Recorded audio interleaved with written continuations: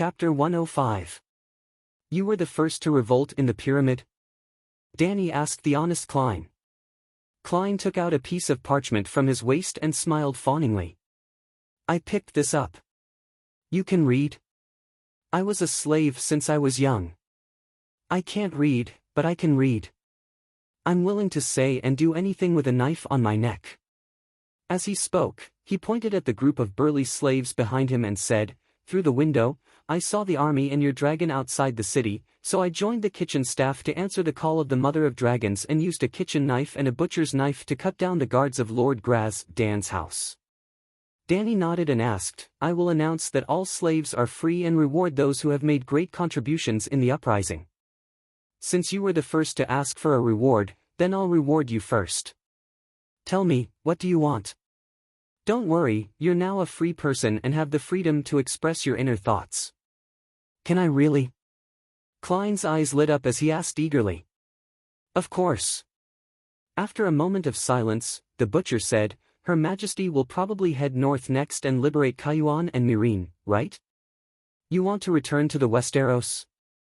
It's very likely. The porkman's eyes lit up. I'm willing to pledge my loyalty to Queen Danny Rise, just like the dukes of the 7 kingdoms of the Westeros, and help you govern a region. In other words, you want Astapor? This request seemed rebellious, but it was actually more in line with the national conditions of this world, especially the customs of the Westeros. The territory directly ruled by the Targaryen family was the smallest among the 7 kingdoms. In terms of wealth, it was not as rich as River Bend, River Border, or Arryn Valley. The 7 dukes, including Duke Greyjoy of the Iron Islands, had a high degree of autonomy in their respective territories. For example, there were often dukes who led the small nobles in their territories to rebel against the king. Under normal circumstances, the small nobles and the people in their territories were far more loyal to their dukes than to the king on the Iron Throne, unless the king had a fire-breathing dragon. In this world where feudalism was popular, if Danny really left Astapor and Slave Bay, she would most likely leave behind a few dukes or kings in these slave states. Therefore, even though Whitebeard and Cora had ugly expressions, they did not scold Klein loudly. Cleon, it's good that you're motivated. Danny first encouraged him, then said, but you should understand that below the duke, there are marquises, counts, knights, equivalent to barons, knights, and freemen. After a pause, Danny waited for the butcher to digest the hidden meaning in her words. She smiled and continued, if you want to reach the top of the pyramid, you have to climb the stairs one step at a time. Of course, it's also possible to directly descend to the top garden. For example, I have a dragon. Riding a dragon, I can ignore all obstacles on the ground. Cleon's expression was a little ugly. He asked stiffly, I can only become a knight? Whitebeard's expression was even uglier. He snorted coldly and advised Danny, the Knights of Westeros represent not only identity, but also noble character. Your Highness, you have to be careful. Cleon squinted at the old man, unconsciously with a trace of murderous intent. Not to mention the experienced Whitebeard and Cora, even the novice Danny noticed it. This pork man was a ruthless character. Cleon, don't blame Aston for being too straightforward. I can announce that as the first slave to revolt in the pyramid, you have noble character and are worthy of being a knight. But a knight also needs knightly skills and the ability to ride a horse while wearing iron armor. Well, you've made outstanding contributions to the Great Pyramid. I'll grant you the status of a knight, half a level higher than a knight. Are you willing to accept? Cleon's stiff face showed a smile, and he shouted, Knight Cleon is willing. In a way, Cleon's initiative to ask for a knight's title also helped Danny a lot. That was to break the existing political structure of Astapor and establish a new Westeros political structure with Queen Danny as the core. To put it simply, Cleon had unintentionally helped Danny to complete a reform. The reason why it was a new Westeros enfeoffment system. Obviously, someone must have mixed too many private goods from the Great Celestial Empire into it. Later, Danny took Cleon to the wooden platform in the center of the punishment square. The slaves' bodies hanging there were still not taken off. Under the white sun, green-headed flies and fat white maggots were drilling between the rotten flesh. The slaves who were not dead were still twitching unconsciously, and a rotten smell with the smell of sin filled the air. Dani endured the nausea and tried to put on a calm expression.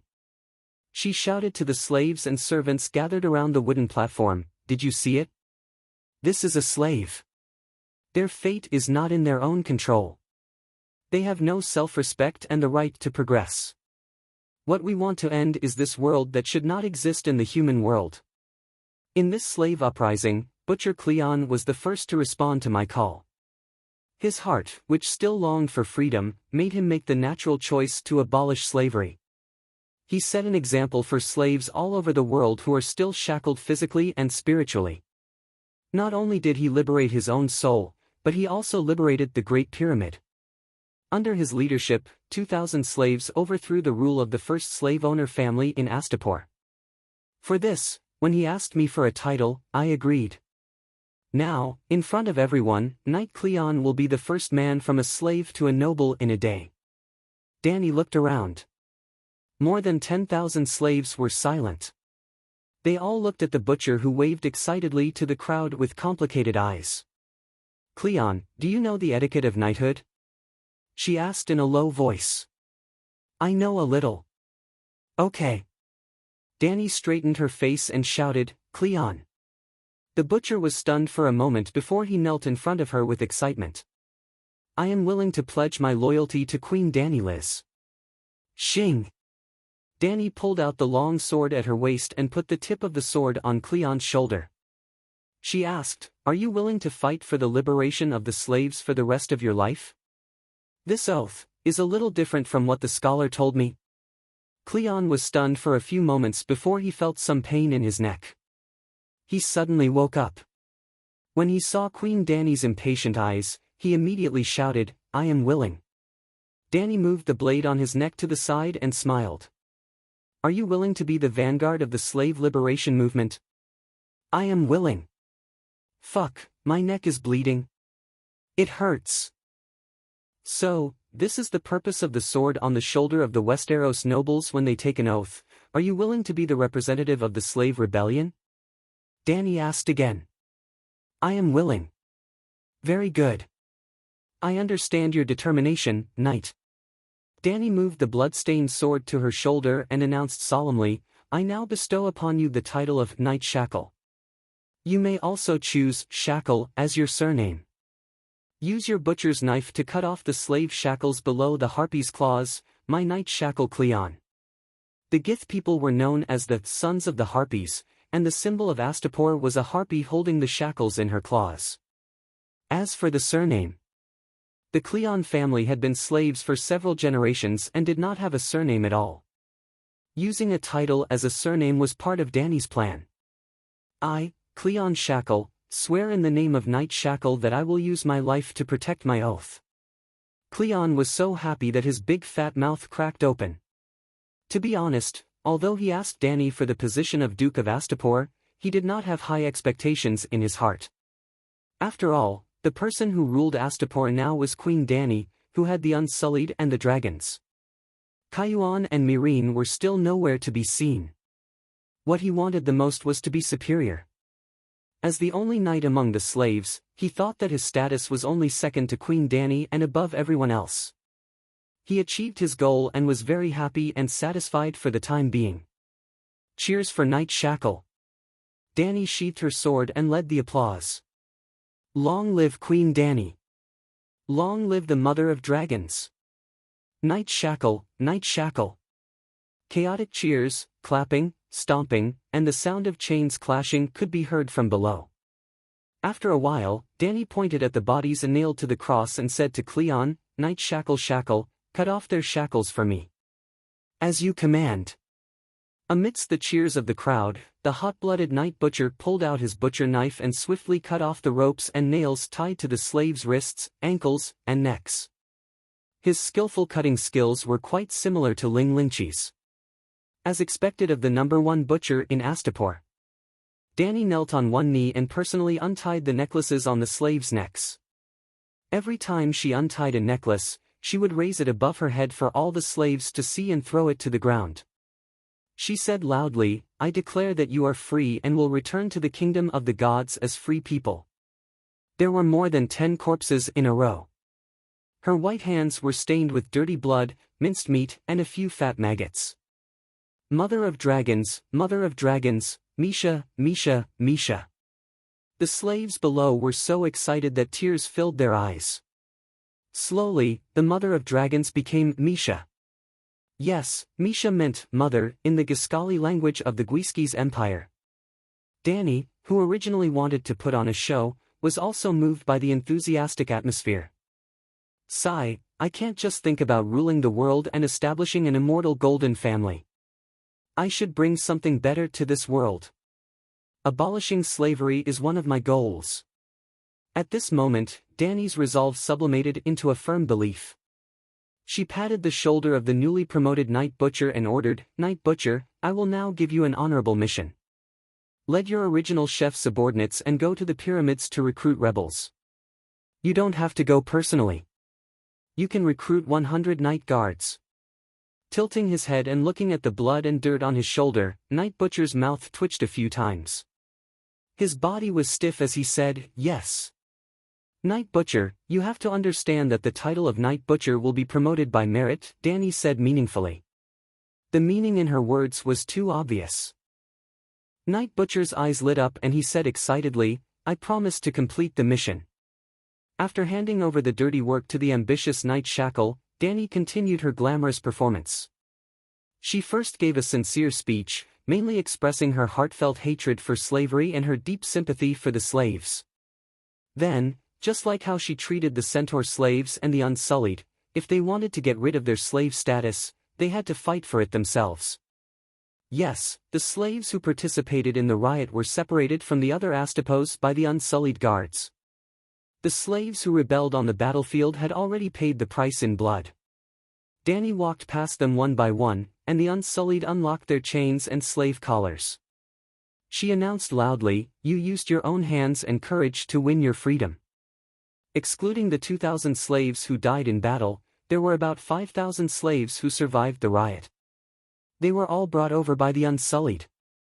And after the Unsullied announced Danny's policy in the street, there were still 10 to 20,000 slaves who gathered around Pride Square to watch the show. Their masters didn't dare to detain them anymore. Danny didn't make things difficult for these smart people, who didn't do anything and only took advantage of the situation. She only asked them to shout, "I want freedom," like the Unsullied yesterday. Almost everyone shouted at the same time. Yes, almost meant that there were still people who didn't want to be free. Chapter 106. Danny was busy for 3 or 4 hours to unlock the shackles of tens of thousands of people. Seeing the sun set, the sky turned indigo, and hundreds of torches rose in the square. She had no choice but to find 100 Unsullied to help unlock the slave collars. Even so, hearing that the Mother of Dragons was liberating slaves in the punishment square, Danny could only announce that it was late today. "You can't see my face, and I can't see your sincere and excited expressions. Let's continue tomorrow morning." The slaves thought about it. It was a rare opportunity to see her face. They couldn't waste it. First, they untied the shackles on their hands and feet. Tomorrow, they would come to untie the slave collars. Danny didn't know the details of the Gith people in the city, so she didn't immediately divide the land among the rich. The newly liberated free people either pitched tents in the square or on the street for the night, or returned to their original owners' homes, but they were not allowed to hurt the owners of the houses. During this period, Yora sent people to report to her many times that he and Sir Shackles had broken one pyramid after another. Yora led the Unsullied to guard the outside of the pyramids, both to deter the enemy and to prevent the enemy from escaping, while Sir Shackles was responsible for shouting and letting the slaves in the pyramids rebel. By midnight, they had broken down 5 pyramids, all of which were caused by the internal slaves rioting, and then Klein cooperated with them. Those pyramids were like pustules on Astapor's body. When they were squeezed out one by one, Danny had an inexplicable feeling of relaxation and comfort. The last thing that night was to hold a large funeral for the dead rebel slaves. 2,000 people gathered together, covered with firewood and kerosene.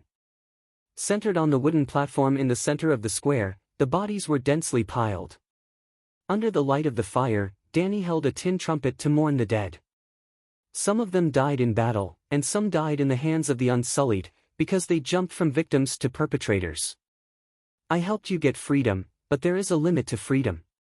Individual freedom can't hurt others even if they were the wives and daughters of slave owners.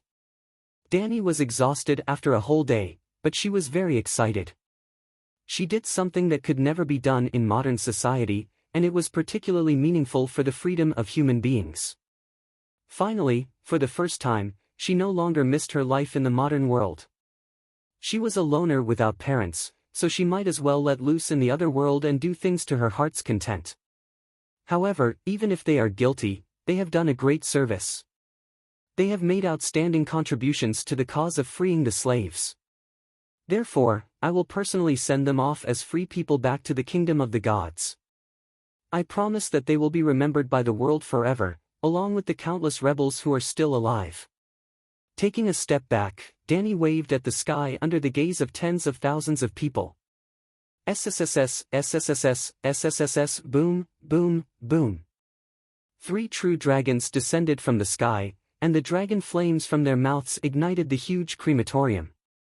Boom! Bright red waves of fire soared into the sky. The scorching flames licked everyone's skin. The scorching heat waves formed a strong repulsive force, causing everyone to unconsciously retreat, except for Danny. The high-temperature storm brought with it specks of dark red sparks that blew at her hair.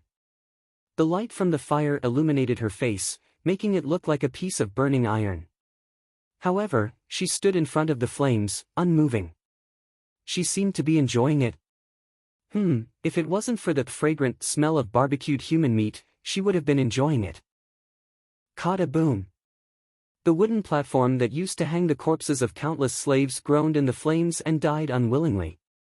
Just like its master who was struggling in the flames of the great black dragon, just like the decaying system of the ancient city, the slavery system. In blood and fire, a new world will be born. Danny muttered. Little Queen, there's a situation. The muscular Beavis jogged over and whispered into her ear. Originally, this eunuch gladiator kept calling her Little Queen, Little Queen. His attitude and tone also seemed to treat Danny as an underage little girl. Although she was indeed only 15 years old, she was still 1 year away from becoming an adult in this world. After experiencing the sudden changes in the past few days, Beavis' attitude towards Danny became much more cautious. What's the situation? Danny asked. Tonight, she and her army of Unsullied would definitely enter the Great Pyramid of Graz Dan. Before entering, she sent the eunuch gladiator to lead the Unsullied and the scholar Ethan to check every room in the pyramid and bring Graz Dan's family out. If there were a few assassins who stayed behind and sneaked into Danny's bedroom in the middle of the night, she would have died in vain. The slave owner's family was all killed. Even the children were killed, Beavis said solemnly. What? Danny's expression changed. She gritted her teeth and said, Clayton deserved to be killed. Actually, deep down in her heart, she was cold. Her current rage was more of an act. When Ethan said that he was negotiating with her on behalf of the slaves, Danny had already guessed the ending of Graz Dan's family. Would a ruthless character who dared to negotiate with the mother of dragons let go of the slave owner who had oppressed him for decades? However, Danny did not intend to pursue Clayton's responsibility. She deliberately did not immediately send people to clean up the Great Pyramid. It was not that she was so insidious that she wanted the slave owner's family to be cremated, but reality forced her not to start. There were more than a dozen pyramids waiting for her. Obviously, there might be one or a few Claytons in each pyramid. They might not have Clayton's ambitions, but they would definitely take revenge on the slave owner and vent their hatred.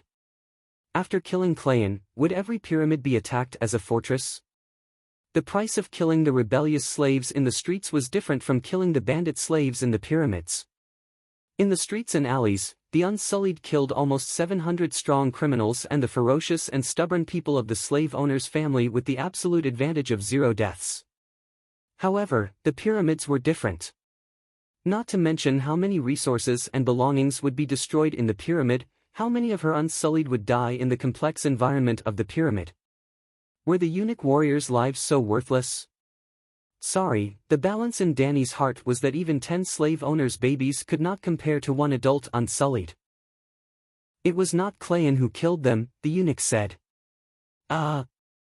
Danny's expression must have been somewhat distorted at this moment. I've already displayed such a soul-deep acting skill, and you're telling me that it was a mistake. After a long time, she calmed down and asked curiously, did they commit suicide? When the dynasty changed, there were many ruthless people who killed their wives and children. No, more than 30 children under the age of 15 were all killed by one person who slit their throats. Hiss, Danny gasped. There's someone more ruthless than Clayan? I didn't even notice. She didn't come out. Clayan and I didn't dare to provoke her. Her? The little girl who killed the bear in the Colosseum the day before yesterday, the bitch. Bevo's said with a complicated tone. Grazadin did not have 30 children. Most of those people were his relatives who lived a good life in the pyramids and received the best education. Clayan learned from the scholar about the contents of Danny's leaflet. Although he tortured and killed more than a dozen of the slave owners' relatives, he only locked the children in the spacious study. At this time, Danny climbed up the 100-meter-high pyramid and saw the bitch again on the platform at the entrance of the palace at the top. The little girl sat on the stone steps, her right hand bandaged and her left hand playing with a short dagger. She looked relaxed and happy. Just behind her, through the open door, one could see dozens of corpses lying on the spacious stone floor. Black blood even overflowed the room, leaving dark red wet stains on the hundreds of steps. More than 10 hours had passed. In such a hot environment, the entire palace was filled with the stench of rotting corpses. The bitch glanced at Whitebeard, who was standing in front of Danny with a serious face, and said crisply, I won't hurt the mother of dragons. Danny felt that she was not lying. She pushed Whitebeard away, stepped forward, and asked, why did you kill those children? Many of them were younger than you. The little girl stared at Danny curiously for a while and said, I'm younger than many people, but I still had to enter the Colosseum to fight with the bear. Weren't you there? Danny smiled bitterly and said, I can't refute your words. If you were an adult, I would kill you to maintain the last bottom line of human beings and not hurting innocent children. But for you, I can't find a reason to punish you. They're not human. The little girl put on a serious face and said, pigs give birth to pigs, dogs give birth to dogs, and slave owners are all demons. Demons only give birth to little demons. Danny and Whitebeard looked at each other and saw surprise and astonishment in each other's eyes. The slave owner is indeed a demon, but he used to be a human. Later, he slowly degenerated from a human into a man-eating demon. Even if his children are little demons, as long as they are raised in the way of good people, they will become human again. Danny said something that she did not believe, but the little girl showed a skeptical look. What a simple child. She sighed in her heart. What's your name? Do you remember your parents and hometown? I can take you home. My name is the bitch. I don't remember where my home is, and I don't know if I have parents, the little girl said flatly. Danny blurted out, you're not the bitch. Then what's my name? The little girl looked up at her and asked with a faint desire in her eyes. Well. Danny touched her smooth little chin and said thoughtfully, in the Sea of the Sunset, there is a legendary heroine called Nymeria. I hope you can become a great hero respected by people in the future. I don't want to be called Nymeria, she shook her head stubbornly and blinked her eyes that were not beautiful or bright. From now on, I'm Danny Lissy. Danny was stunned. Whitebeard and Bevo's laughed out loud. We can't have the same name, Danny was embarrassed and proud. The little girl chose her name. Did it mean that in her heart, she was more legendary than the legendary hero Nymeria? Danny Lissy evolved from Danny C. 400 years ago, the virgin girl of the Targaryen family, Danny C., almost changed the fate of the world. At least she changed the fate of the Westeros. Well, now she also began to change the fate of Slave Bay. Why don't you be called Danny C? Chapter 107. Your Majesty, this is the Green Saintess of Graz. The next morning, Danny, who had rested for the night in the garden on the top floor, was preparing to go to the punishment square to continue liberating the slaves. However, Klein came with a middle-aged woman wearing a green robe and a green veil on her head and face. Please take a seat, Sir Shackle and Green Saintess. Danny extended her hand to invite the two of them. She was eating breakfast, cold persimmon soup, white bread, boiled goose eggs, grilled bacon, and scallion steak.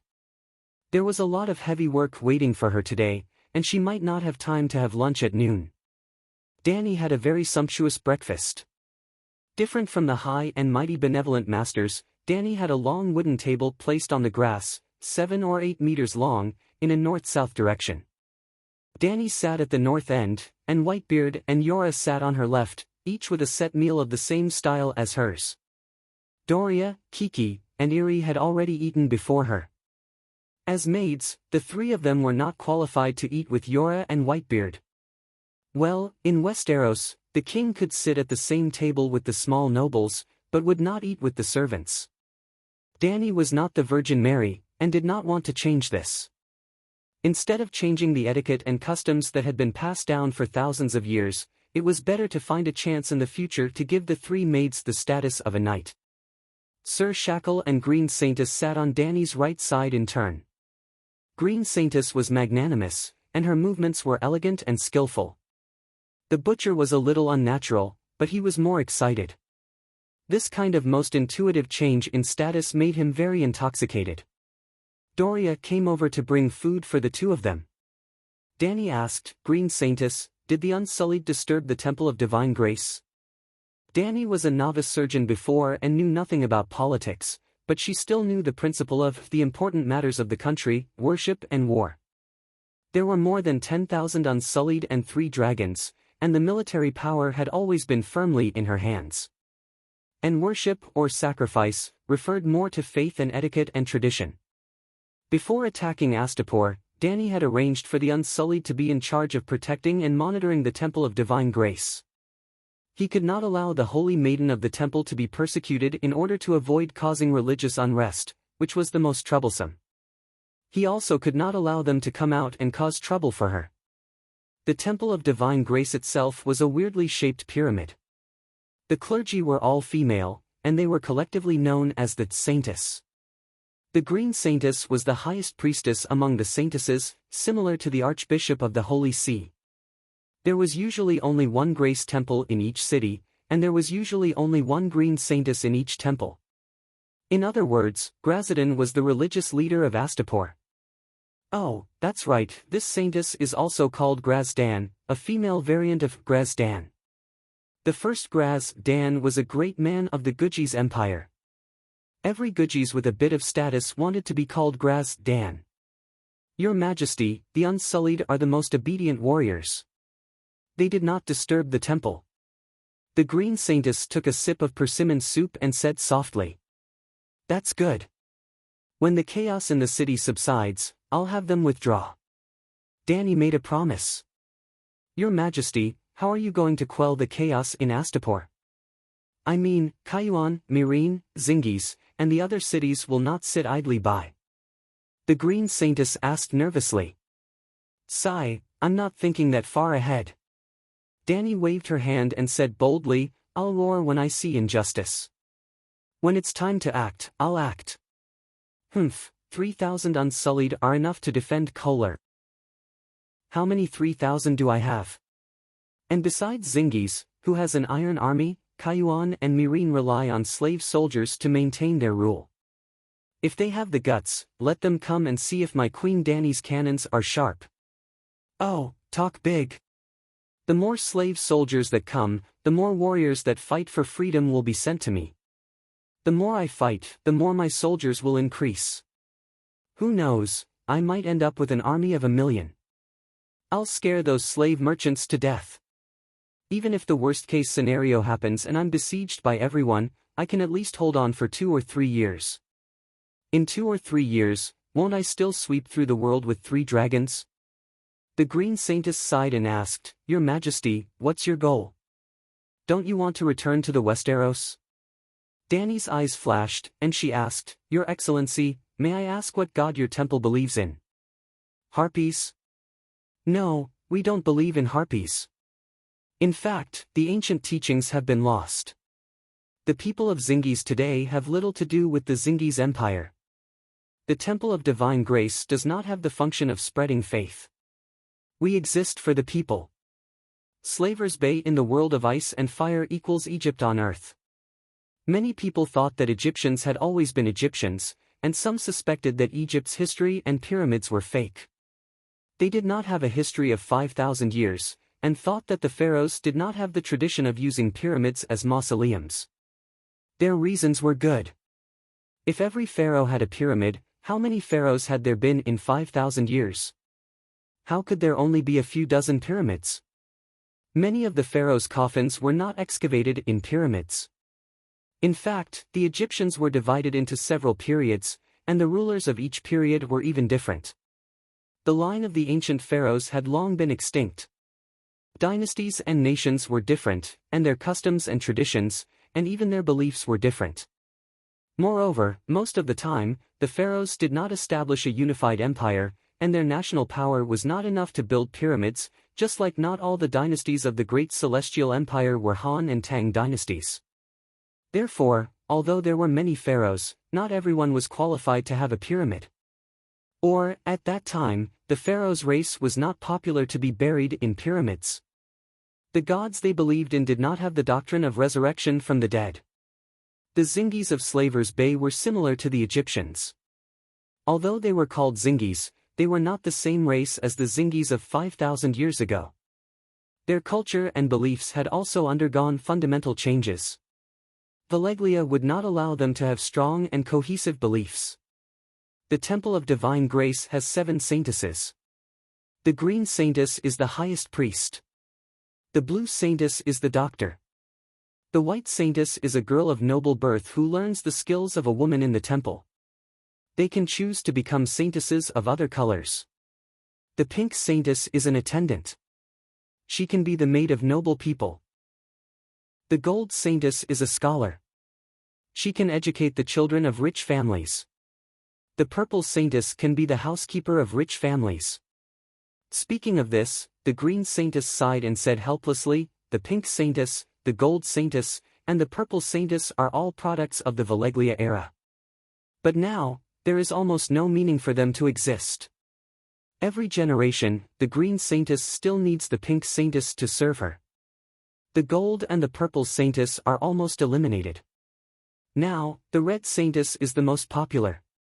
What is the red saintess? Dany asked. Ahem.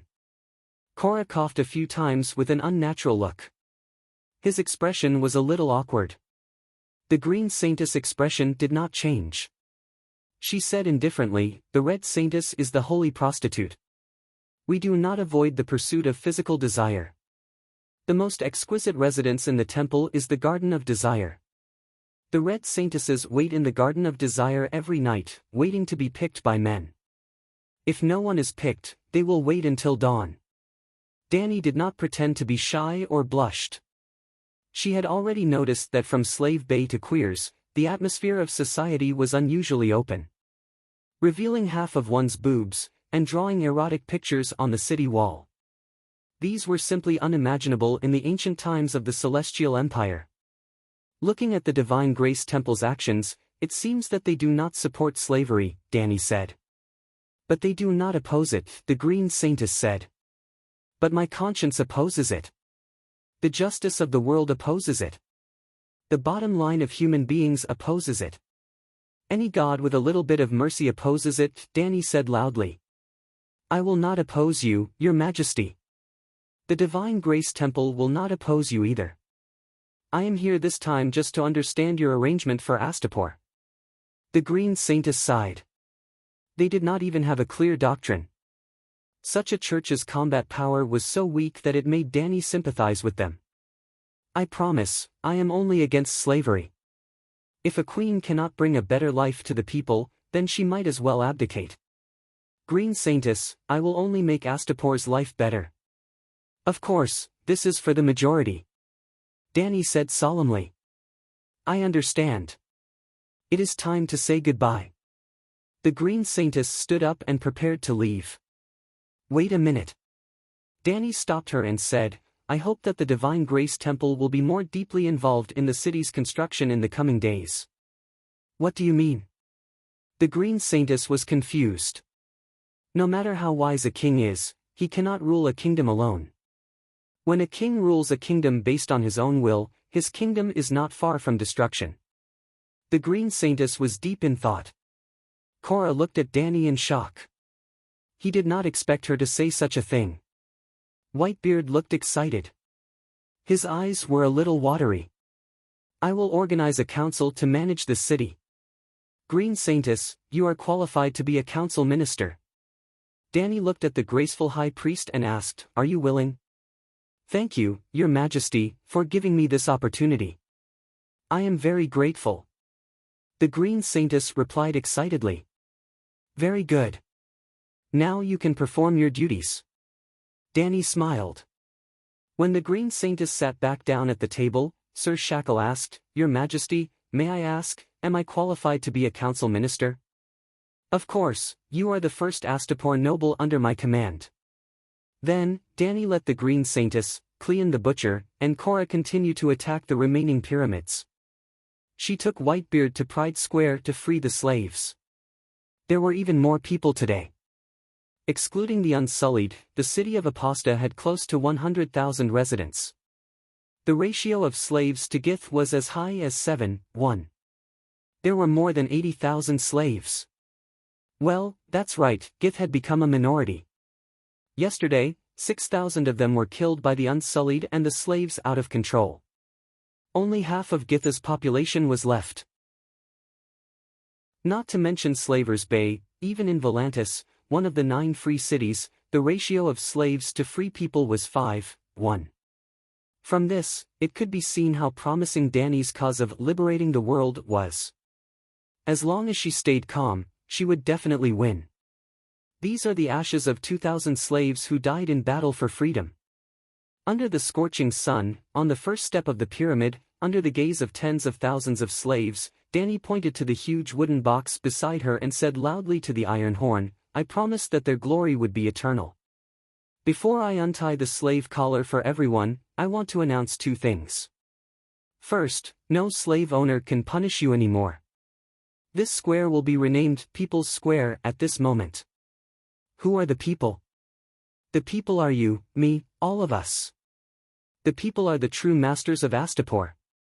Long live the People's Square, long live the Mother of Dragons. Misha, Misha. Tens of thousands of people raised their white, black, brown and amber arms and shouted at the top of their lungs. Their voices were so loud that the clouds in the sky were almost blown away. In fact, the people behind them did not hear anything at all, but there were 3 brightly colored dragons circling and roaring above Danny's head. They were all excited.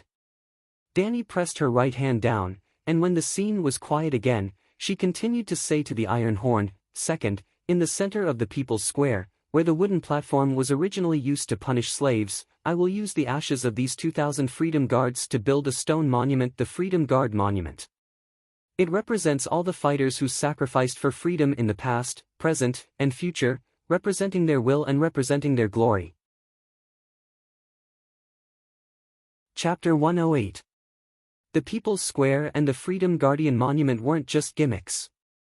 The so-called liberation of slaves wasn't just about unlocking the shackles. In the original plot, Danny Rice thought and did exactly that, and then she was done for. After destroying the old system, a new system had to be built to allow society to function stably. Otherwise, a world without system would be worse than the old world. The square and the monument were mainly to remind the new freedmen that they were the masters of this city. It was natural for them to build and protect their homes. Well, Danny conquered the slave city yesterday. Today, she was going to put new shackles on the freedmen. She needed them to work, she needed them to serve, and she needed them to farm. In the morning, Danny unlocked the necklaces of all the slaves with the help of the Unsullied. In the afternoon, under the bright sun, the new freedmen formed a long line in the red brick square, waiting to register their names, occupations, family status, and expectations for the future at the desk in front of the pyramid. Yesterday afternoon, after freeing the slave warriors, Danny's next target was the slaves who came out of the pyramid. For example, the chefs, kitchen maids, textile workers, and other manual workers were all happy and grateful to the Mother of Dragons. But when it came to the scholars, gardeners, doctors, and other high-tech workers, they were unwilling to become freedmen. When Danny asked for the reason, Scholar Ethan said, "The benevolent Lord treats me very well. My food, shelter, and clothes are all of the best quality. My work is also quite easy, and I have 2 maids to serve me. If I were to go out and make a living, I might not be able to survive. If your Majesty really wants to treat us well, why not sell us to Kayuan or Mirin? We are very popular and can be sold for a lot of money." This wasn't hard to understand. The Qing dynasty had a system of servants, and servants were actually slaves. But why were there so many people rushing to be servants for the Manchurian nobles?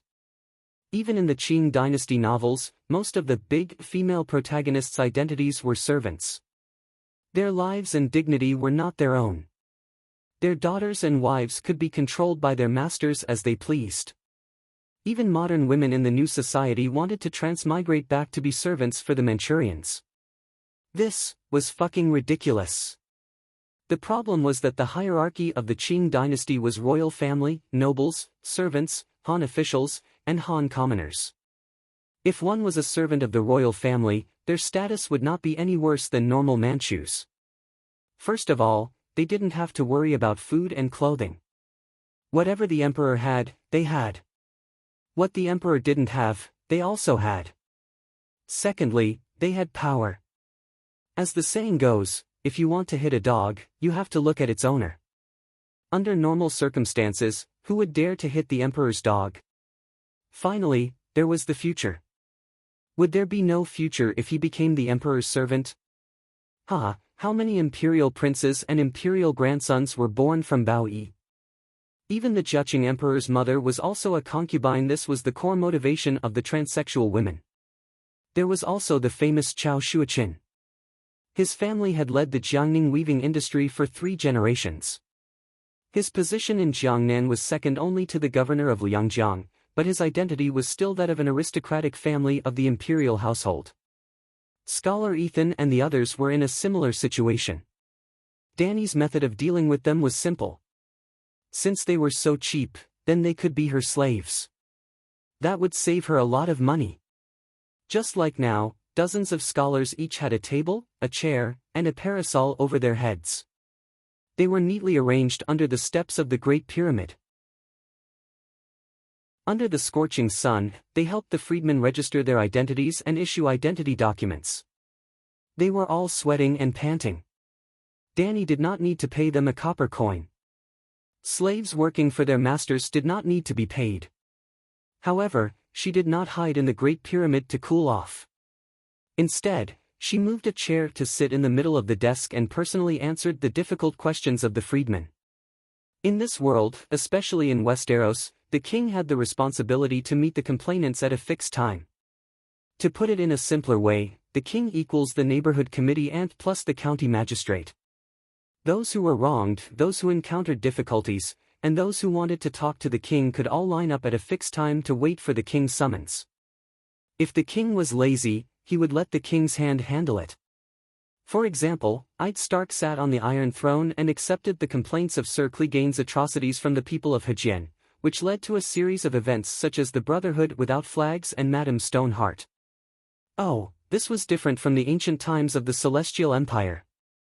In the history of the Celestial Empire, which prime minister dared to sit on the throne of the emperor?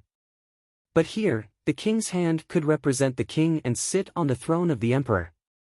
They controlled the country's military and finances, and they also had the power to appoint and dismiss officials. Other than not being able to sleep with the king's wife, they could do anything the king could do. The weight of the prime minister's power was enough to make the powerful ministers of China envious. But in the 300 years of the Targaryen dynasty, including the Robert and Lannister dynasties, not a single king's hand rebelled. They were all very obedient. If the king wanted to kill them, they would kill them. If the king wanted to exile them, they would pack their bags and leave the Westeros without a word. The main reason was that in a feudal country, the king's hand was only the king's hand. They only represented the king. The king's prestige would be greatly reduced if he left the royal territory, let alone the king's hand. If any king's hand dared to rebel, countless nobles would immediately raise their troops and teach them a lesson. In addition to fulfilling her obligations, Dany also wanted to learn more about the living conditions and demands of the people in the process of meeting the new free people. Then, she would try to select a few useful talents. The honest people who didn't have much talent would usually follow the crowd. They would do whatever the Mother of Dragons arranged. The people who really came to Dany either had some advanced ideas because of their own talent, or they were like Cleon, unwilling to be left out and had the heart to climb up. Dany would of course be wary of the latter, but there were no useless pieces on the chessboard. As a chess player, she had to be good at making use of every piece. She still remembered the example of Zanja. She was clearly the heroine of the first people of the Juggernauts, but she only left behind a series of unpleasant names, such as Zebra Face, Infertile, Cruel, and so on. She couldn't interfere with the bad things, but she also couldn't not do it. In this way, Cleon and the others could be used. When the Green Saintess came over in a small sedan, she saw Dany bending over the table under the umbrella, writing and drawing on a white sheepskin scroll. She was also talking to the people of the Summer Islands opposite her. "You can do it without worry. I will lend you a sum of money without interest. You just have to pay it back within 10 years. If the goods can't be sold every quarter, well, once every 3 months, I will buy all the stock according to the market price." "Thank you, Your Majesty." The young black girl wiped her tears and kept bowing until she noticed the Green Saintess figure. Then, she left. The people in the queue behind also took a few steps back, leaving room for Dany and the Green Saintess to talk. "What does she want to do?" the Green Saintess asked curiously. "Her name is Lisa. She is a textile worker. Her embroidery skills are not inferior to the weavers of the Barbarian Palace." Dany handed over a handkerchief embroidered with a beautiful peony pattern and smiled. "She wants to open a clothing store, but she doesn't have the capital. She is also worried that no one will buy the goods in the store. I will give her a 10-year interest-free loan to help her open the store. If the goods can't be sold, I will take all the money." The Green Saintess' wisdom told her that Dany's action had a deep meaning. However, her shallow experience and knowledge prevented her from further peeking into the truth. "Why did you come to me?" As she asked, Dany asked Ji-Chi to pour the Saintess a cup of cool and sweet lemonade from the jar. Dany did not follow the example of other kings and queens who sat on the throne while the audience stood below to show their majesty. Under such circumstances, how could she listen to the truth? Her wooden chair came from the good Lord. Although it was spacious and luxurious, the Saintess opposite her also had a chair. She could talk to Queen Dany face to face. The Green Saintess sat down and looked at the bright sunlight around her. She felt like she was sitting on a burning pit. She wiped her forehead and sighed. "Your Majesty, you should receive visitors in the pyramid. The pyramid is too high. Ordinary people can't reach it or see it," Dany said with a smile. The bottom of the pyramid was very low, but it was mostly prisons, warehouses, and servants' residences. Visitors would also be received at the top, which was 100 meters high. When climbing up, they would puff and puff. When climbing down, they would puff and puff. If it were her, she would hesitate to see the cheap queen. Moreover, the trial process without the audience was not at mirror hanging high. The Green Saintess hesitated and said, "But the queen receiving guests in the square is too. In a few days, I will transform a spacious hall at the bottom of the pyramid to receive ordinary people," Dany said. The Green Saintess's face changed behind the green silk. "Your Majesty, The nobles of Gith used to mummify the bodies of their ancestors at the bottom of the pyramid. Don't worry, Saintess, Dani waved her hand, picked up the porcelain bowl on the table and drank half a bowl of lemonade. She sighed comfortably. Even if they are all evil slave owners, since they are dead, I won't hurt their remains. Aren't the bodies of the Gith people who died a few days ago in the Pride Square, waiting for their families to claim them? Thinking of the rotten square, the Green Saintess couldn't help but turn pale. How many people died? Who would come to claim their bodies? In the hot summer, after a few days, the bodies had turned into water. Your Majesty, burn the rest, so as not to cause a plague, she advised. Well, burn it tonight, Dani replied. If the Green Saintess didn't remind her, she would also burn it. She had made it clear before that the time to claim the bodies of her family was only 3 days. After 3 days, the rest would be burned immediately. There was a notice on the Pride Square. I will move the coffins in the pyramid to a pyramid. In this way, it will not violate the tradition of the nobles of Gith, but also leave a lot of space for other purposes. Your Majesty is wise. The Green Saintess was very pleased with Dani's intentions and said, I came to see Your Majesty for 2 things. First, there are still 3 pyramids occupied by the nobles. If they are willing to surrender, how will you deal with them? Second, there is the problem with Sir Shackle's style. In the process of recovering the 15 pyramids, 12 families were killed. Only a few families left with children under the age of 5. The nobles in the other 3 pyramids surrendered, but the knights still killed all the adults over the age of 14. Seeing Dani's serious face, the Green Saintess advised, if you only want to rule Astapor, it is fine. But you have a grand ambition to change the whole of Slave Bay. You know, Astapor is only a border city in Slave Bay. Kayuan and Mirin have more and bigger pyramids, and there are also strong walls outside the pyramids.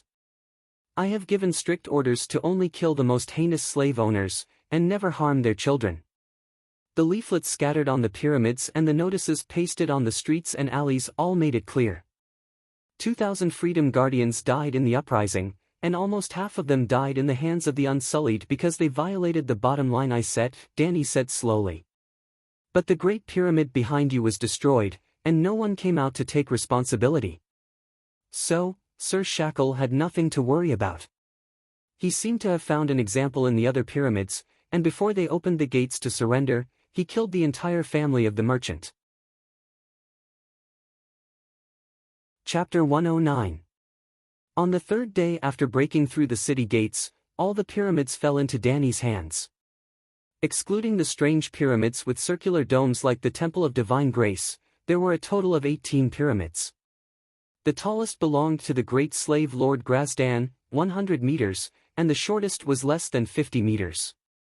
8 of them were exterminated, 4 of them only had a few children under the age of 5 left, and 3 of them lost all their adults, leaving only the minors under the age of 14 alive.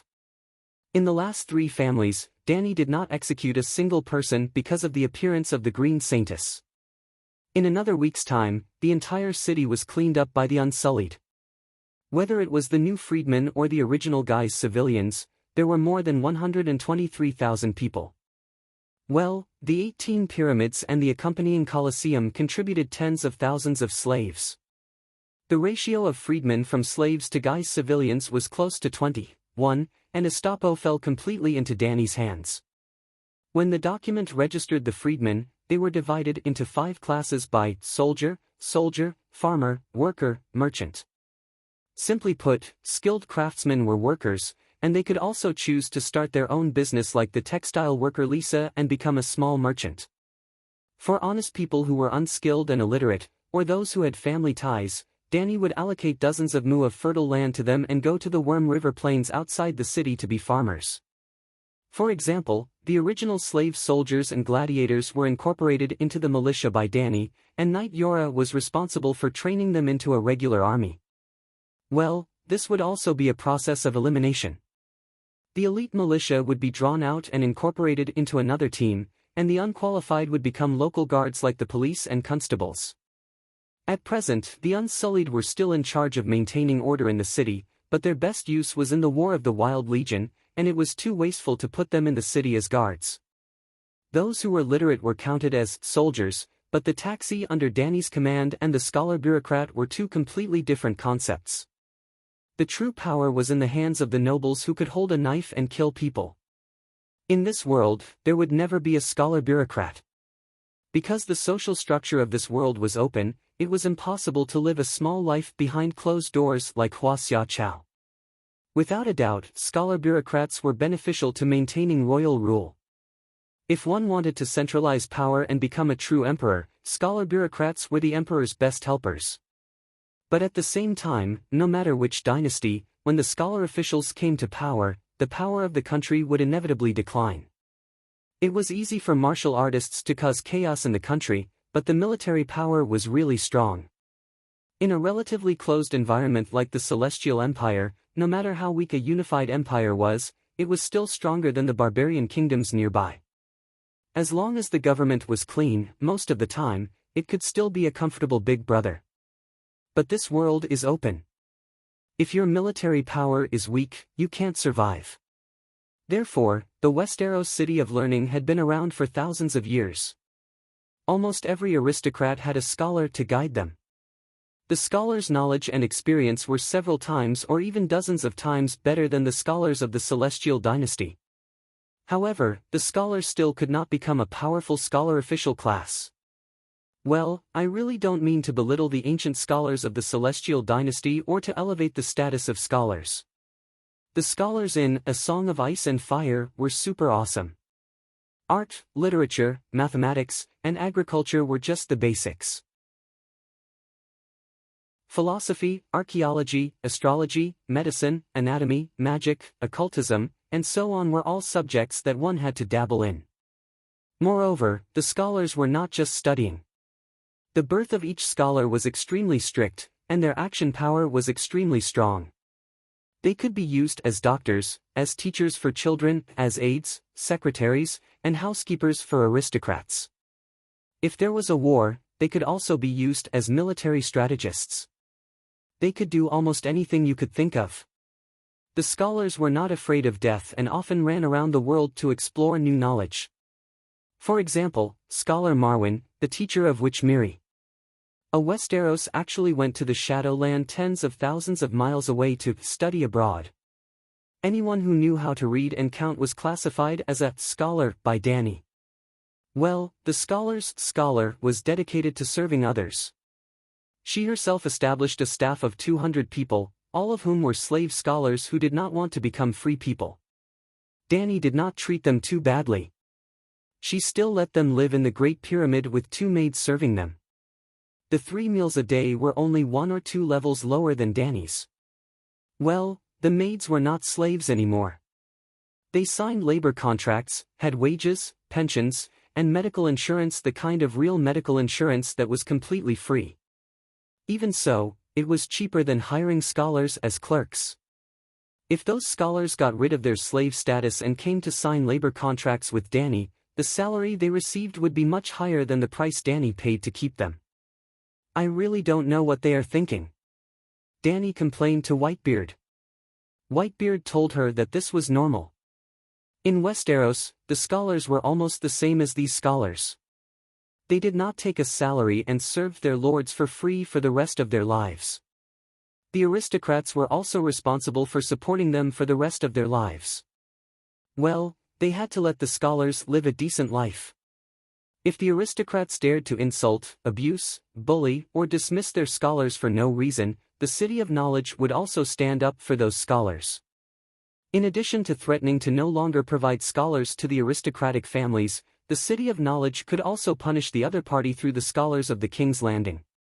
Without the scholars, there would be no one to manage the messenger crows. The aristocrats could not even communicate with the outside world. As one of the ministers of the council, the scholars were eligible to participate in the Imperial Conference. Although Dany had artificially delineated the 5 major classes, these new social classes were very unbalanced. Counting the service industry, workers accounted for more than half of the population. There were more than 50,000 people, mostly women. There were 30,000 soldiers.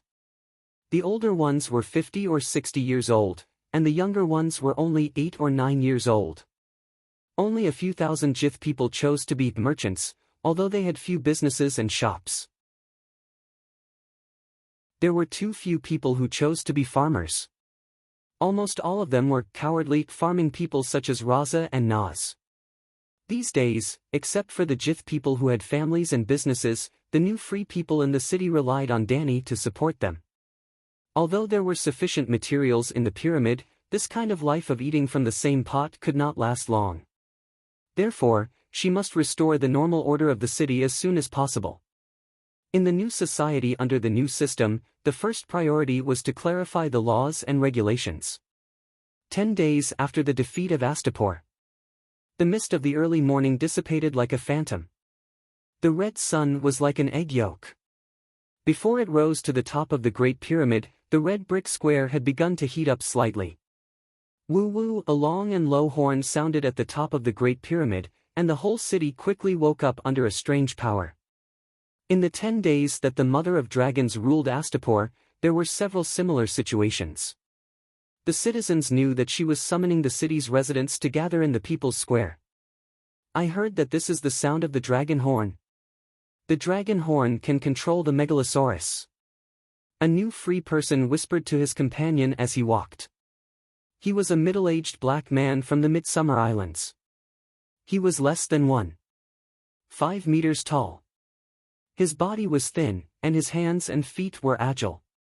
He used to be a handyman raised by a benevolent master, but now he was considered a mechanic. Maybe. The handyman's companion was a free scholar. He was a white man in his 40s. He was of medium build and was not very knowledgeable. He was not the kind of high-class slave who lived a good life. However, he was more knowledgeable than his companion. He said worriedly, "I hope it's not the slave master of Kayuan City." "What are you afraid of?" "Not counting the newly formed 30,000 guards, Her Majesty the Queen still has more than 10,000 unsullied. I want to join the Queen's Guard. Then I will have a chance to take revenge on the slave traders. I can even become Her Majesty's bugler." The skinny man said. "You don't understand. The slave masters of Kayuan City don't need to defeat the unsullied. If they burn the manors outside the city first, the livelihood of more than 100,000 people in the city will become a big problem." The free scholar said. No city could be completely self-sufficient. They had to rely on farming and animal husbandry in the suburbs to maintain their daily necessities. Astapor was no exception. Apart from the 100,000 people in the city, there were at least 200,000 slave masters' manors on the plains of the Worm River outside the city. Of those 200,000 people, there were about 30,000 Jith people. Before she had the time to deal with the slave masters, Danny had also sent the Centaur cavalry to the village entrance to post a notice of the "for great prohibitions, anyone who dares to kill their own slaves on a large scale will have their entire family wiped out, anyone who dares to burn grain stores, wheat fields, and olive trees, or kill large groups of cattle and sheep and let them rot will have their entire family wiped out, anyone who dares to poison wells, block wells, or even destroy irrigation channels and farm infrastructure will have their entire family wiped out, anyone who dares to form an army and kill patrolling Centaur cavalry will have their entire family wiped out." Of course, Danny wasn't blindly tyrannical. Behind the 4 prohibitions was a placating letter to the Jith people. Queen Danny Rise solemnly promises that any slave master who doesn't violate the 4 prohibitions will have their family and children protected. Their property will also be protected to a limited extent, including their fields and warehouses. The free scholar and the skinny man didn't know this, nor did they know that more than 20 slave masters had been wiped out in the past 10 days. If slave masters could be frightened by a few notices, they wouldn't be evil slave masters. Some shrewd guys deliberately set fire to grain stores and olive groves, hoping to attract Centaur patrols, and then they would wait for them to catch them all in one fell swoop. Unfortunately, the ideal was vivid and full, but the reality was cruel. The work of household registration for the new freedmen was indeed complicated, but it was all done by the clerical team. Danny herself was quite idle. While practicing swordsmanship with Whitebeard, she received a few citizen visitors. Her days were very relaxed and comfortable. Therefore, she had time to act as a scout for the Centaur cavalry. Before every operation, Blackie would fly around the manor to see the situation of the Jith people clearly. The black dragon would even land on the ground and draw a map of the manor's defenses with its claws. The next step was simple. 1,000 Unsullied rushed up, and 200 Centaur cavalry mounted outside. Almost all the rebellious manors were swept away in one wave. Then the heads of the slave masters' families were put on spears by the centaurs and run around the village. The rest of the people were honest. Well, Danny's so-called wiping out of the family was not the whole family. Only the adults were killed, and the children under the age of 14 were temporarily locked up. She would deal with them after she was done with this. There were two reasons why she didn't directly send the Unsullied to flatten the manors. First, she was afraid that the manor owners would be driven to desperation and frantically destroy food and production materials. Second, the casualties were too high.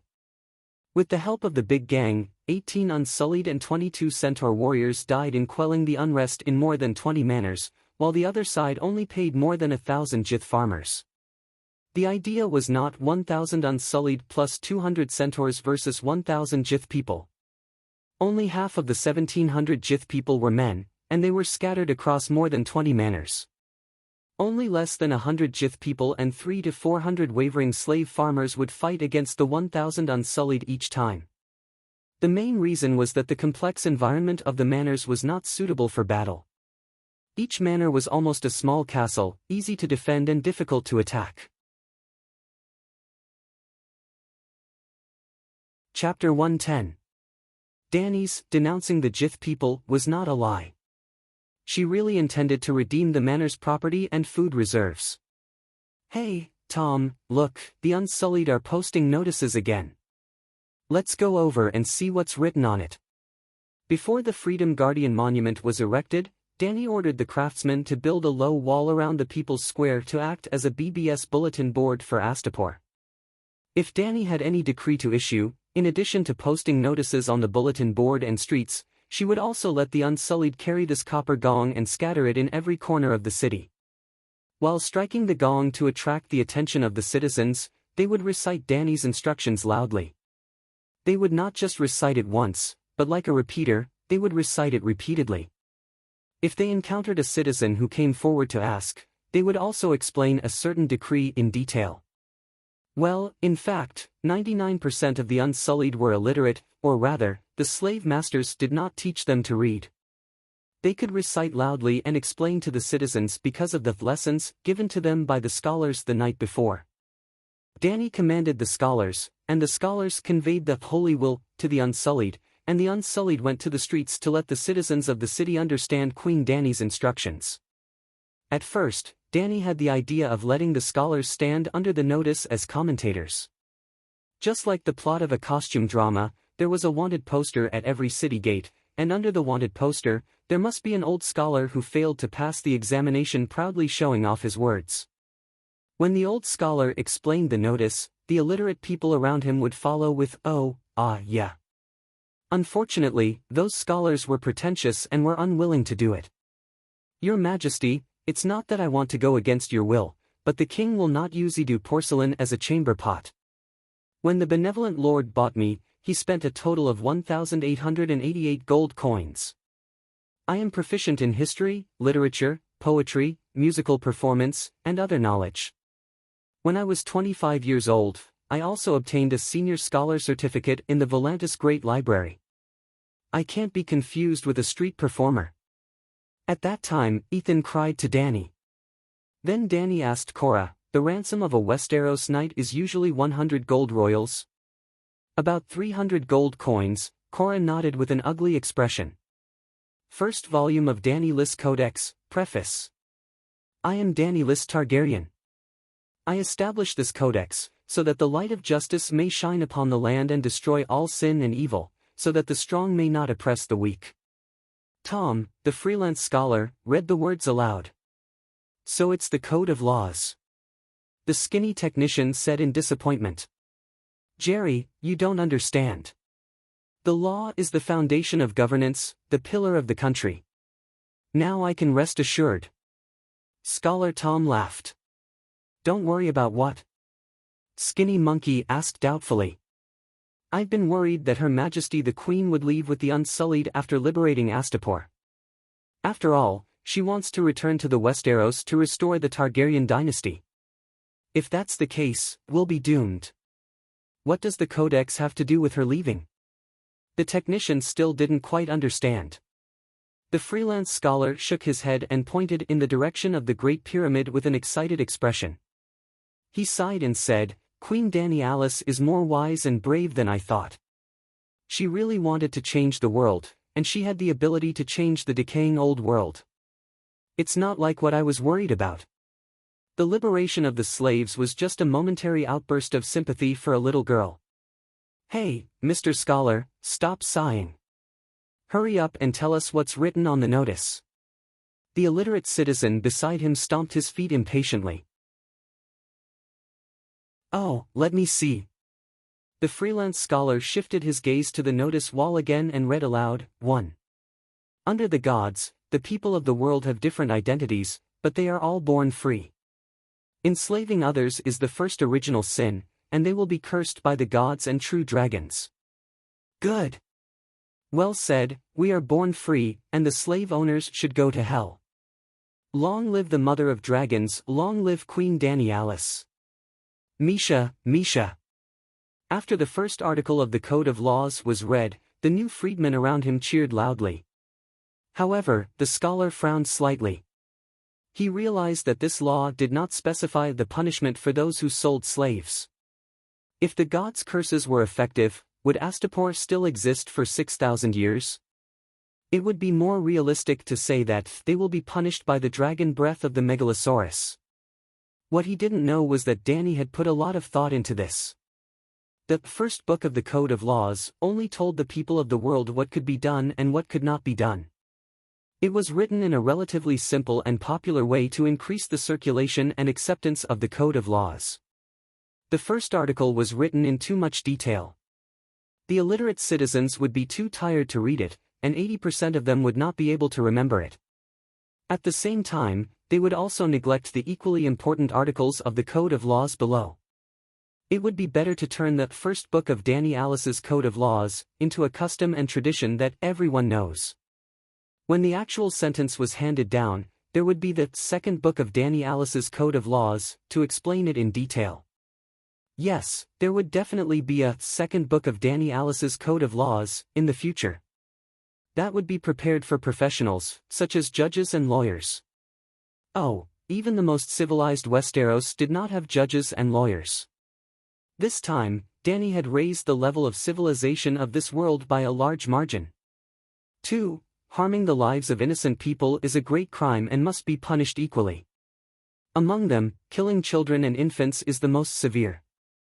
3. The legal property of a citizen is sacred and inviolable. The king cannot ask for wealth other than taxes from his subjects. 4th, the untrustworthy person will be spurned by the gods. Written contracts and oral agreements with witnesses will be protected by the king and the Megalosaurus. 5. Theft. The first 4 articles were more epic-making. Perhaps every race had similar traditions, but they did not form a clear law. From the 5th article onwards, the content of the Dany Alice's Code of Laws became universal. Of course, it was more suitable for this era and this world. There were detailed regulations for criminal, civil, trade, marriage, inheritance, trial, taxes, household registration, and other systems. That's right, household registration was also a new thing. Although Dany had always said that she was learning from the Manchurian system, and even created the Moon Gate hairstyle and the 8 Banners military system, it could be seen from the laws she made that the core of the Astapor kingdom she created was more like the Han dynasty. The Qing dynasty also followed the Ming dynasty. Especially from the household registration and taxes system, it could extend the concept of a different county system. Of course, she would not really create the Han dynasty. Any dynasty in China, regardless of whether it was strong or weak, was innately close to strengthening the centralization of power. A dynasty with a high centralization of power was destined to not live long. The very simple reason was that the power of the country was concentrated in the hands of the emperor, and the probability of a fatuous or mediocre emperor was much higher than that of a sacred monarch. In particular, the Targaryen family had the Mad King gene. If the past Targaryen Mad Kings were born in the Chinese dynasty, according to their habits of seeking death, it was estimated that they would not even be able to maintain the dynasty for 50 years. Dong dong dong. Suddenly, there was a burst of drumming from the people's square. It was like thunder in the hearts of everyone. "The Queen is summoning us," the freelance scholar shouted and quickly squeezed to the Great Pyramid. Many personal experiences told him that he was too far away from the Queen. Other than shouting, "Long live the Queen," with the crowd, he could not hear or see anything else. Skinny Monkey was also very smart and moved faster than him. The two of them almost rolled and crawled to a position 10 meters away from the pyramid. Well, if they got any closer, they would not be able to see Queen Dany on the stone steps. Long live the Mother of Dragons, long live Queen Dany Liz. Scholar Tom saw the Queen so clearly for the first time, and he was so excited that his eyes were filled with tears. Dany stood on the second big step, about 7 meters from the ground of the square. On her left stood the Green Saintess and Sir Broken Shackles, and on her right stood Whitebeard and Aggo. "Slave Master!" Skinny Monkey pointed to the third step and exclaimed. The freelance scholar was stunned and looked up. Sure enough, there were nearly 100 Gith people in toga robes standing on the steps above the Queen. There were young boys and girls, women with scarves on their faces, and children of a few years old in the arms of women. "Are you going to judge the children of the good Lord?" As soon as the freelance scholar finished speaking, he laughed and said, "If they are sinners, how can they stand above the Queen?" Woo! The Queen stepped forward and blew a black horn fixed on a wooden frame. The desolate and low sound made everyone in the square feel their hearts sink for a moment. Suddenly, the square of tens of thousands of people was so quiet that only their own breathing could be heard. You have read the code, Article 2. It is a great crime to harm the lives of innocent people, and the crime of killing children and infants is the most serious. What is an innocent person? Without an open and fair trial, only God knows whether he is guilty or not, but ignorant children and infants are necessarily innocent. Harming the lives of innocent people is a great crime, and it is unforgivable. The freelance scholar praised, "The Queen is wise, the Queen is merciful," in his heart, and wondered, what does the Queen want to say? Until she suddenly pointed to the slave master's relatives on the third step above. Their father and brother sold slaves, treating the lives of slaves as nothing. Their hands are full of blood, and they should be sentenced to death. Death penalty! Death penalty! The crowd below was furious and shouted loudly. For the first time, the Gith nobles above experienced this kind of criticism from the people. Their faces were pale, and they were about to cry. No one knew whether they had repented of their evil slave master life, but they must have deeply understood one thing at this moment: the small world they lived in had changed. Seeing the Queen's right hand pressed down, the freelance scholar, like the others, immediately stopped shouting, looked at her and continued to speak. A person can decide his own future, and can also make changes at this moment, but he can't choose his own birth. Yes, they are mostly the descendants of evil slave masters, but they have no choice. They are still young, and their hands are not stained with blood.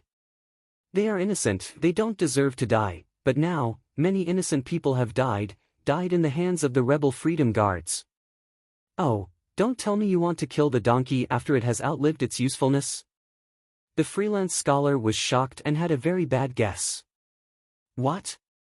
The skinny monkey was confused and sighed, "I think what Her Majesty the Queen said is very reasonable. I didn't think about it before, but after Her Majesty's advice, I realized that people really can't choose their own birth. I also don't want to be a slave." The freelance scholar was stupefied. If you could choose, would you reincarnate as an evil slave master? Well, that's not the point. The Queen's words seemed to be paving the way for the following actions. Chapter 111. What happened next gradually matched the freelance scholar's ominous premonition.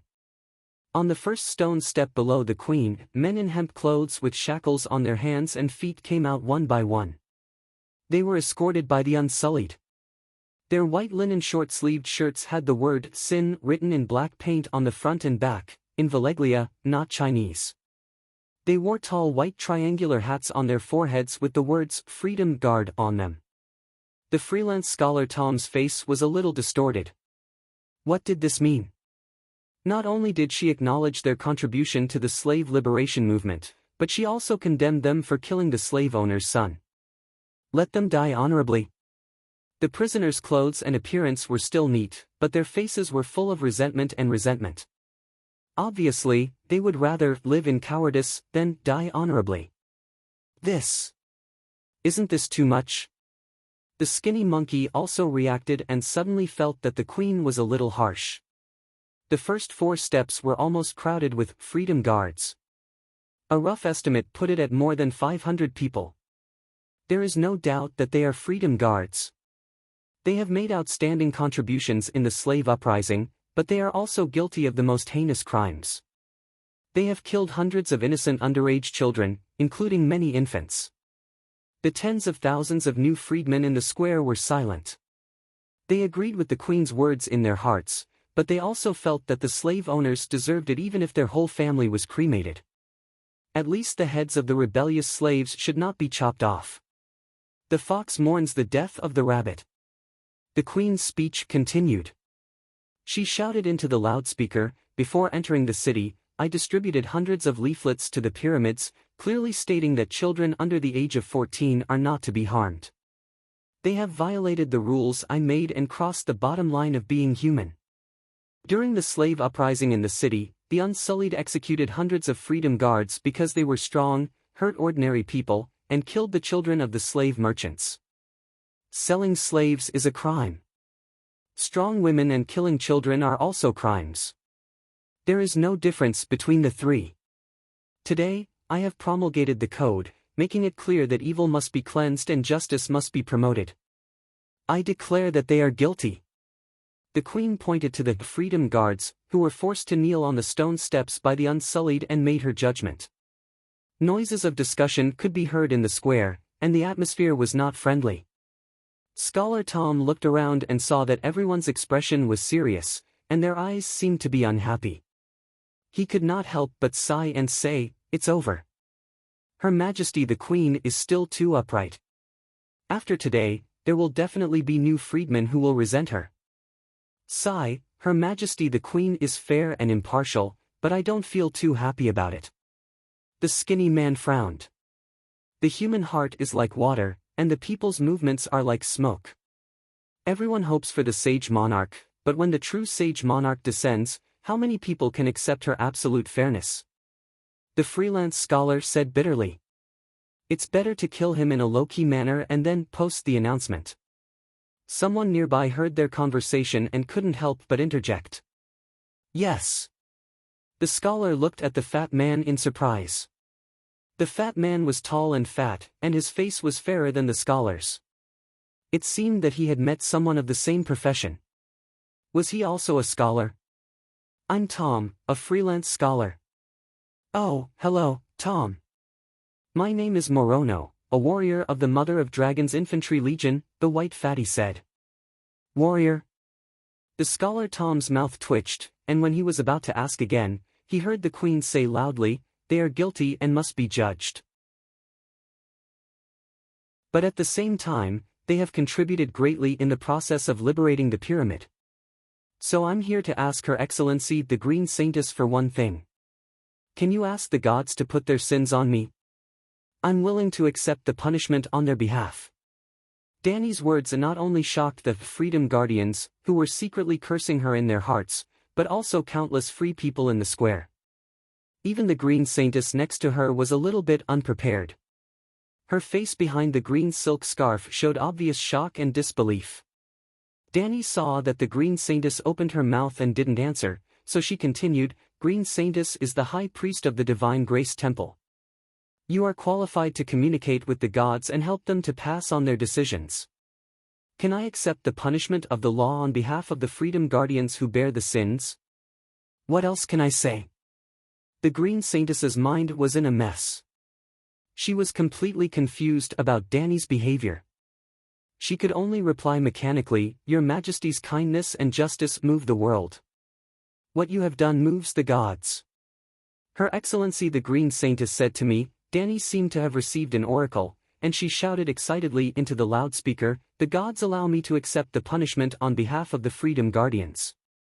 I should have been sentenced to death, but I'm the queen, and I can't kill myself. Therefore, for every 10 people's sins, I will be whipped once." "No, princess. Your Majesty, there are 500 people down there." Whitebeard had a complicated look on his face.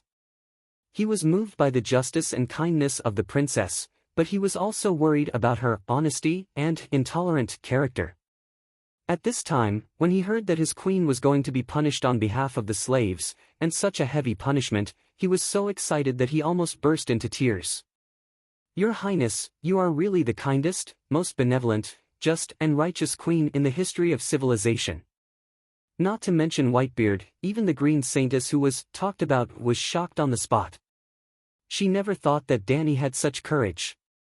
The freedom guardians below and the free people who heard the queen's words on the square all cried out, "Misha, Misha," with tears in their eyes. The descendants of the Guy's nobles above also gradually admired the kind-hearted and just Queen Danny in the incomparable shock. Well, the poor people of the world of ice and fire, this was the first time they experienced such a traitor-style trick of the great celestial empire, and they fell into it after only one wave. These people couldn't be blamed for being naive. Danny's operation was all a play in the eyes of modern people, but when they thought about Chow Chow, the elites of the three kingdoms had experienced various kinds of tricks. Facing Chow Chow who cut off his head, they were still shocked and in awe of him. Compared with Chow Chow, Danny really paid a lot this time, and the price she paid was much higher than him. Not to mention in the other world where the hierarchy was more strict, even in ancient Huaxia, she could easily surpass Chow Lu. Liu Bei also fell to the ground in a play. The fundamental reason was that in this era where the nobles had the highest privileges, people were never equal. Putting the three kingdoms aside, in the most civilized Westeros, the lowest-ranked knights killing the free people in their own territory and wantonly snatching the wives and daughters of the farmers was not a crime at all. Those who were more considerate would compensate a few silver coins. Those who were more ruthless would pull up their pants after doing it and kill the entire family. Hunters who hunted in the forest of the noble's territory were considered as stealing the noble's property. They would either have their hands chopped off, really chopped off, or be sent to the Great Wall to feed the deviant ghosts. In Slaves Bay, the privileges of the nobles were displayed even more brazenly. For a stage play, in order to simulate the battle of the Guy's army, the Guy's people made 200 slaves pay the price with their lives. Obviously, in the eyes of the good Lord, the death of 200 slaves was worth it if he could laugh to his heart's content. Who was Danny? The mother of dragons, a noble descendant of the royal family, the true queen of Astapor, took a whip for 10 slaves, even if she let the freedom guardians offset their crimes and gave each of them a few whips. The Green Saintess, the descendants of the good Lord, and the new free people in the square would all praise her fairness. But, alright, Danny also wanted to complain. In this world, it was not popular to give one's body, hair, and skin to one's parents. Otherwise, she would have cut her hair. Soon, the Unsullied built a wooden cross at the entrance to the second floor of the pyramid. Danny, wearing a soft apricot yellow linen cheongsam, consciously put her hands into the ring on the cross and leaned her body against the thick pillar. Then, a muscular man with a fierce face and a bare upper body walked out from the pyramid. He was 2 meters tall, and the muscles on his lower abdomen were bigger than Danny's breasts. His arms were thicker than Danny's waist, and he weighed more than 350 pounds. The Devil's Tail, Hattar. Shocked gasps could be heard in the square. Just like how Cleon's pig-killing skills were the best in the city, Hatter's whip was also regarded as the most vicious, just like the Devil's Tail. It was said that he once whipped a female slave who had bitten Krasnik in half, and the whole process only took 12 whips. Boo-hoo, They actually let Hattar carry out the punishment. This is too. Someone in the square started crying. Danny explained, only Hattar's whip is worth the sins of 10 freedom guards. Misha, Misha, Misha, so, everyone couldn't help but raise their right fist and shout loudly. Calixi, I am your blood, let me take the punishment for you, Kalilo said with an ugly expression. Blood of my blood, I will be fine. Furthermore, my current identity is not only Calixi, but also the Queen of Astapor. Hattar, if anything happens to Calixi, I will slice you into 9,000 pieces, Jogo lowered his voice and said in rough Valeglia. Ago didn't say anything. He just pulled out the scimitar at his waist and stared at the fatty who kept using the belt at his waist to sharpen it. There is no need for you to threaten me. Last night, Her Majesty the Queen called me to the bestial battle arena to watch how the 3 dragons tore a strong bull into charred bones. In the end, she even asked me, is the bull from the Red Wasteland stronger, or are you stronger? Damn it, I couldn't fall asleep after that. Every time I closed my eyes, I would dream of the 3 dragons breathing fire at me. Slap, the devil's tail. Hattar whipped the queen's back with a wooden face. With just one whip, her clothes were torn apart, revealing her snow-white skin and a 30 centimeters long scarlet scar. Fresh blood was already flowing out. However, Danny clenched the cork in her mouth tightly. Her face turned pale and she groaned. Her Majesty the Queen, boo-hoo, a whip is worth the sins of 10 people. After Danny was whipped, the Unsullied immediately escorted 10 prisoners wearing tall hats up from the lower level. In front of everyone, the Unsullied untied the chains on the prisoners' hands and feet and took off the tsin clothes on their upper body. The 10 bare-chested burly men didn't rejoice at regaining their freedom. After seeing the whip scar on Danny's back, they couldn't help but kneel on the ground and cry loudly. The free people below the square also choked up and called out Misha wave after wave. Slap, Hattar whipped again with a wooden face. However, he thought of another thing in his heart, the first few whips must be ruthless enough. Ruthless but not spicy. Although the whip scar is deep, the flesh is torn open and blood is dripping, it's only a superficial wound. It won't hurt the muscles and bones at all. After a few whips, Her Majesty the Queen's back will definitely be a mess, like rotten meat. In this way, the remaining dozens of whips only need to be loud and beautiful enough. Although it looks like the whips are flying, there won't even be a superficial wound. With the Devil's Tail Hatter's peerless whip technique, he can even make afterimages fly. The sound is like thunder, but it feels as light as a feather. This kind of whip technique is the capital to ensure that I won't be eaten by the dragons.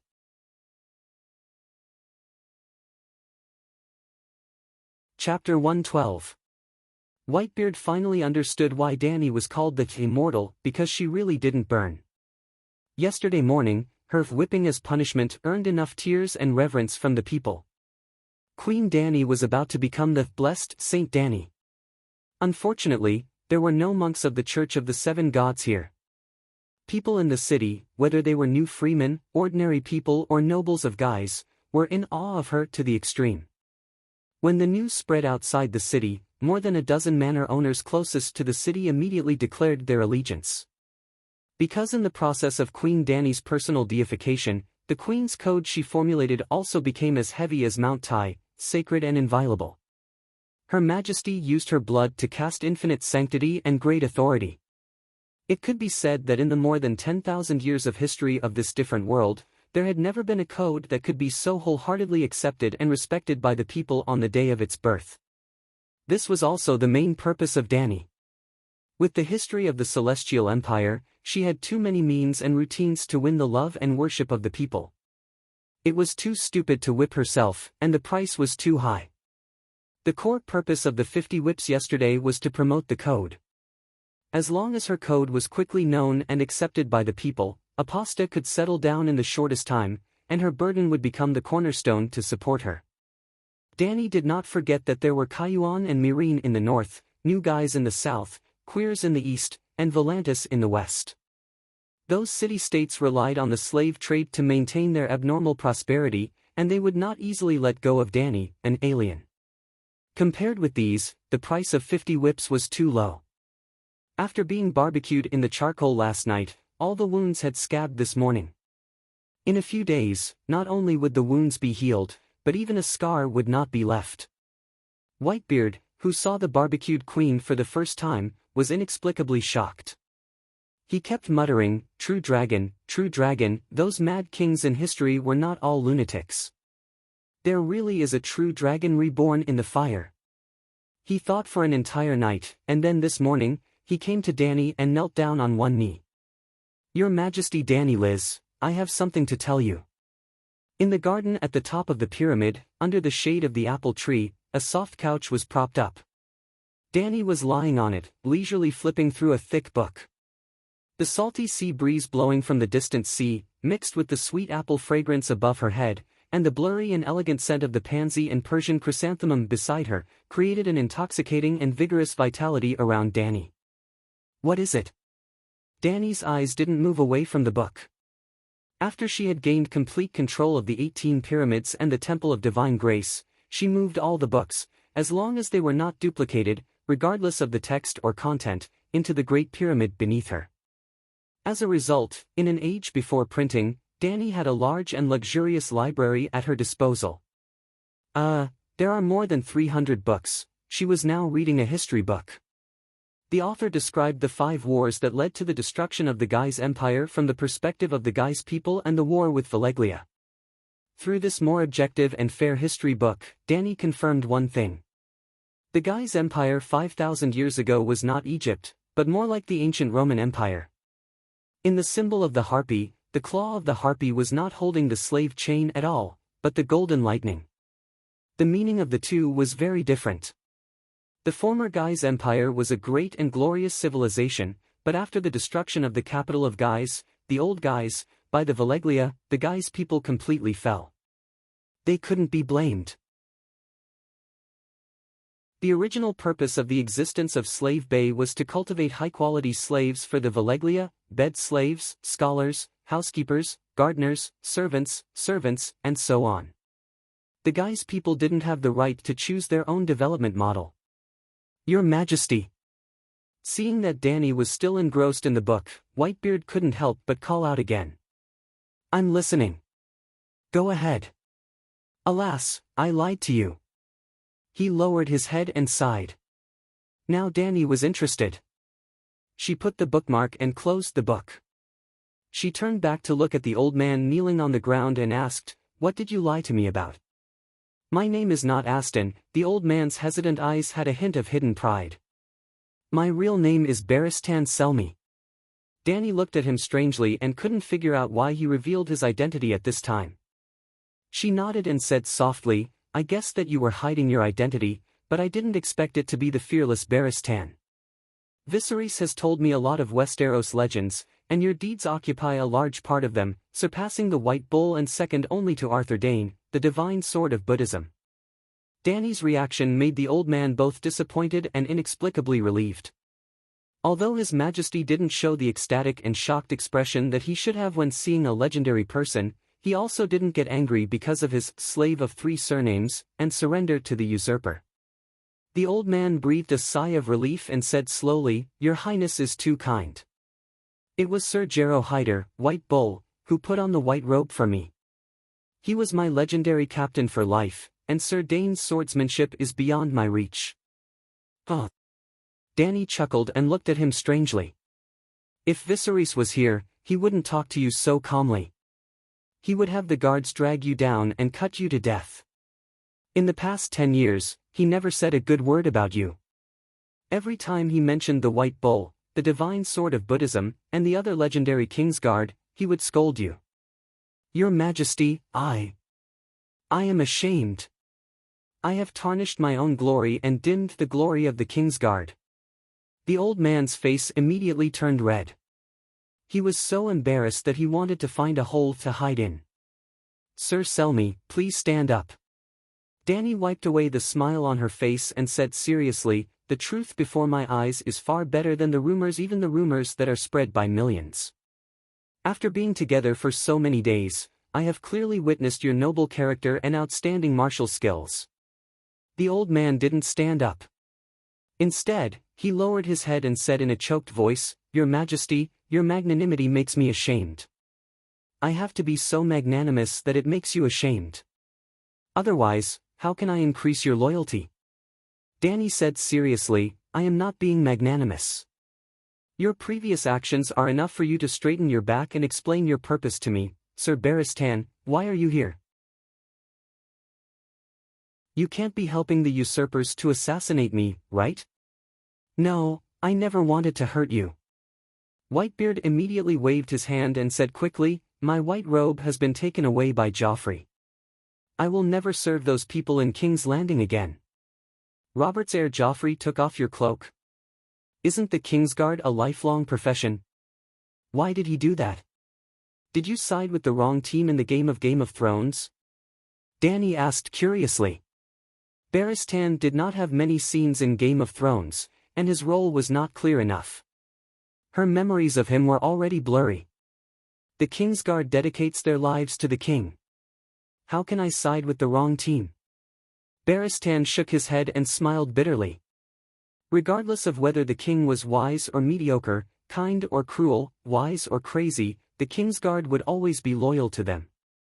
The Cregan family is Lannister's best and fiercest hunting hounds.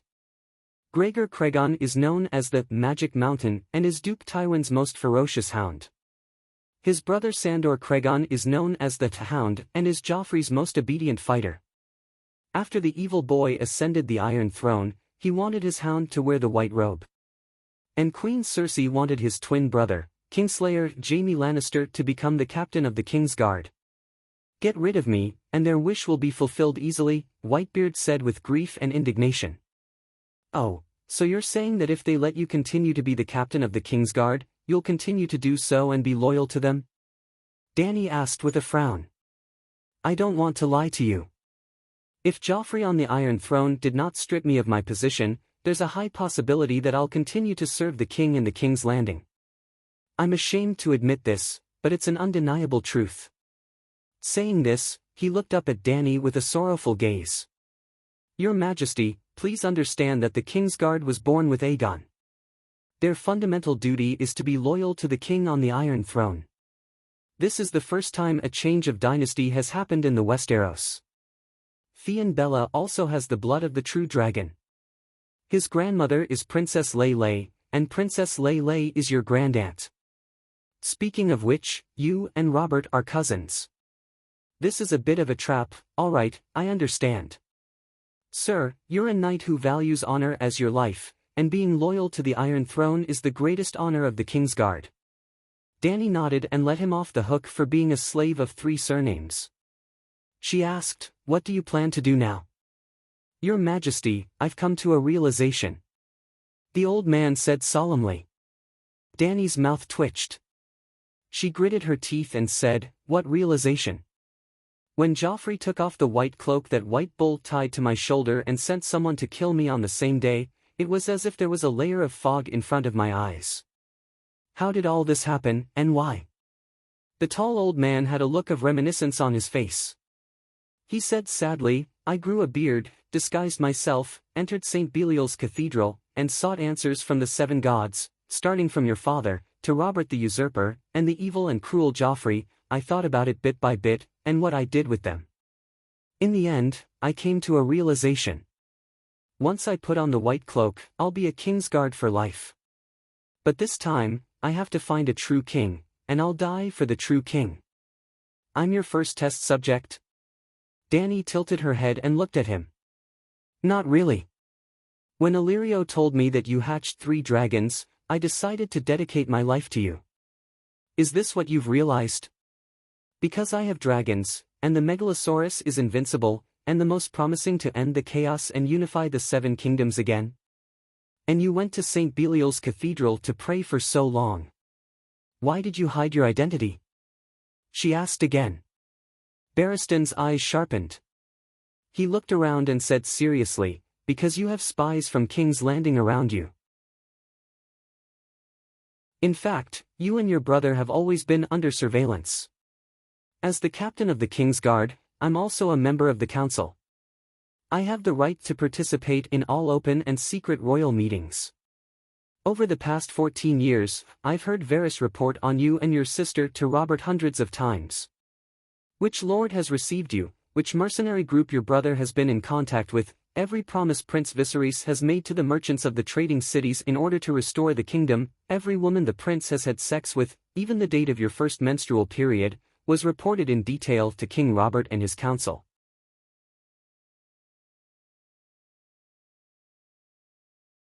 Chapter 113. His Majesty King Robert had to ensure that Prince Viserys and you did not have an illegitimate child. Dany's face turned green and red. She was shocked, ashamed and angry. At the same time, she was extremely puzzled. How did the siblings survive? With this thought in mind, she asked the same question. My cousin didn't send anyone to kill us. I remember that for the past decade, Viserys would often drag me out of bed in the middle of the night to avoid the assassins, or leave the city at night, or hide in the sewers of the slums for days at a time. Could he have been too sensitive? Sigh, I should have seen through Robert's disguise as a hero. The old man sighed painfully and blamed himself. All this time, I've subconsciously denied a widespread rumor. When Tywin Lannister brought Prince Rhaegar's 2 children to Robert, he smiled happily. Was the old man's brain damaged? They were talking about the assassins, why did they bring up Rhaegar's children? As the usurper, and a collateral Targaryen at that, what's wrong with him being happy when he saw someone helping him get rid of a future threat? Dany said with a straight face. In Westeros, killing children is an extremely shameful thing, and the reason why Robert Baratheon had so many followers was because of his forthrightness, bravery, pride, and personal charm. During the War of the Usurpers, there were often captured nobles of the royal faction who were impressed by his forthrightness. How should I put it? Before he became king, Robert had a halo that made people worship him, admire him, and be willing to fight for him. But if it was proven that he killed the 2 children, his halo would be shattered, and countless people would despise him, leave him, and oppose him. Tywin Lannister helped him do what he wanted to do but could not, and he received great rewards. In the end, Tywin, who joined Robert's side, became the king's father-in-law. After catching his breath for a while, the old man continued, in the beginning, I did not understand this. I only put all my anger on Duke Tywin. If I saw him laughing at the remains of Rhaegar's child, no one in this world could stop me from killing him. But I was so badly injured that I wasn't at King's Landing. It was only after I had sworn my allegiance to him that I faintly heard the rumor. At first I did not believe him to be such a man. Robert may have been secretly relieved with guilt, but his chivalry would never have allowed him to laugh over the broken body of an infant. The moment anyone steps onto the throne, they will become different from before, Dany said calmly. But someone has become better. The old man looked at her with a burning gaze. Because compared to supreme glory, I see more responsibility, heavy responsibility, she said. So, you are the true king, and he is not. The old man smiled. His smile was bitter and gratified. Compared to a stubborn old man like me, Robert prefers having Jaime by his side. Perhaps in the face of the Kingslayer, his usurper would be more at ease. However, I have seen him secretly order Varys to assassinate you and Prince Viserys a few times. From then on, I gradually understood that he was far from being as righteous as he appeared to others. That rumor, sigh. He had already usurped the throne, yet he was still righteous. Dany was not in the mood to retort. Secretly, you said? At the time, the hand of the king, Jon Arryn, was a righteous man. He did not agree with killing the children. Robert was unwilling to oppose him directly. After all, apart from being the hand of the king, Duke Arryn was also his adoptive father. In the War of the Usurpers that destroyed the Targaryen dynasty, Jon Arryn was the first to raise the flag of rebellion. However, he did not do it for himself. Because of Prince Rhaegar's kidnapping of Lyanna, the Mad King Aerys wanted Jon Arryn to hand over Ed Stark and Robert. Before that, the Mad King had already roasted Lyanna's father and eldest brother on fire, so crazy. Ed and Robert were Jon Arryn's adoptive sons. Because he did not have a son of his own at his age, he had always raised them as his own. When he saw that the Mad King wanted the lives of his two adoptive sons, he immediately became the villain. He was known as the best adoptive father in the world of ice and fire. Since Robert did send assassins to assassinate me and Viserys many times, why did they fail so many times? Viserys definitely does not have the ability to counter assassinations. In fact, in his many years of persecution, Viserys, who was considered normal at first, was forced to go insane. Perhaps, there is someone else secretly protecting you, Barristan said thoughtfully. Who? Illyrio? I do not know. The old man shook his head with a bitter smile. Dany's expression changed. She asked, "You just said that Varys was the one who reported information about me and Viserys to Robert every time?" Varys is nicknamed the Eight-Clawed Spider. He is the chief of intelligence in the Imperial Council. His methods are astonishing. Nothing in the Seven Kingdoms or on the other side of the Narrow Sea can escape his eyes and ears. Robert relies heavily on him. By the way, Varys also served your father for many years. He was born in Lys and made a name for himself in Pentos as an intelligence dealer. His Majesty Aerys knew of his reputation for being good at intelligence work. Dany nodded and asked, "Who is the spy among the people around me?" After a pause, Barristan said, "Jorah Mormont, before you married Khal Drogo, Varys warned Robert that Prince Viserys would use you to exchange with the Horse King for 10,000 howling warriors, or the Horse King would personally help him restore his kingdom. On the day of your wedding, Jorah Mormont, who accepted the King's Landing spy mission, took the initiative to get close to Prince Viserys and swore allegiance to him. He is a shameless spy with no honor. He sells slaves and swears freely. He is not trustworthy at all." "Khaleesi, let me kill him," Aggo shouted angrily. Dany sighed and said to the Blood Alliance guard, "Aggo, you, let Grey Worm call Sir Jorah. Some things are better explained in person." The Blood Alliance guard and the Queen's Iron Guard were her trusted subordinates. 3 of the Blood Alliance guard took turns to guard her while the other 2 helped her train the Howling Warriors. After conquering Astapor, except for the Unsullied, almost all the Dothraki slaves were absorbed into Dany's Khalasar. She had learned from the Manchus in the Red Wasteland and came up with the 8 Banners system. It was not necessarily the same as the 8 Banners of the Manchus because Dany did not understand the military system of the Qing dynasty. She only changed the name of the Military Advisor Brigade Battalion. After establishing a relatively complete system of sergeants, the new centaurs only needed to fill in the gaps. The original slaves had lost their arrogance. How could they not be obedient? Her little Khalasar now had more than 1,500 people. Excluding the old people, there were about 800 adult men. A few hundred more had joined the rebel slave warriors. The Blood Alliance Guard demarcated a grassland outside the city and built a camp. In addition to daily training, they also patrolled the gate of the slave owner's manor. As for Jorah, he was helping Dany train the militia. In theory, Jorah Mormont served as Dany's Grand Marshal of the Army position, and the Unsullied Commander Grey Worm was also his subordinate.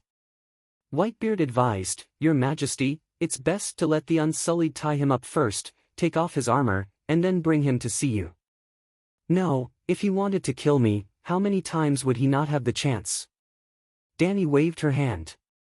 Of course, the superior should be suspicious of everyone, but as a human, if they did not even pay a bit of trust, wouldn't it be too sad to live?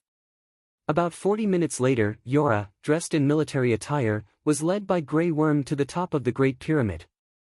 As soon as he came out of the staircase, the knight found that the atmosphere was a little wrong.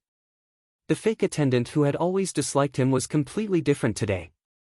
Now the way he looked at him was a little too righteous. Well, just like how Qin Yongren looked at Lu Jianming on the rooftop. In fact, Jorah had already discovered the true identity of Whitebeard, but he did not dare to reveal it to Dany because he knew that the other party must know his identity, the identity of a spy. "Sir Jorah, this is Sir Barristan Selmy, the fearless Barristan, do you know him?" Dany said directly. Jorah's heart thumped and secretly called the old thief treacherous. Where is the tacit understanding between the two of us? As if reading his mind, Barristan said coldly, I don't allow anyone to secretly threaten the safety of Her Majesty the Queen. Dany seemed to have an illusion in front of her eyes. Barristan coldly said to the bitter Yora, I'm sorry, I'm a police officer. The strong bear-like knight seemed to suddenly collapse physically and mentally. He looked at Dany bitterly and said, Your Majesty, I'm sorry, I've always wanted to be honest with you. At this time, you're still talking about being honest? Barristan sneered. You're a traitor. What right do you have to talk about me? Yora glared at Whitebeard and persuaded Dany, Your Majesty, you can't believe this guy. He betrayed the king and prince he was loyal to and turned to the usurper. King Aerys had 7 Kingsguard. Except for him and Jaime Lannister, White Bull, Buddhist Sword, Prince Martell, and others all died on the battlefield for the monarch. Obviously, Whitebeard and Jaime are the same kind of people. This was too insulting. Jaime Lannister was almost recognized by the 7 Kingdoms as the most degenerate and the least chivalrous knight. And Barristan valued honor the most, especially the honor of being a Kingsguard. You are slandering me. In the battle at the Trident River, Prince Martell, Sir Darry, and I were with Prince Rhaega. The 3 of them died bravely. I was seriously injured and passed out on the spot. After that, I recuperated for half a year before I could hold a sword again. What about you?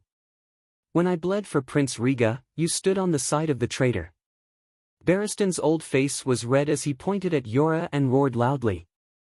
Your Majesty, Yora Mormont has been betraying your secrets. You followed Drogo back to Horse King City. You were pregnant. Everything you did and said was betrayed by this shameless spy to the 8-clawed spider. Every piece of information can be exchanged for a large number of gold royals. After you and your brother die, Robert will wash away all the stains on him and return to the 7 Kingdoms in glory. Dany thought for a moment and said slowly, Sir Yora, you joined Eddard Stark to overthrow the Targaryen dynasty and joined Robert after the war with Barristan. You have your own reasons. I can understand and will not pursue it. We are only talking about the present. Whitebeard glanced at the pale Cora and sighed. Your Majesty, your breadth of mind, depth of wisdom, and benevolence surpass any king in history. It's a pity that some people are not qualified to receive your benevolence. Yora also knew that as the captain of the Kingsguard, Whitebeard was clear about all the information he submitted to King's Landing. There is nothing to say. I will be lenient if I confess. I hope I can stay for the new year. Yes, I serve King's Landing. 2 years ago, when I was a mercenary in Myrtle, Varys Littlebird found me.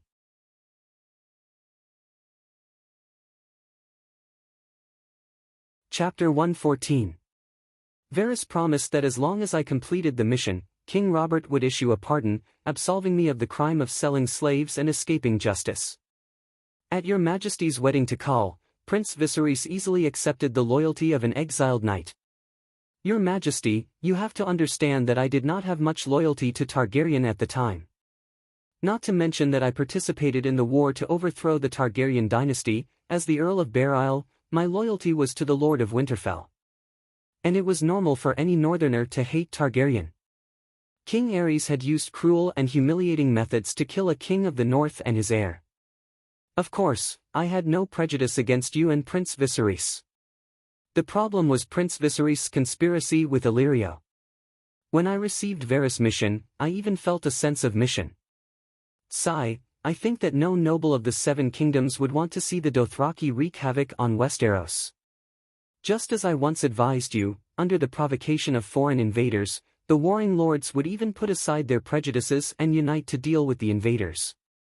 Even if the one who led the foreign invaders into Westeros was once royalty, even if the nobles were at odds with each other and even fought each other. Thump, thump, thump, the garden on the top floor was unusually quiet. Only the sound of Dany's fingers tapping on the book cover could be heard. She was not angry, but her expression was serious. Because he understood Dany's personality, Yora's words were direct, completely expressing his state of mind at the time. If it was the old Dany Liss, he would only beg for her forgiveness, but would never say such straightforward and sincere words. It would only backfire, making the delicate and sensitive Dany Liss, who had a strong desire to restore her country, hate him even more. This Dany was more reasonable and had the magnanimity to think from the perspective of the person involved. As long as the reason was justified, she could accept it under normal circumstances. After a long time, a sea breeze blew in from the north, causing the persimmon tree branches to rustle. With a splash, a large, golden persimmon fell into the pool. Dany seemed to wake up from her thoughts. She looked at Whitebeard and asked, "Sir Barristan, do you think there's a problem with Sir Jorah's choice?" This. The old man's face scrunched up and his mind was in a mess. He actually agreed with Cora's words. I understand. Dany sighed and said to the nervous undercover knight, "From your perspective, it's not a big mistake. The question now is whether the oath you made to me, the oath to become the Queen's Iron Guard, counts as part of your undercover work. Can I still trust you?" Dany raised her hand and interrupted him, "Don't force yourself. Please follow your heart. No matter what, I will not harm your life. It is human nature to miss home. When you leave, I will give you a large sum of money, enough for you to return to the Westeros and enjoy a lifetime of wealth. You can even take away the Valeglia steel armor you are wearing. Your Majesty, as far as I know, the Westeros don't even have a set of Valeglia Dragon King armor." Barristan stepped forward anxiously and interrupted, "You can just give him a little more money. This set of armor may cause him trouble. Duke Tywin may even kill him out of greed. He has even lost his title as a count. How can he resist the Duke? I think you are too jealous." Cora glared at the old man angrily and turned back with red eyes. He said emotionally, "Your Majesty, I will not leave. My oath to you in the Red Wasteland was completely sincere. Have you forgotten? I have advised you to leave Ursos many times and go to Jade Sea City to avoid the usurper because I know how dangerous your situation is. You should leave. Who knows if you are telling the truth?" "Khaleesi has our protection," Aggo said coldly. "I am a king's guard. Like you, I am also the princess blood of my blood," Cora argued. "You are not blood of my blood. You are an Undul who looks down on centaurs. You are afraid that Khaleesi will lead the centaurs to sweep through the Seven Kingdoms and take back the Iron Throne that belongs to her." "That is what you said just now," Aggo said sharply. Cora was at a loss for words. He stamped his foot and cried out, "That was my thought more than a year ago. Now I don't care about the Westeros. If the princess is Khaleesi, then I am willing to fight for her as a Khalasar warrior." Cora's words made Whitebeard look askance. The centaur Aggo's mouth was also agape, speechless. After a pause, Cora dispersed the excitement on his face and looked at Dany slowly and solemnly. "I am the Queen's Iron Guard. I will only serve the Queen for the rest of my life. Everything else is not within my scope of consideration." Dany looked at him with a solemn expression and said, "I hope you remember what you said today." The plot of Game of Thrones was not very useful for Dany to predict the future. Real-life experience was very different from the TV plot. However, the characters in Game of Thrones were rarely different. Cora Mormont was never cunning. In the original plot, he was Dany Rise's most loyal subordinate. Cora heard her meaning of accepting him again. He knelt down and swore in ecstasy, "I swear by the life of my father, Geo Mormont. I, Cora Mormont, give all my loyalty to Dany Rise. I swear to fulfill the duties of the Queen's Iron Guard." Dany's mouth twitched. Big Bear's father, Old Bear, did not have many days to live.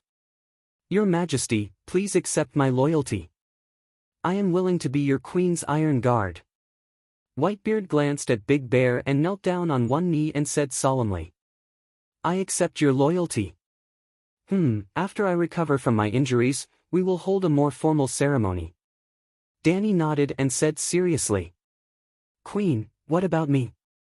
The tall and strong eunuch Bevos, who had been watching the show for a long time, threw away the pork thigh bone in his hand. He wiped his greasy hands on his silk pants and came over with a smile. My attendant has become the Queen's Iron Guard. My status cannot be lower than his. Dany raised her eyebrows and laughed. Do you know what the Queen's Iron Guard represents? Other than the identity of the strongest knight, as long as you swear, you will have to serve me for the rest of your life. You are not going back to Pentos. The strongest knight? The fat eunuch looked Cora up and down and shook his head. He is definitely not as good as me. As for Pentos. Sigh, I am not the subordinate of the fat spice merchant at all. Let's put it this way. I was originally a gladiator of Meereen, a slave. After a few changes of hands, I became your bodyguard, which is also your slave. If you can feed me for the rest of my life, I will not have to worry about food and drink. That would be great. So you want to eat and drink here for the rest of your life? Then, can I let you go now? You can be considered a reserve Queen's Iron Guard. Dany pinched her nose and took him in. Dany did not know how strong he was, but she liked the fat eunuch's personality. As for whether he was Illyrio's spy, the possibility was not high, as the fat eunuch was still a gladiator in Meereen a year ago. There was no reason for a slave to betray Misha for his master.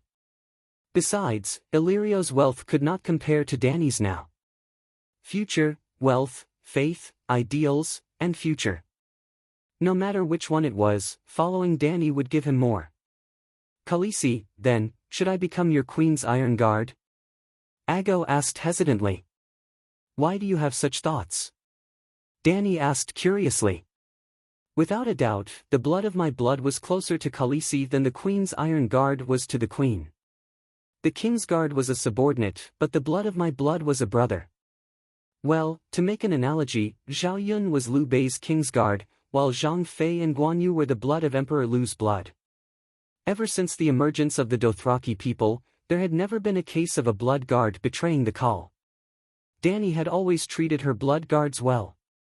Not to mention the treatment, they could have everything she had. Every time she discussed important matters, they would definitely participate.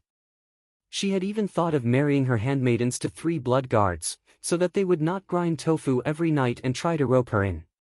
The reason why she did not let them marry immediately was that the customs of the Khalasar had not completely changed. The marriage system had just been implemented.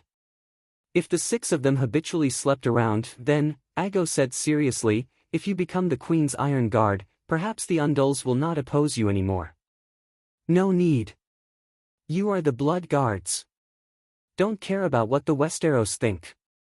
Dany was touched. She had never thought that the rough centaurs could be so emotional. Then, she glanced at Cora and Barristan and said seriously, just like how I will not throw the Unsullied into the game of fighting for the Iron Chair, the Dothraki are my people. They should live freely in Ursos, not be hated and die tragically in a foreign land. Your Majesty. The 2 Westeros looked at Dany with complicated expressions. They wanted to say something but stopped. In the end, they sighed emotionally and stopped trying to persuade her. Although they were ashamed to admit it, they were indeed relieved. It was a little too early to be relieved. In a few years, the second long night in history would come. The Westeros would be rampaging with deviant ghosts, and the proud nobles of the 7 kingdoms would probably kneel and cry, Queen Dany, Father Unsullied, Grandpa Centaur, please save us. Dany could not help but feel a sense of urgency at the thought of the long night when the whole world would be shrouded in winter. She did not know if deviant ghosts would appear in Ursos, but all the crops would definitely stop under the snow. The winter would last for at least 5 years, so she had to prepare more than 5 years of food for her people in advance. She also had to take the Dothraki seahorses into consideration.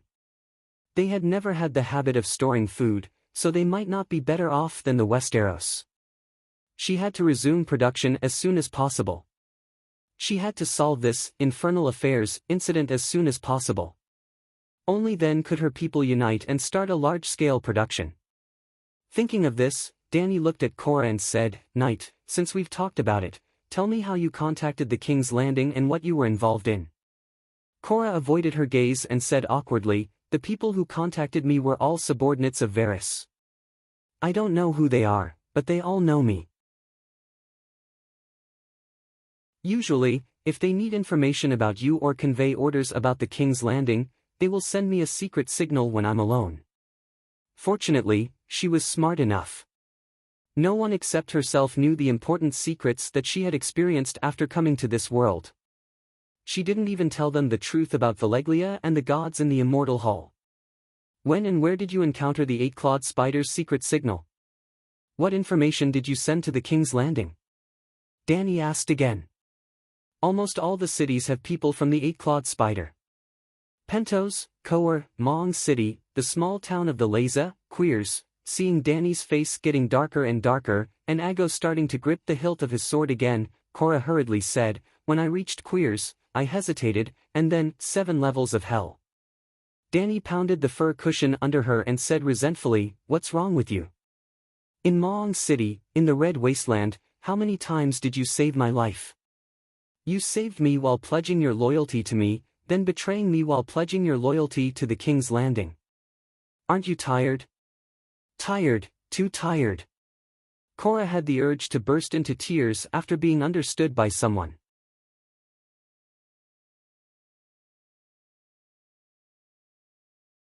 Chapter 115. In the blink of an eye, half a year had passed. According to the Westeros, the summer of ghosts had just ended, and the Seven Kingdoms had almost entered the rare autumn. Oh, it should be autumn, and next year would officially enter bitterly cold winter. However, Slave Bay had a tropical oceanic climate, and there was not much of a change in the 4 seasons. Although Dany had been in this world for more than a year, she had always been in the temperate zone, and had no direct experience of the cold winter and the changes of the seasons in this world. Many times, when she led the Queen's Iron Guards to patrol the manor fields, she would tease the 2 Westeros, "Do you think Slave Bay is the legendary long summer?" In the light of the idea of being lenient with the enemy, in these relatively peaceful days, Dany worked at full capacity to expand the production. In half a year, rice was harvested twice, wheat and turnips were harvested once, and the second harvest was not far away. In addition to the slave trade, the Guy's people opened 2 projects, brick baking and bronze smelting. Dany found from her previous memory that the free trade city-states were mostly stone houses. When she asked Chola and Barristan, they also said that in the Westeros, the nobles lived in stone castles, and the civilians lived in wooden houses. How good were the brick baking skills of the Guy's people? The 3 cities of Astapor, Cayuan, and Meereen, including the pyramids, streets, squares, civilian residences, and city walls, were all made of brick. Well, it must be said that the main building material of the pyramids was still boulders. This showed the brilliance of the Guy's architects. They had already considered the problem of weathering.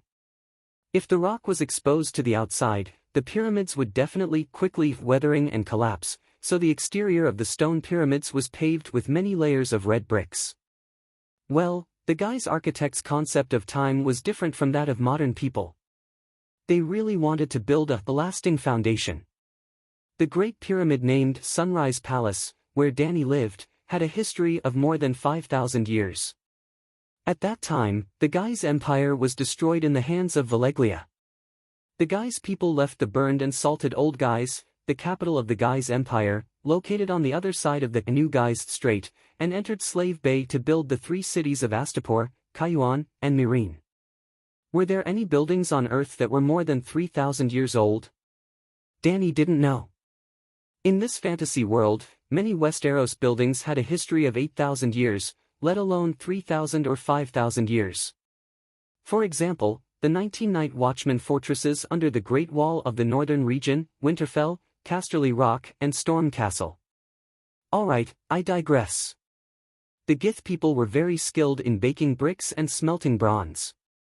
There were continuous brick factories and metallurgy factories near the mountains to the south of Astapor, but Dany did not start producing red bricks on a large scale. After she liberated all the slaves, she let them sign a labor contract and work again. However, the place where they worked again was not the brickyard, but the metallurgical factory, where they produced farm tools and swords. The Astapor iron mine was relatively rare. More than 90% of it was copper. The precious steel was used to make farming tools, hoes, sickles, shovels. In order to increase the efficiency of farmers, Danny also invented 3 kinds of plow knives. The small plow knife for mules and horses, the medium-sized plow knife for bison, and the giant plow knife for elephants. The so-called invention, she only mentioned the use, and a large group of blacksmiths and scholars racked their brains to make it a reality. Bronze weapons were definitely not suitable for this world that had entered the Iron Age for thousands of years, but a bronze spear was more threatening than a wooden stick. Not to mention the mother of dragons guards under the queen, even the strong farmers who worked part-time as militia had a bronze spear and a bronze scimitar in their hands. Danny's idea of ruling Astapor could be divided into 2 steps. First, establish laws and regulations to stabilize the people and standardize the system. Second, develop agriculture and military to fill the stomach and strengthen the military. The long night was coming, and she didn't have time to come up with a 5-year plan, only a half-year plan. The goal of the first half-year plan under Danny's rule was to restore agricultural production, stabilize the city's prices, and ensure that every household had surplus food. 3 days after the Danny Lilith Code was issued, 40% of the slave owners outside the city opened their doors and surrendered. After that, under the personal leadership of Danny, the Unsullied, the Centaur-mounted archery, the militia supply team, the Black Dragon Scout, and the White Dragon Green Dragon Flamethrower, crushed all the slave owners' stubborn resistance with their running speed. Danny roughly calculated that she had a total of 4 million mu of mature land and the same amount of semi-mature land that could be cultivated. In order to maintain the land's fertility, the Gith people took turns to farm. Don't doubt how 200,000 people cultivated 4 million mu of land. They were not as intensive as the Chinese farmers, and part of the land was planted with pasture for grazing. Half of the remaining fields were planted with olives and grapes. Danny would confiscate the land of the slave owners who surrendered to her according to the slave population in their manner. A slave confiscated 10 mu of land, and the rest of the land Danny would still nationalize the land. Well, Queen Danny was the country. But she also kept her promise, and would give monetary compensation and buy it at the original price. At the same time, the owner of the manor could also take away a lot of property other than food and livestock. Don't look at them losing more than half of their land and a lot of food. Compared with the owners of the manor who did not surrender, they were too lucky. For the slave owners of the manor who only gathered troops to rebel, except for those who died in battle, Danny would not kill again after capturing the manor. She would only let the adult men and women of the family serve as corvettes, depending on the tenacity of the resistance, ranging from 3 to 10 years. The long night was coming, and 90% of those who shouted, "Queen is merciful," would not last for 10 years. If the slave owners not only resisted the heavenly soldiers, but also dared to commit the evil act of breaking jade and stone, then they would be beheaded. In the above 2 cases, all the property would be confiscated. After measuring the land, all the farmland was redistributed by Danny. Everyone in the city, Gith people, the new free people, the city people, the slave farmers outside the city, the centaurs, and the unsullied people each had 15 mu of land. Well, only the farmland was distributed. The pastures, fruit groves, and olive groves were still in the hands of Danny for the time being. It seemed that it was not enough. Many people did not need land, such as the skilled workers, the city merchants, the ordinary people of Gith, and so on. Danny was just using the method of distributing land to carry out a completely fair redistribution of the social wealth that had been gathered. People who did not need land could go to the Chaoyang Palace with their household register, find the queen's document, and exchange the land for gold and silver. There was no bargaining, the same as the market price before Danny broke the market in Astapor City. Well, Danny's Great Pyramid was renamed Chaoyang Palace, and a plaque written in both Honshu and Valeglia was hung at the entrance of the first floor. She told others that those beautiful square words were the dragon language, which she learned from the Megalosaurus and had magic power. The first and second floors of the pyramid had been redecorated by Danny. The first floor was where Danny received visitors and judged major crimes. The citizens could freely enter and leave to watch, equivalent to the ancient government office. It was very spacious, as big as a football field. The second floor was where government officials worked, such as handling household registration, helping the people sign contracts, real estate and land sales. The houses that originally belonged to the Gith people all belonged to Dani, or were bought at the original price, or confiscated because of crimes, or the owner of the house became public. Except for herself, there was no ordinary family in all the pyramids in the city. Except for the smaller pyramid where the bones of the ancestors of the Gith people were buried, the rest of the pyramids were used by Dani as granaries and storage warehouses for supplies. The people in the city could buy the brick houses that originally belonged to the Gith people from Dani, or they could buy the land and build it with their own money. Most of them were relatives of the big slave owners. Dani first confiscated all their property, and then subsidized the alimony of 10,000 to 100,000 gold royals, nominally belonging to the infants. Dani was not like the modern black-hearted real estate merchants. Whether it was ready-made houses or land that could be built on, it was almost real. Housing prices are as cheap as onions. 1 acre of land could be exchanged for a 100 square meter house. Was that cheap enough? There were more than 300,000 people in Astapor, and each of them was allocated 15 acres of land. In theory, they could exchange for 15 houses in the city. Of course, in the process of freeing the slaves, although many people died in the city, it was still impossible to give each of the 300,000 people a house, and it was impossible to open it for them to exchange. Only people who got the urban residents could exchange for a house in the city, and farmers who got the rural residents could only exchange for the big manor that originally belonged to the slave owners. Whether it was the people in the city or the farmers, each family could only exchange for a house, and the rest of the land. The farmers' land could not be bought or sold, but the people in the city could exchange for gold and silver as startup capital. It was really hard to say who earned and who lost. Although the city was in a good location, except for the pyramids in Astapor, the ordinary streets were all dirty, messy, old, broken, and old.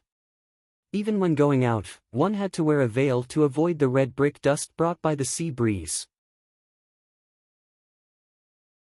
The big manors of the slave owners were all very luxurious, with brick castles, gardens, clean and clear wells, swimming pools, fruit trees, spacious courtyards and horse farms, gorgeous halls. Except for being a little far from Her Majesty the Great Queen, it was simply too perfect. The cities were maintained by the Unsullied, and the villages were managed by the village elders. Dani arranged a village elder for each manor, and according to the size of the manor, a village elder was in charge of 10 to 50 families. They did not care about their status, and lived together in the red brick castle. Then, the 10 village elders formed a village committee, responsible for collecting taxes and organizing labor. The village elders took turns to be the village chief, and the village chief had the right to meet the queen.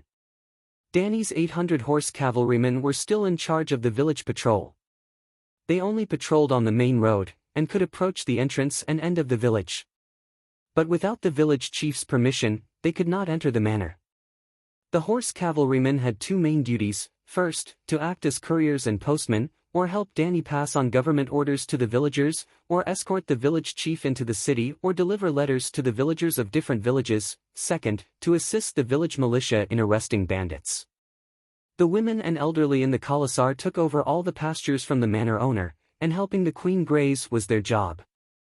It could be said that the small city of Astapor was completely under Dani's control. From the center of the city to the edge of the village, Dani's rule was like an 8-clawed spider, covering more than 300,000 people. She did not think it was a big deal, but Cora, Whitebeard, and even the Green Saintess were shocked by such an orderly way of governing a country. They called her queen, and had always regarded Astapor as a country, but for Dani, Astapor was not even a county.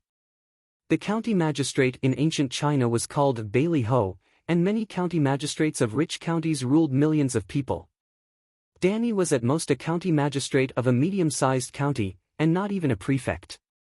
In modern society, a large community in a first-tier city had more than 300,000 people, and Dani, the queen, was immediately demoted to a neighborhood committee ant.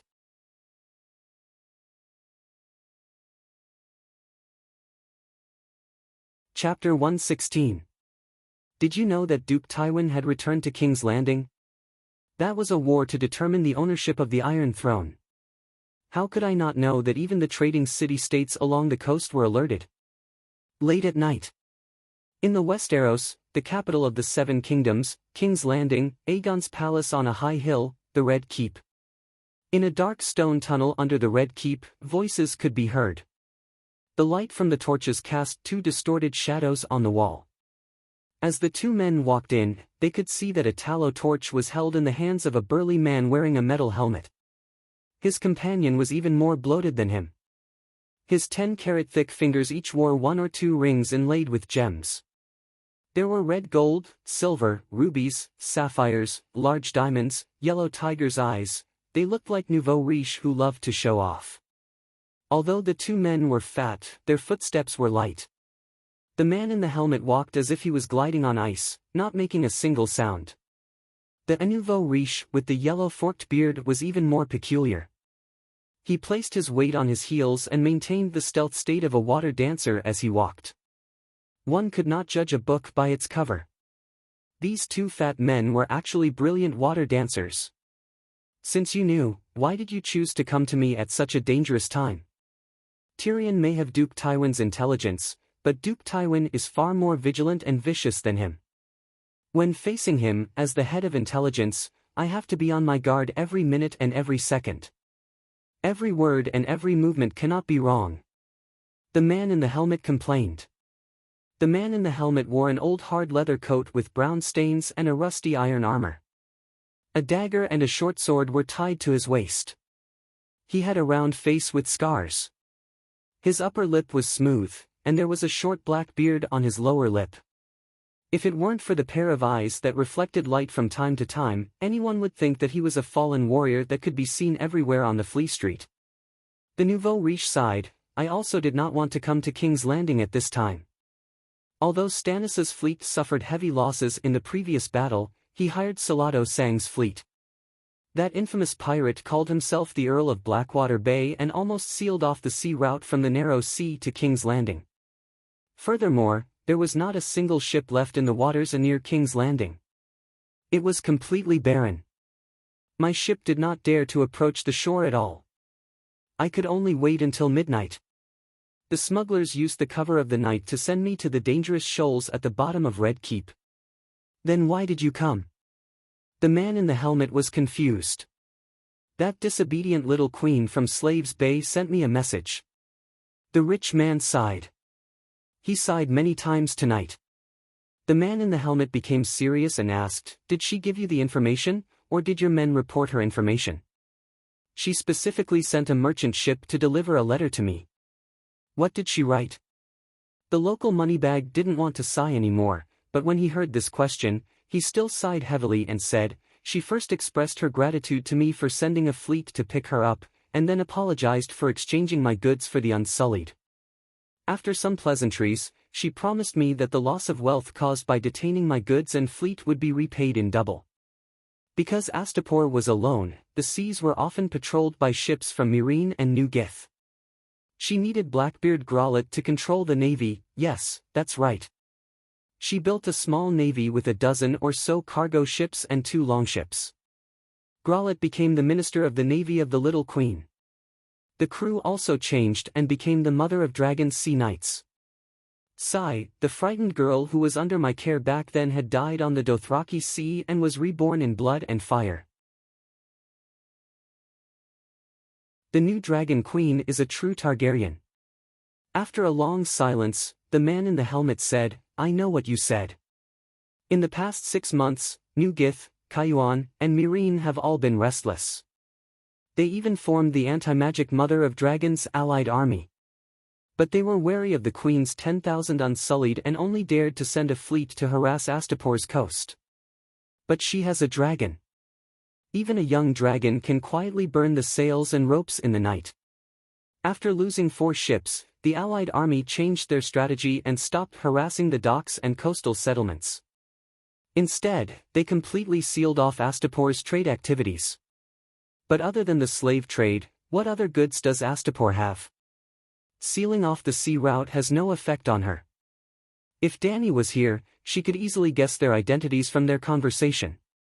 One was the governor of Pentos, an old friend of the Targaryen family, Illyrio. The other was the Westeros chief of intelligence, Varys, known as the Eight-Clawed Spider. After Cora confessed, Dany guessed that Illyrio was in contact with Varys. Hearing her guess, Barristan directly told her that more than 20 years ago, Varys and Illyrio were best friends and business partners. As an intelligence dealer, Varys hid in the dark and was responsible for gathering information. Illyrio helped him find customers who needed information. At the same time, he helped those customers to build his own business network. The two of them were a perfect match and made a name for themselves in Pentos. Even King Aerys, who was on the other side of the narrow sea, knew about them. At this time, the two old friends were talking as they walked.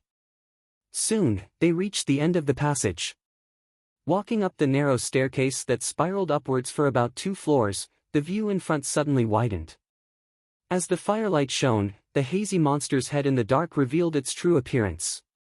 In the huge cavern, between the stone pillars on both sides, there was a row of ferocious-looking huge dragon bones.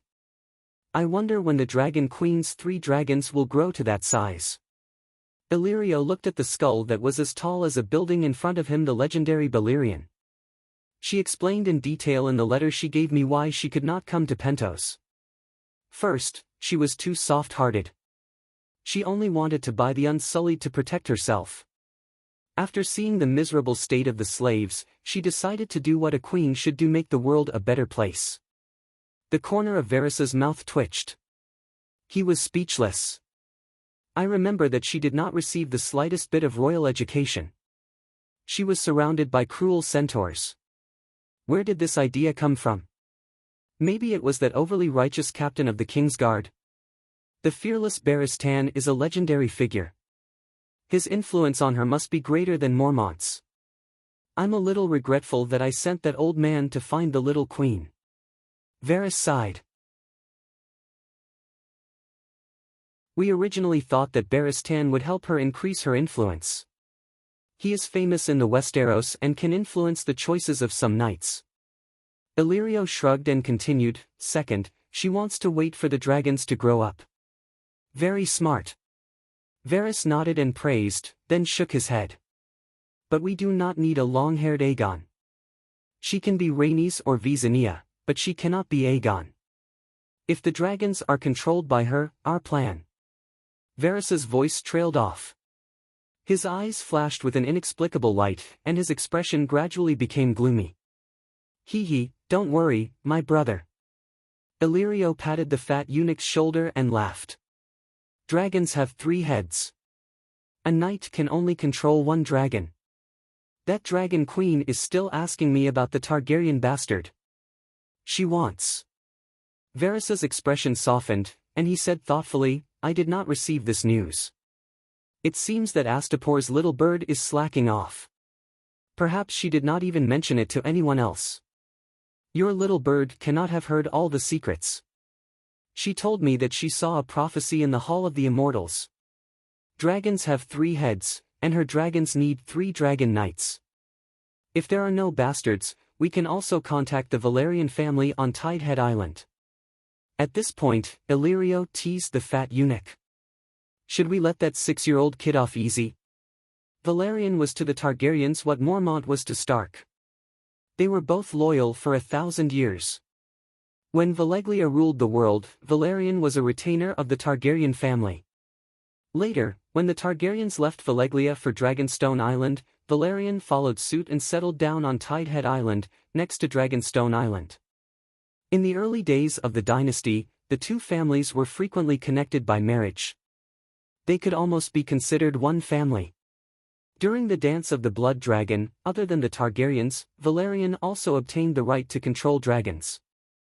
If the Valerian family knew that Dany had hatched a dragon, they would probably abandon their families and businesses and leave the Westeros to serve under Dany. And Dany would definitely accept them and put them in an important position. Unfortunately, they did not know. Even if they knew, it was useless. In recent years, the Valerian family had declined greatly.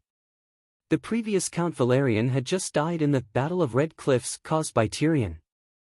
He only left behind a 6-year-old son and an adult bastard brother. Varys's heart skipped a beat. He suddenly guessed the reason Illyrio had come to find him. He muttered, "You want Griffin to go to Astapor in advance?" A glint flashed in Illyrio's fat pig eyes. He smiled and nodded. "I came to find you precisely because I had this thought. It is only safe to say such things face to face. What do you think?" Varys frowned. He stuck the torch between the sharp teeth of a dragon's skull and paced back and forth in the spacious stone hall. The thick soles of his shoes made irritated sounds of friction on the ground. Clearly, he had lost the calm state of mind that he had maintained all this while and had left the water dancer state. The Horse King died in an accident, and she miraculously used the 3 broken stones you gave her to hatch a dragon. Our plan changed again and again. The third revision of the plan was to let little Griffin slowly interact with her and the dragon, and only reveal his identity after he gained the dragon's favor. Now, although I don't want to, it seems like it's time for the 4th revision of the plan. Illyrio sighed and said helplessly, "Astapor is not Pentos. Some things are not easy for me to arrange." "Continue," the 8-clawed spider said. "Continue what?" "The 3rd reason." "Oh." Illyrio nodded. "She believes that winter is coming, and starting a war of conquest will cause a large number of civilians to die. This reason is the same as our previous plan. However, it is not because we are worried about the civilians, but because the price of starting a war in winter is too high. There are too many uncertainties. A sudden snowstorm could cause the death of 100,000 soldiers. Sigh, the situation is changing too quickly. The rhythm is no longer in our control." Varys looked helpless. The war between the lion and the wolf was a plot he had planned long ago, but it happened too early.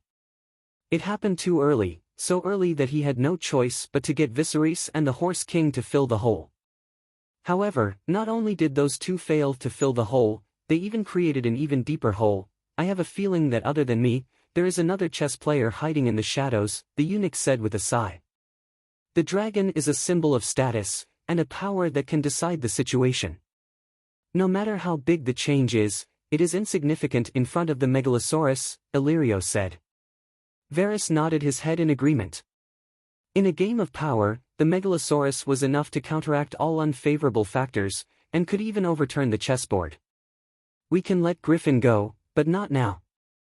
Varys gritted his teeth and complained, "Since she has more than 10,000 unsullied, why didn't she wipe out Slaver's Bay immediately? Now, the anti-magic mother of Dragon's army is wantonly searching for mercenaries. In the past half a year, the Second Sons, Rose, and Raven have all entered Cayuan. If not for the blood troop being hired by Duke Tywin earlier, that group of blood troop would also appear on the opposite side of the Dragon Queen."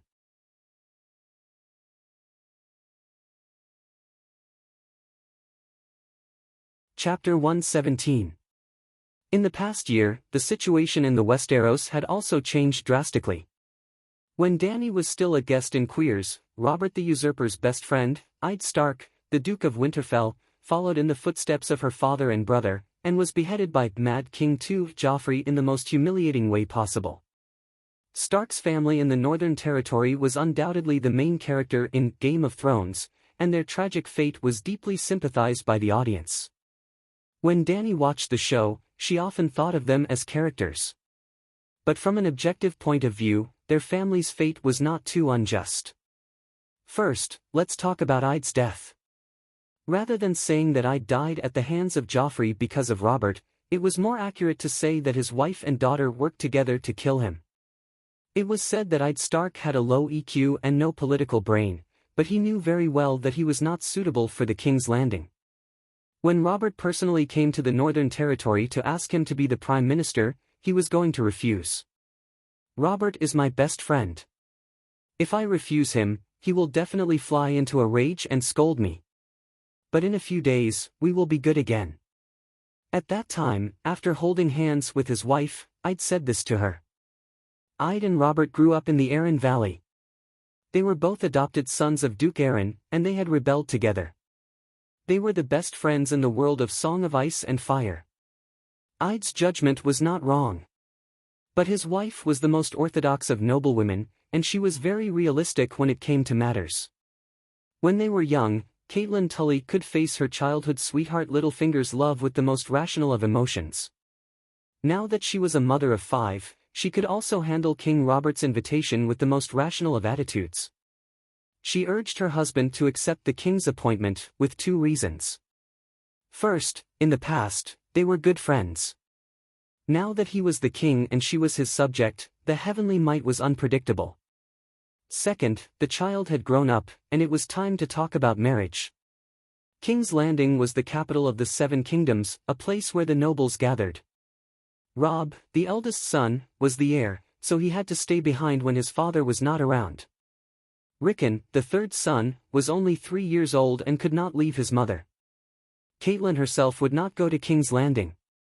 There were 3 children who planned to go with Ide to King's Landing: Sansa, Arya, and Bran.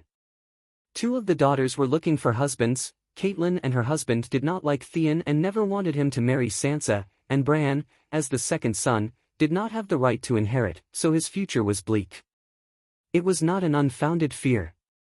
Ide's younger brother, Benjen, did not have the right to inherit and ended up as a night watchman at the wall. If he went to King's Landing, with the protection of his father and the king's uncle, Bran could at least become a full knight. If he was lucky, he might even become a Kingsguard. There was no doubt that Caitlin Tully made the choice that a good wife and mother should make. Unfortunately, she was too politically naive and ignored the fact that King's Landing was facing a storm, and her husband had no ability to avoid it. Instigating her husband to go to King's Landing was barely enough to clear her name, but kidnapping Tyrion was too stupid. Well, it was also because Littlefinger was too smart. He gave her the Super Mary Sue mentality of, "A man who loves me will not hurt me. Even if I get married, he will continue to be my bootlicker." It was easy to fool Caitlin, making her believe that the person who murdered Bran was Tyrion. She could not help but sigh. Littlefinger was really a role model in the world of bootlickers. He had ruined the family of that adulterous couple back then. Back to the topic, even though Tyrion was a dwarf and was not liked by her father, he was still a Lannister. When Caitlin kidnapped him, it meant that Stark plus Tully had officially declared war on Lannister. This put Ide and the Queen's faction in King's Landing in a disadvantageous situation. Even though his best friend was the king, Lannister's power was too great. Robert had borrowed 3 million gold royals from Duke Tywin, and most of the court relied on Lannister. After talking about how the wife cheated the husband, let's talk about how Sansa Stark cheated the father. When Ide found out that Robert and the Queen's 3 children were not the king's, he did not immediately expose the matter to Robert. He had a righteous heart that was a little pedantic. He was worried that Robert would kill Cersei's 3 children like how Tywin killed Prince Rhaegar's children. So he secretly found Cersei and told her, "I know what you've done. I haven't told my poor but cruel best friend yet. I'll give you 3 days to take the children away, and then our 2 families will fight it out on the battlefield." When Cersei found out that he knew, she killed Robert in advance. Because in King's Landing, Ide's power came from the king. Normally, after killing Robert, Cersei should have immediately taken down Ide's family, or at least controlled him. But Cersei did not. In the first stage of Game of Thrones, the power struggle was Ide versus Cersei. The 2 main characters were both noobs at power struggles. Compared to Tywin, Varys, Littlefinger, Prince Martell, and Highgarden Rose, these 2 were like chickens pecking at each other. Cersei's court skills were maxed out, but her court skills were very advanced. After all, Ide had experienced the War of the Usurpers that overthrew the Targaryen dynasty. He had some experience and a certain political sense. When he saw his best friend die, the day after he gave Cersei his last notice, he immediately understood that he had killed his best friend. In his grief and regret, he decided to use his life to protect his best friend's Baratheon dynasty. At that time, Ide already knew that he would die, but he did not want his 2 daughters to die with him. So he held back and planned to secretly send his 2 daughters to a fast ship that he had prepared beforehand. When they left King's Landing, he would fight Lannister alone. Not to mention, when the king was first killed, I did have the capital to fight for his life. This was because Renly, Varys, and the others wanted to support him. Even Littlefinger, who had secretly made him bleed, did not want him to fall immediately. Those people did not support Ida's justice, but for the sake of political balance. If Ida fell, the next hand of the king would definitely be Duke Tywin, who had maxed out his military, financial, political, and court skills. Unfortunately, Ida righteously rejected the suggestions of those who supported him. The king's third brother, Duke Renly, could only run away. Varys did not dare to meet him again. Littlefinger decisively joined Cersei. At this time, Ida was still bound to lose, but he had already resolved himself. His best friend had gone to hell. Why should he be afraid of death? It had to be said that if I'd wanted to, he was very good at hiding secrets. Just like how he hid Jon Snow's identity from everyone, including the cunning Varys and Littlefinger, he also hid his plan to secretly send his 2 daughters away from King's Landing. Then, his eldest daughter Sansa came out to trick him. The night before she left, she secretly went to see Cersei and told her everything about her departure. In the beginning, Sansa was a typical infatuated noble girl. She liked handsome young men, and Joffrey was very handsome, so she couldn't bear to leave him. Cersei suddenly woke up. The next day, she captured Ida and threw him into the dungeons. Ida's men were all killed. The Tower of the Hand was bathed in blood. Only Sansa and her handmaiden, Jane, survived. Arya was left on the streets. Ida was already prepared to die. He was not afraid of being thrown into the dungeons. But with his daughters in Cersei's hands, he had to give up his honor for the second time in his life. For his daughters, he admitted to the people of King's Landing at St. Baelor's Cathedral that he had committed treason and that Joffrey was the rightful king. According to his agreement with Cersei, when he surrendered, Joffrey would let him wear a black cloak and serve as a night's watch. But Joffrey was too crazy. He went back on his word and cut off Sansa's father's head in front of her. Sansa had not only betrayed her father, but she also had to bear a large part of the responsibility for the House of Wolves' subsequent tragedies. How many stupid things had Catelyn done to save her? Alright, now that Ida's death, let's talk about other things. After Ida was imprisoned, 4 kings rose to power. Robb, king of the North, wanted to avenge his father. He owned the North and Riverdale, the Wolves and Trout. King Robert's cheap son, Joffrey, owned the Lion King's Landing and the West. Stannis, Duke of Dragonstone, owned Dragonstone and the nearby islands. He owned the King of Light's Red Heart and the Stag. Renly, Robert's third brother, Duke of Storm's End. He owned the Stormwind and River Bend. He owned the Golden Rose and the Crowned Stag. Of the 7 kingdoms, only Dorne and the Arryn Vale did not participate. But the Dornmartel family had a blood feud with Lannister. Rhaegar's wife, Elia, was a Dornish princess. She and her 2 children had died at the hands of Tywin. The Arryn Vale was controlled by Catelyn's sister, Lisa. In theory, it belonged to Robb's side, but Lisa only listened to Littlefinger. Of the 4 factions, Robb's was the strongest on paper. The wolf plus fish plus eagle, valley, plus deer network he had built during the War of the Usurpers was not completely broken. At least, that was how the naive Robb and Catelyn saw it. But this turmoil was caused by Lisa's madness. Lisa killed her husband and told her sister that Lannister had killed him. The eagle had already left the alliance. Speaking of Lisa, Ida Stark's marriage was like this: I married my sister-in-law, my foster father married my sister-in-law, and I became in-laws with my most respected foster father. I was very happy, but my sister-in-law was my wife's bootlicker. Sonlu Renly was happy to continue the alliance, but Erlu Stannis was a loner. No one could guess what he was thinking. Erlu gritted his teeth and said, I don't want to be king. I don't want to be the child of prophecy. Why do you have to force me? He also secretly arranged for the red-robed priestess to use the ghost child to kill his own brother. Well, as mentioned before, the Lord of Light Lalo was 2 sides of the same coin. He was the god of fire and a demon who could control shadows. His priests had the blood witchcraft to control shadows to kill people. The red-robed priestess's shadow demon seemed to be even more abnormal than the Shikamaru family's shadow magic. When the shadow slit Renly's throat, he was equipped with a full set of armor. Even an axe could not cut through the armor, but the shadow tore through the armor like it was paper. Sonla died before he could succeed. He was the first to receive his lunchbox. His stag plus golden rose alliance was dissolved. That stag belonged to Erlu, and the golden rose was in the wilderness. After Erlu became the leader of the Bucks, not only did he reject Rob's alliance, he also ordered the red-robed woman to use blood witchcraft to curse Rob to death. He wasn't sure if Rob's death was related to it, but Joffrey, Rob, and Baron, who were cursed by the red-robed woman, all died an unnatural death.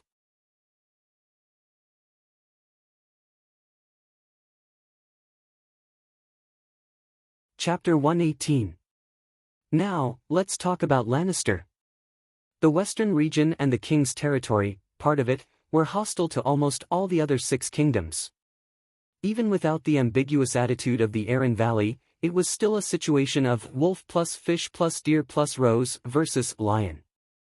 Dwayne was also eyeing the lion covetously. If either Erlu or Rob had an IQ, the lion family would be finished. Erlu didn't even take down the wild goose before shouting, "I'll eat the roasted goose alone, you guys don't have a share." He was a bit brainless. Because his father and grandfather died in King's Landing, Rob had the idea that it's not our fault that the Northerners don't have political IQ, it's the Southerners who are too cunning. He wanted to break the unity of the 7 kingdoms and declare the independence of the Northern region and Hajin land. He wanted to call himself the King of the North. So what if we Northerners are stupid? I'm not playing with you anymore.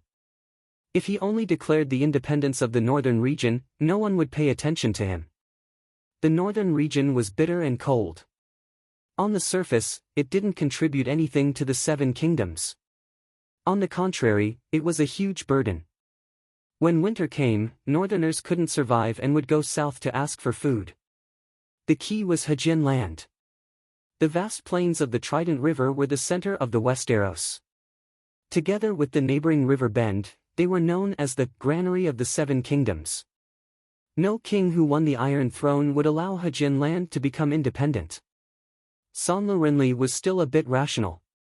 In the face of such a request, he only said, "Let's first take down King's Landing. The bottom line is that we allow the northern region to become independent. We can postpone the discussion of Hajin land." Erlu, however, directly declared Luo by a traitor and gave him a great killing curse. Even if Rob and Erlu were stupid and started to fight among themselves before the enemy was eliminated, the situation of the Lion family was still not good. Erlu had been on the battlefield for a long time. Rob was a natural talent. The author of Song of Ice and Fire wrote about him, Huatsubing. Huatsubing had an awesome great general uncle to teach him, while Luo Bai was born with the war god halo. His father, Eid Stark, was not a famous general, and no one taught him anything. Huatsubing had been an intern in the military for many years and only soared when he was 17. Luo Bo had been learning swordsmanship from a martial arts instructor for 13 years and had not graduated. At 14, he shone brightly and even Tywin and Jaime had lost to his sword. How did Luo Bai do that? Because Tywin made the first move. When his son Tyrion was kidnapped by Catelyn, he split his army into 2 groups. One group was led by Jaime, with 12,000 infantry and 3,000 cavalry. They went out of Golden Tooth City and took Hajin Avenue to attack the capital of Hajin, Rapids. Rob's grandfather was the Duke of Rapids. The other group was led by Duke Tywin himself, with around 20,000 men. They took Golden Avenue and used the royal territory to take a big detour to attack Hajin's back. At the beginning of the war, due to the pincer attack, Hajin was almost destroyed. The fish was taken down by the lion. Not only was Rapids surrounded by Jaime, but even Rob's uncle, Eid, the only successor of the fish, was not captured. Tywin's army devoured Hajin, completely destroying the aristocratic rule and agricultural production in Hejian. Tywin hired a mercenary group from Ursos, the Blood Troop, to do the dirty work. The Blood Troop was known as the most notorious mercenary group in the world of Song of Ice and Fire. Hejian was almost a purgatory. Then, Luo Bai, who had just entered the battlefield, led 13,000 infantry and 5,000 cavalry south. At that time, Tywin was already waiting for an exhausted enemy.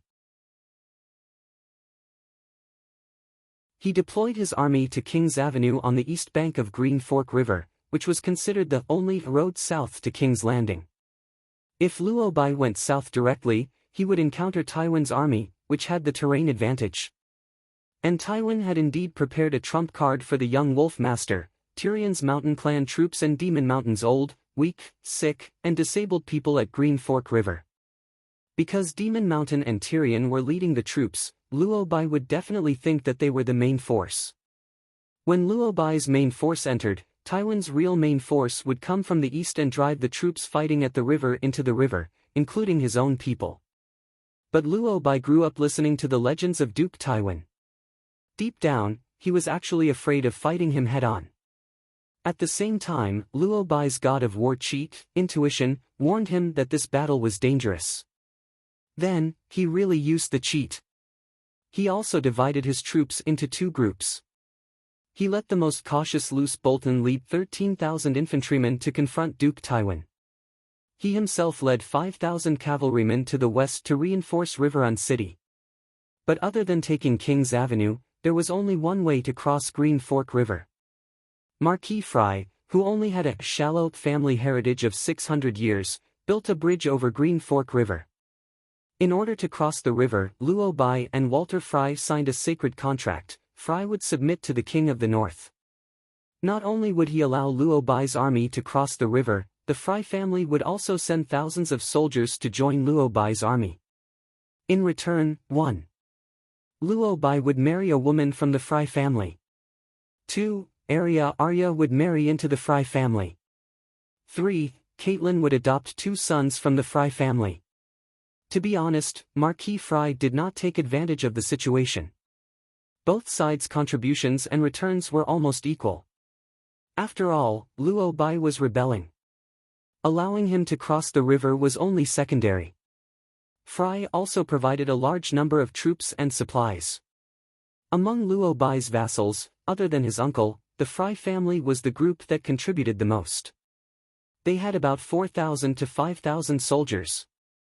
Luo Bai's 5,000 cavalrymen and Frey's several thousand men, under the leadership of the local snake, Blackfish, ambushed and captured Jaime Lannister in the Forest of Babbles. Blackfish, Blinden Tully, was Luo Bai's second grandfather. He became famous in the Battle of the 9 Copper Coins King and participated in the War of the Usurpers that overthrew the Targaryen dynasty. He was an experienced general. Luo Bai's talent plus Blackfish's experience equals undefeated. After taking down Jaime and wiping out the 15,000 lion army that besieged Riverrun City, the situation on Riverrun City was immediately reversed. Tywin was pinned down by Luce Bolton's northern infantrymen on the front. On the flanks, Luo Bai integrated the army of the Riverrun vassals and formed a huge military pressure. At the rear, not only was the King's Landing unable to provide support, it was also besieged by the Deer army. It could be said that at that time, Lannister's life depended on Luo Bai's thoughts. If Luo Bai was not so smart and fought recklessly, even if Tywin could escape, he could only escape to the King's Landing alone. Unfortunately, Luo Bai was too smart. He was not being derogatory. He had already considered the situation after the battle. Erlu did not allow him to be independent and was also his enemy. If the wolf and lion fought fiercely, even if he could win, he would lose 800 of his own men. In the end, Erlu would have to clean up the mess. Of course, Lannister was different from Erlu. Erlu only opposed the independence of the Northern Territory, but Lannister chopped off his father's head. Therefore, Luo Bai would not let Tywin go.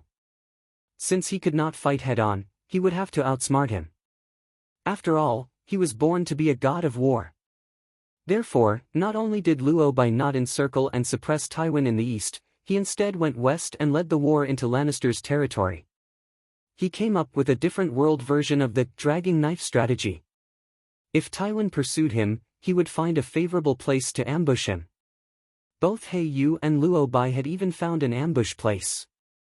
If Tywin did not pursue, the western territory would be at the mercy of the wolf. Lannister's family had a lot of gold and silver mines. Luo Bai and the others had plundered a lot. When they took Casterly Rock City, Lannister's family would be finished. It had to be said that Luo Bai's plan was very thorough.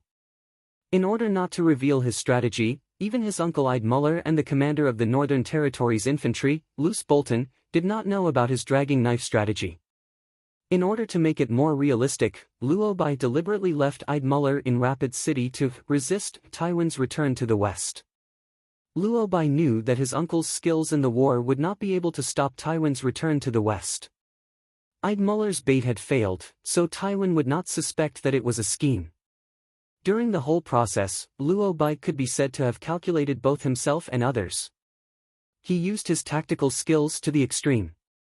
According to his plan, even if Erlu easily took King's Landing, which only had 3,000 soldiers, and the Wolf family had suffered great losses in the battle with the Lion family, he could still benefit from the Western Territory.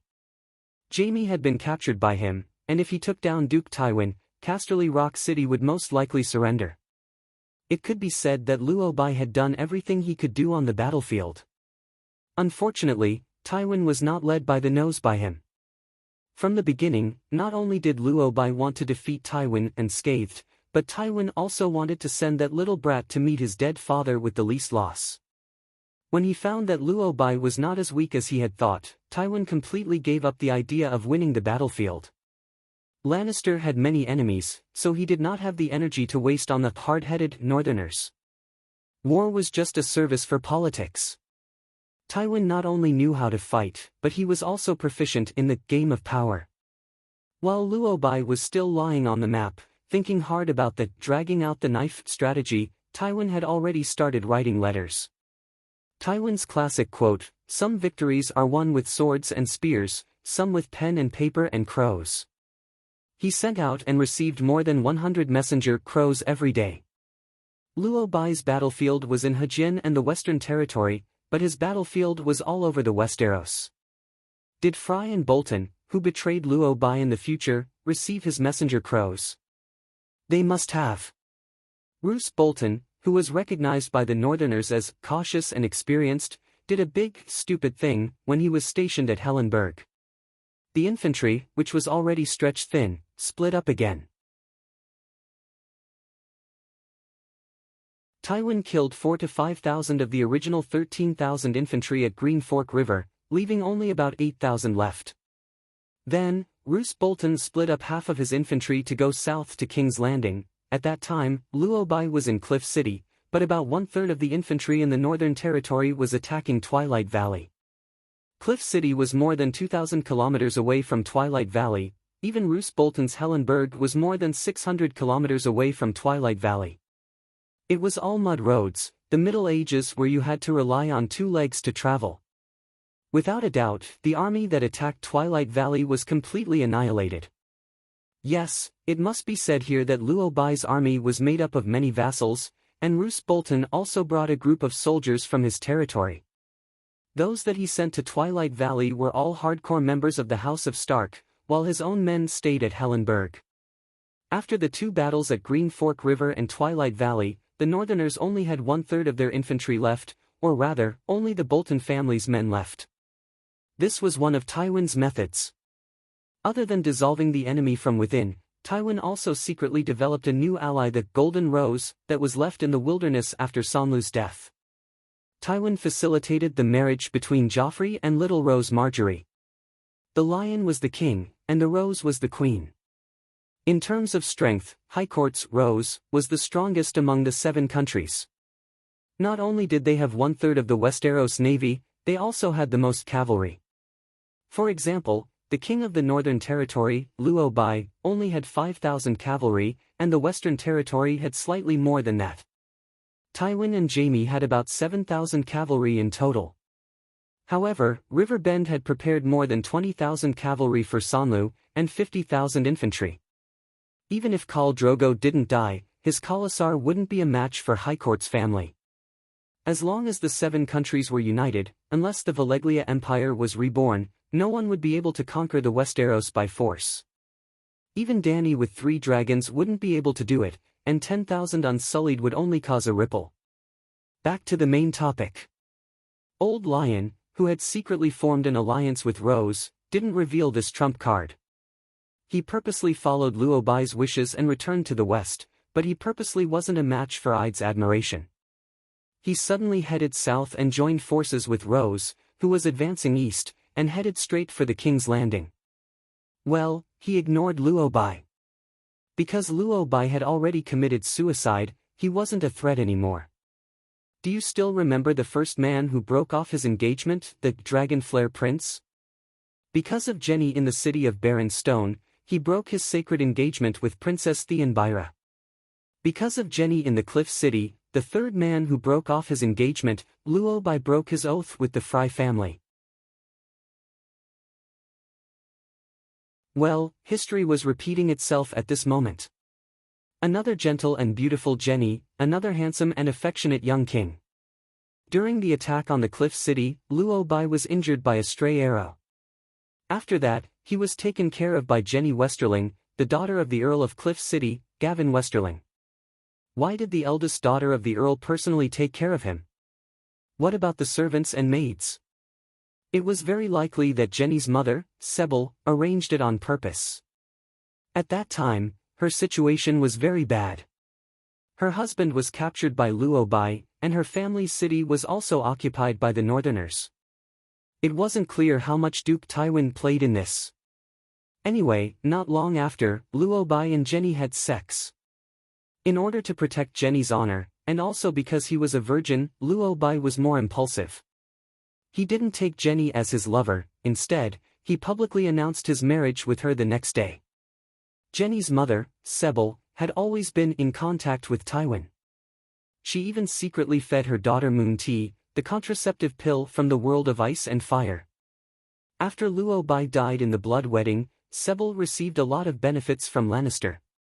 Her brother was promoted to Earl of Castim, her son married a Lannister, and her 2 daughters arranged marriages, including Luo Bai's wife, Jenny. Luo Bai, the man who broke off his engagement, inexplicably went from being a powerful player to being eliminated. Next was Erlu and Lannister. Erlu sent the red-robed woman to kill Sonlu with blood magic. After that, he used a similar method to seize his younger brother's Phoenix Breath Castle. After that, he advanced by sea, wanting to take down King's Landing in one fell swoop. At King's Landing, there were only 6,000 gold-robed men. 4,000 of them were newly recruited street thugs. They weren't even qualified to be cannon fodder. Their naval forces were also far from being a match for Dragonstone Island's navy. Erlu firmly controlled the sea. If there were no accidents, Erlu could easily take down King's Landing. However, the little devil Tyrion went into overdrive. As one of the main characters, he was also a cheat. To be honest, Dany and Liz's experience in hatching dragons and subduing Unsullied was already considered a cheat. However, compared to Tyrion, they were still a long way off. Facing Erlu, who had absolute military superiority, Tyrion possessed Zhou Yu plus Guan Yu and turned Erlu into Boss Chow in the Battle of Red Cliffs. At that time, the battle went like this: King's Landing was located on the north bank of the Blackwater River. To the east of King's Landing was Blackwater Bay. Erlu's army came from the Storm Territory in the south. Tyrion burned the docks along the Blackwater River and any buildings that were conducive to landing. The area outside King's Landing's walls was completely cleared. If they wanted to attack King's Landing, Erlu would have to build a pontoon bridge across the Blackwater River. Therefore, Erlu's fleet would have to enter the Blackwater River from the sea. They would have to use ships to transport their troops or connect the ships with each other. Then, they would have to use a springboard to assemble a crude, wooden bridge. Tyrion built 2 capstan towers at the mouth of the Blackwater River. The stone towers were connected to a metal chain. When Erlu's fleet entered the river, the metal chain would sink to the bottom of the river. When most of the enemy fleet entered the Blackwater River, the capstan would twist and straighten the metal chain. This way, the river would be sealed off by a metal chain. This was actually nothing. If this was an ancient naval battle in a normal world, even if the retreat route was sealed off, I would have a strong military force and would not need to retreat. Moreover, my ships were not chained together like chow chows. If you threw a fire ship from upstream, I could dodge it or use a pole to push the fire ship away. The problem was that this was a fantasy world. The scholars had been developing for thousands of years and still could not come up with anything that could be called science. Fire warlocks, on the other hand, had long been able to produce strange wildfires. Tyrion was indeed possessed by Zhou and threw a fire ship from upstream. However, the ship's hold was not filled with kerosene but with wildfire. Wildfire equals incendiary bomb plus Amaterasu. 2. The green flames burned the lower half of the Blackwater River into hell. After setting the warships ablaze, Tyrion transformed into Lord Guan Yu again. Barely more than a meter tall, he fought his way through a horde of tall, muscular foes. If not for Cersei, she would have sent someone to shoot him in the back. The imp would have been able to pass through the Erlu siege of King's Landing, which was a hellish difficulty level. Well, Duke Tywin was also ruthless. He had been hiding in a corner and waiting for Erlu's army to lose momentum at King's Landing. Only then did he come out to reap the fruits of his son's victory. Thus, in the Battle of the Four Kings, Sonlu, Erlu, and Robb left one after another. Joffrey had the last laugh. Well, at least he was not dead yet. The first battle of the Westeros came to an end.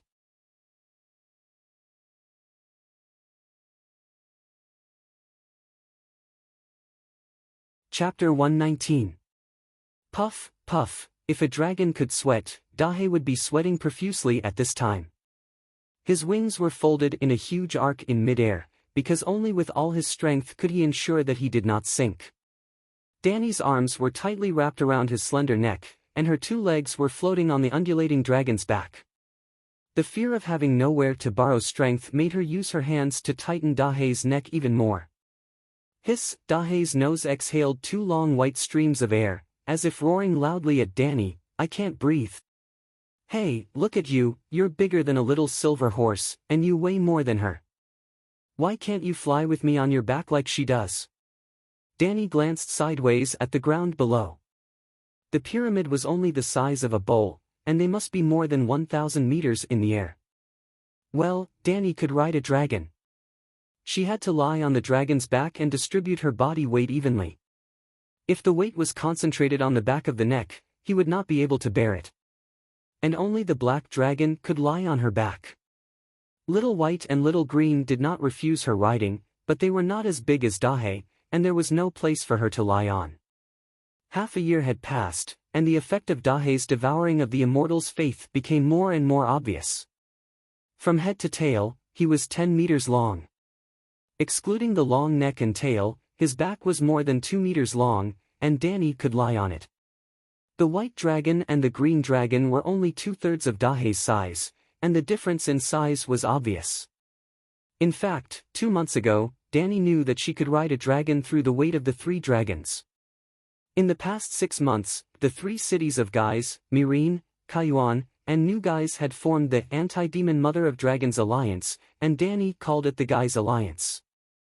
Not only did the Gith people proclaim Dany as the mother of the lustful demonic dragons who ate 10 babies every morning and slept with 10 strong men at night, but they also frequently sent clippers to the docks and coastal strongholds to drop incendiary bombs, clay pots filled with kerosene or cotton cloth soaked in pitch that was twisted into flammable objects.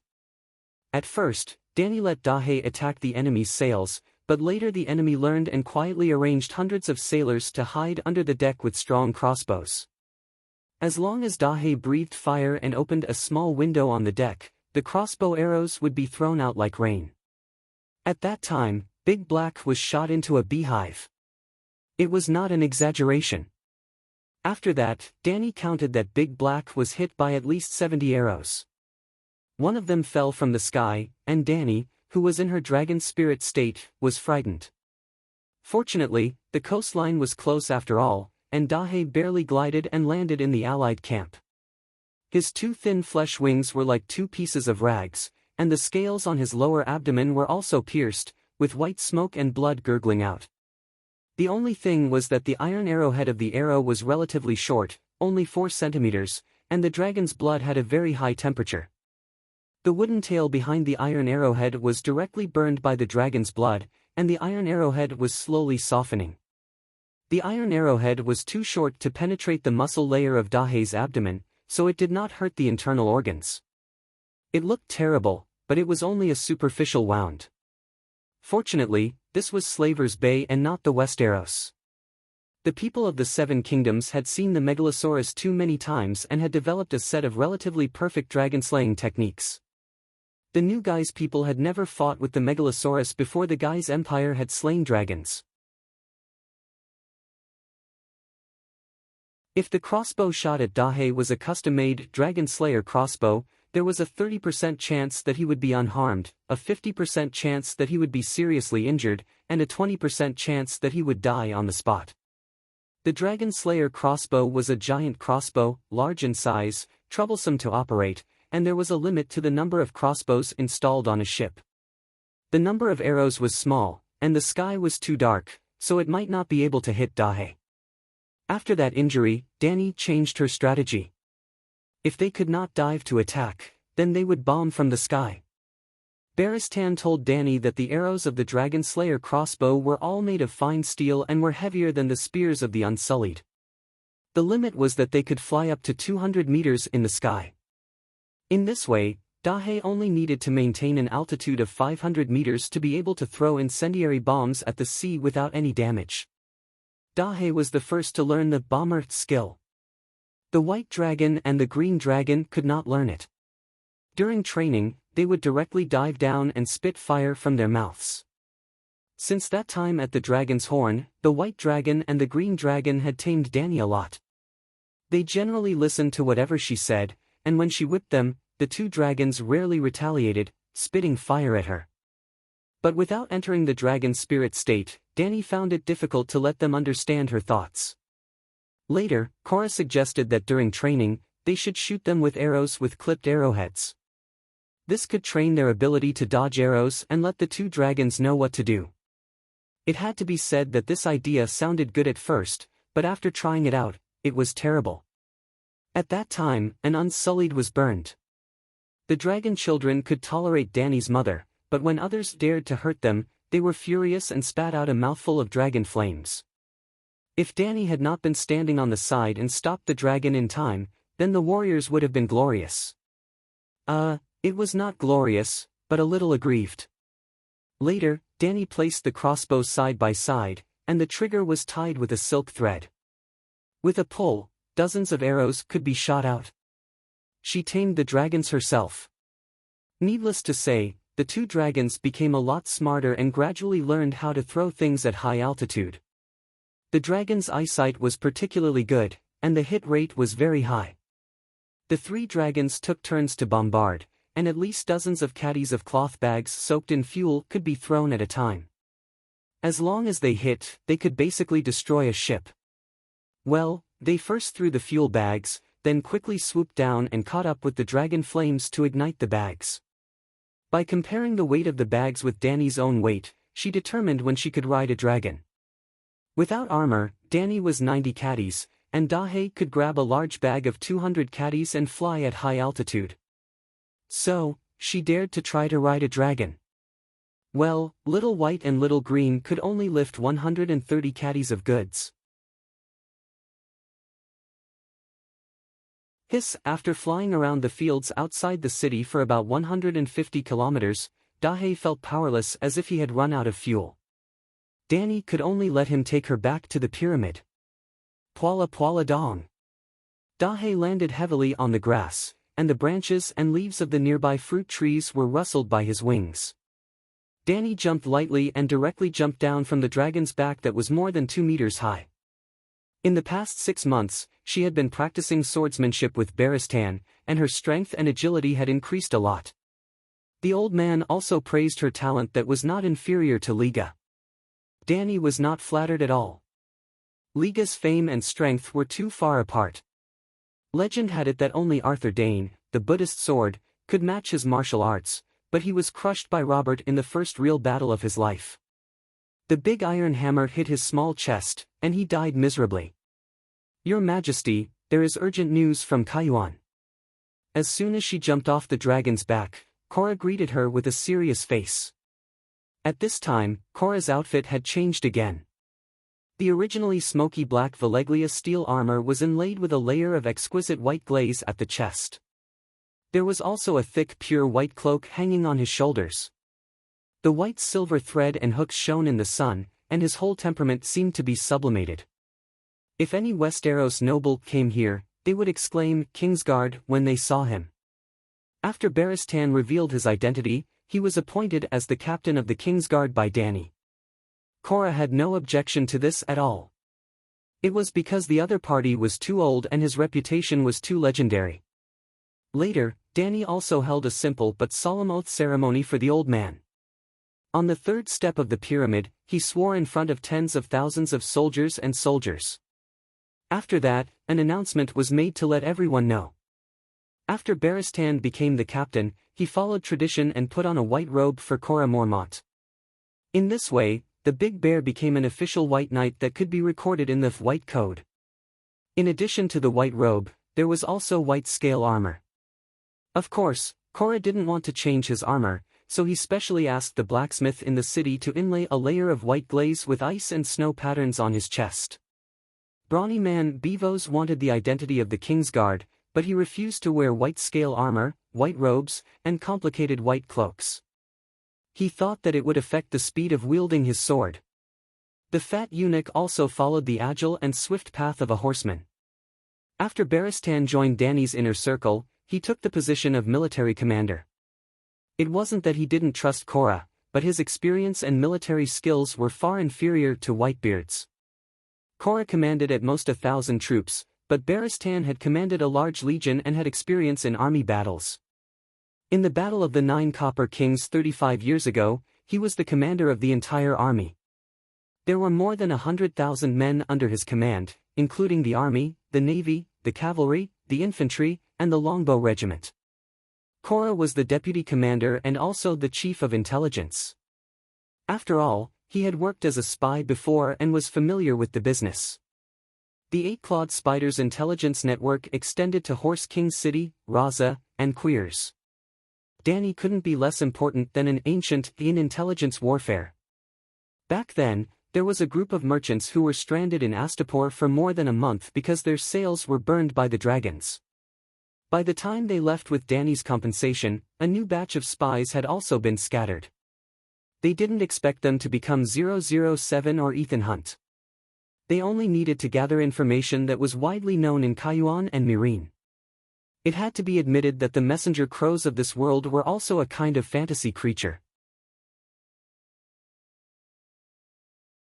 Kayuan was 500 kilometers away from Astapor in a straight line, and the messenger crows could make a round trip in about 2 days and 1 night. Dany took the wet towel from Eerie and wiped the sweat and dust on her face and arms. Cora said in a deep voice, "Kayuan has gathered 30,000 slave soldiers, 3,000 yellow silk cloaks, 5,000 mercenaries, and countless army merchants. They set off this morning and are heading toward Astapor. 10 virtuous lords and great lords have declared themselves to be the grand marshals of the allied army. One of them is called Graz Dan Imo Eras, known as the war god of Kayuan and the actual commander of the army. The guards of the city of Slaver Bay were used to wearing yellow silk cloaks, which were inlaid with dense palm-sized reflective copper sheets, so they were often called yellow silk cloaks or copper sheet guards. Another Graz Dan, and 30,000 slave soldiers. Are they sending people to me?" Dany, who was drying her hair, couldn't help but laugh. Cora had a strange expression. "Your Majesty, I'm afraid you've misunderstood. Your reputation in Kayuan isn't good. Your deeds of freeing slaves, distributing land to slaves, and building a free nation are unknown. In the eyes of the other slaves, you're just a treacherous crazy woman who luckily took over Astapor. Those people are too much. You offended the slave masters because of those slaves, the centaur maid said angrily. What can a commoner do under the control of public opinion? Dani shook her head. She didn't look angry, but rather disappointed. She asked, the slave-soldiers ratio is too high, and the rest are mostly mercenaries. There aren't many true Gith people.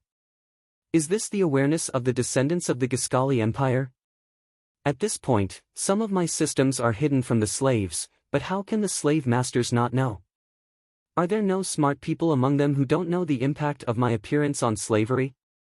Cora smiled bitterly. If they didn't see you as a threat, they wouldn't have sent an army to attack Astapor.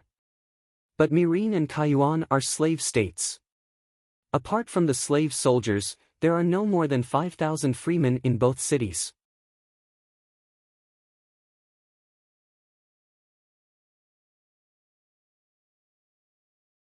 Chapter 120. Ping ping pang pang, in the garden at the top of the Great Pyramid called Chaoyang Palace, two snow-white swords that were 3 fingers wide were clashing rapidly in midair. The bright silver armor that weighed 65 pounds did not affect Barristan's agile steps at all. His center of gravity did not change as his body slid back and forth. He put his right hand on his waist and only used his unskilled left hand to fight Dani. Dani wore brown leather armor and held the sword with both hands. She moved forward, backward, and dodged left and right almost exactly the same as Barristan. However, unlike Barristan who was strolling leisurely in the courtyard, she was sweating profusely. Every time she stabbed with the sword in both hands, she used almost all of her strength. The old captain only blocked and did not attack her. Dani tried to slash at the opponent's vital points. On the first day she officially learned the sword, the legendary knight warned her seriously, as a warrior, especially a female warrior, the first rule you need to understand is that you have to be ruthless with your sword and hit the enemy's vital points directly. Because on a real battlefield, a moment is often equivalent to a lifetime. I have seen too many promising knights who won cheers in the tournament but died in the hands of an enemy whose strength, speed, courage, skill, and armor were not as good as his on the battlefield. It was all because he had a moment of fear when he should have killed. Training with a blunt sword in the courtyard is one thing. Sending a 4-foot-long sword into the enemy's stomach and watching the light in the enemy's eyes gradually disappear is another thing. Before you become a battlefield veteran like me, it is best to develop the physical memory of killing the enemy when you see them. The fear in your heart will only urge you to act according to your physical instincts. It is cruel to the enemy, but it is better than dying in grievance. He taught her seriously. Although the old man regarded the glory of a knight as his life, he was not pedantic at all. A pedantic person would not have lived to his age. After completing the sword training, the two of them practiced sparring. There were no martial arts routines in martial arts novels. In the words of the old knight, just use the movement you are most familiar with and comfortable to send the sword into the enemy's vital points. In a complicated battlefield situation, no one could maintain the elegant posture on the training ground. Then the old man drew a diagram of the human body and taught her where the vital points were, where the attack would kill, where the enemy would lose his combat ability but not die. It was amazing. In this era that was similar to the Middle Ages, there were no mistakes in the human anatomy diagram. The old man said, "Scholars have been experimenting on human corpses for thousands of years, and I didn't invent this set of vital attack diagrams." The Royal Library had many research reports of fallen scholars. After generations of imperial guards read them, they used hundreds of years to come up with the most efficient killing sword technique. Yes, the fallen scholar was a scholar who secretly conducted experiments on living people. If this behavior was discovered, the City of Knowledge would strip them of their academic status. Dani was a surgeon. She was a fast learner and could often draw inferences from one example. The old knight was so shocked that he exclaimed, "She's like Prince Liga." It had to be said that the identity of the last princess was still very useful. If she had transmigrated into an ordinary person, it was estimated that she would never be able to come into contact with the most orthodox knight training methods. Even Yora Mormont was a wild knight from the countryside compared with Barristan. The white knight killing technique was divided into 2 steps. After Danny quickly grasped the vital points to attack, the old man began to teach her how to attack the weak points of the armor. It was somewhat different from the skills that Mormont learned from Bear Island's instructor. Mormont used his understanding of the armor to find the gaps that could be pierced by the blade. In front of Mormont, the old man seemed to be teaching Danny, and also seemed to be passing on the skills of the White Knight to the younger generation. He said, "Iron armor is not impossible to pierce." Last time, the 9-year-old Danny also relied on her outstanding eyesight and skills to pierce through the giant bear's forehead with its own strength. Every Imperial Guard is the best knight of the generation. If they don't have extraordinary talent, how can they be called the best? The perfect armor for ordinary people may be full of flaws in the eyes of the White Knight who has extraordinary strength, speed, and skills. Well, even if some people are not talented enough, they can still rely on equipment to become superior. So, for us, the skills to find the weak points are different from others. We will combine the thickness of the opponent's armor, the vital attack diagrams, the knight's own strength, the environment at the time, and other factors to determine the real flaws in a very short time. The White Knight's method of finding the enemy's flaws was extremely complicated and could not be described in words. Danny could only slowly level up under the guidance of the great master, Baristan. Bang! Once again, Danny's sword was knocked away. She waved her hand at the old knight, indicating that this was the end of the day. She was so hot that her face was flushed red. She put her hands on her knees and gasped for breath. The White Knight bent down to pick up Danny's sword and put the two blunt training swords back on the weapon rack. He smiled and said, "Your Majesty, your martial arts are really improving rapidly. Half a year ago, you couldn't even wield a sword. Now, you are almost at the level of moving the finger as if it were an arm. Maybe in less than 2 years, you will be a qualified knight." Gulp, gulp. Danny took the porcelain bottle from her maid, Doria, and drank almost a liter of pure milk that had a slight fishy smell. After a comfortable burp, Danny felt that she was alive again. After half a year of high-intensity training and high-energy supplements, she had grown taller again. She was almost 1.7 meters tall, and her weight had also increased by 15 pounds. When she was in Kars, the 15-year-old Danny was 1.65 meters tall and weighed only 75 pounds, which was slightly light. Now, she was in her normal state. Danny was now tall and slender, with long limbs and a well-proportioned body. Her arms were strong, her lower body was stable, her steps were light, and her lower abdomen had 4 slightly bulging square muscles. She was a beautiful girl full of vitality. Danny put down the porcelain bottle and asked curiously, "The level of moving the finger as if it were an arm? There is a level in swordsmanship? Why haven't I heard Sir Yora mention it?" Baristan said as he fastened his great sword to the buckle on his waist, "Those northerners don't care about swordsmanship theory at all. They are satisfied as long as they can go to the battlefield and kill the enemy." In the White Knight's swordsmanship manual, swordsmanship is roughly divided into 4 levels.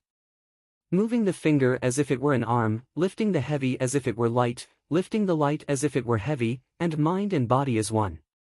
"What do you mean?" Danny was interested. Moving the finger as if it were an arm means that the sword in the hand becomes a part of the arm. Whatever the heart thinks, wherever the sword reaches, every movement is extremely precise.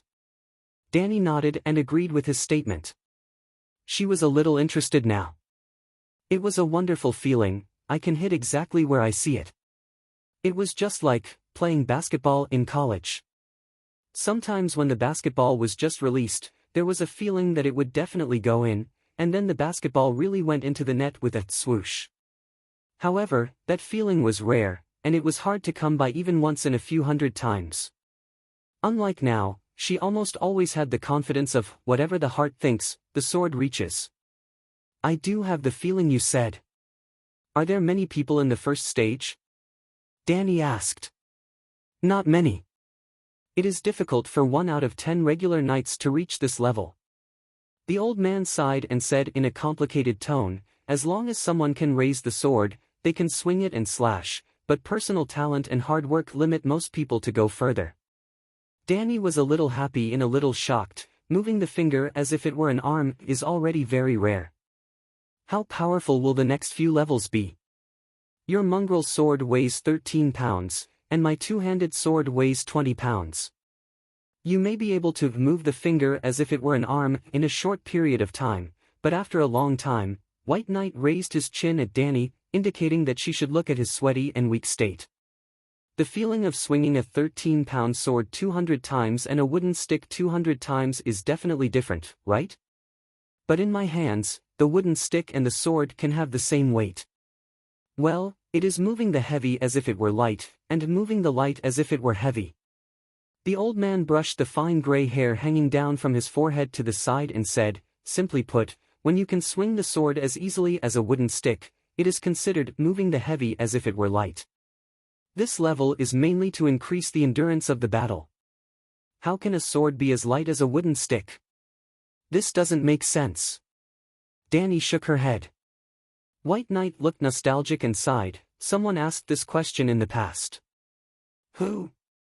Jaime Lannister. White Knight had a complicated expression. Jaime became a Kingsguard at the age of 16.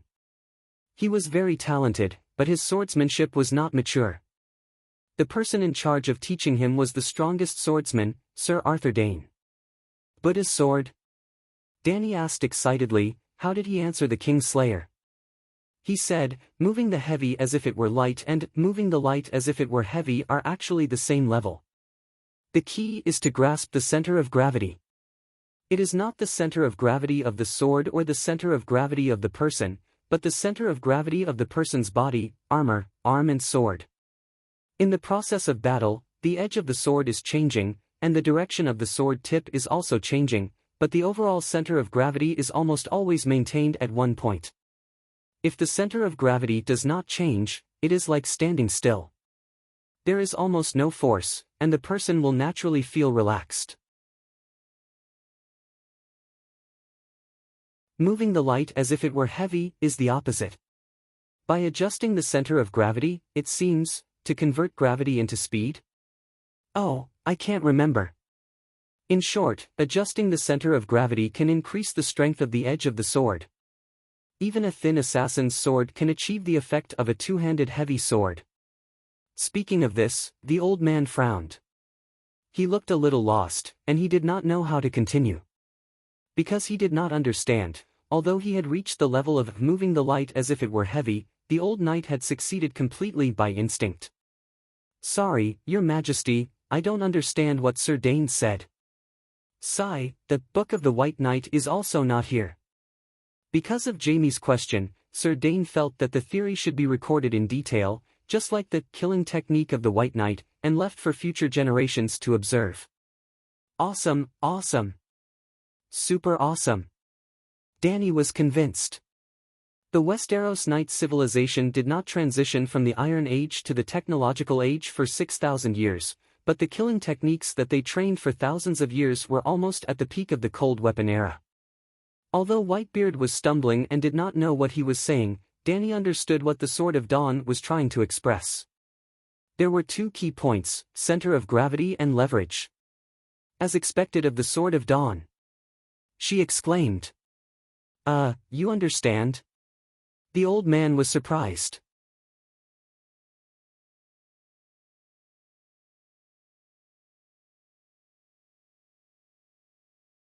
Chapter 121. Danny nodded first, then shook her head and said, I roughly understand, but it's useless just to understand. I also know Newton's 3 laws, but I can't do meteorites falling from the sky and pulling everything in the sky. You're really talented. The old man praised. Jaime Lannister took half a year to understand part of it, and took another 4 years to reach the realm of lifting heavy things as if they were light. You should practice more in the future, and you should learn quickly. I didn't expect the Kingslayer to be so powerful. Danny said in surprise. Less than 1/10 of the knights could do it, and there were definitely fewer in the second realm. The White Knight smiled bitterly and said, Your Majesty, you have to understand that the Kingsguard was really the highest honor of the knights back then. The 7 white-robed knights were definitely the strongest knights of the generation, and the 7 of us all had the realm of lifting heavy things as if they were light. Unlike now, the monarch doesn't look at the other party's martial skills or character, and completely depends on his own preferences, appointing people based on favoritism, and giving out the Kingsguard as if it were a palace title. Is that favoritism King Me or Joffrey? Is it Jorah Mormont who is not qualified to be the Kingsguard, or the Hound who replaced your position? What realm is Big Bear at? Dany touched her nose and asked. Jorah? Sigh, he's worse than you, barely able to move like an arm. The old man said with a look of disgust, after dealing with the attack of the Gith Alliance, you should suspend his duties and let him learn from me for a few years. Knight's spirit is not up to standard, but at least his martial skills should be up to standard, right? Dany was dumbfounded and said in disbelief, how can I be Jorah's opponent? Moreover, I think he's very strong, and many centaurs are not his opponents. Your Majesty, the realm is only the level of skills, it doesn't equate to strength. Innate strength, speed, and the environment at the time, their respective mentality are all key factors that determine victory or defeat. Whitebeard said seriously. For example, the Sword of Dawn, Sir Dane had reached the extraordinary realm of gods, but he still died at the hands of Ed Stark. Speaking up to this point, the old man could not help but sigh endlessly, muttering in a somewhat perplexed manner, Ed Stark is even inferior to Jorah Mormont in terms of realm, strength, and agility.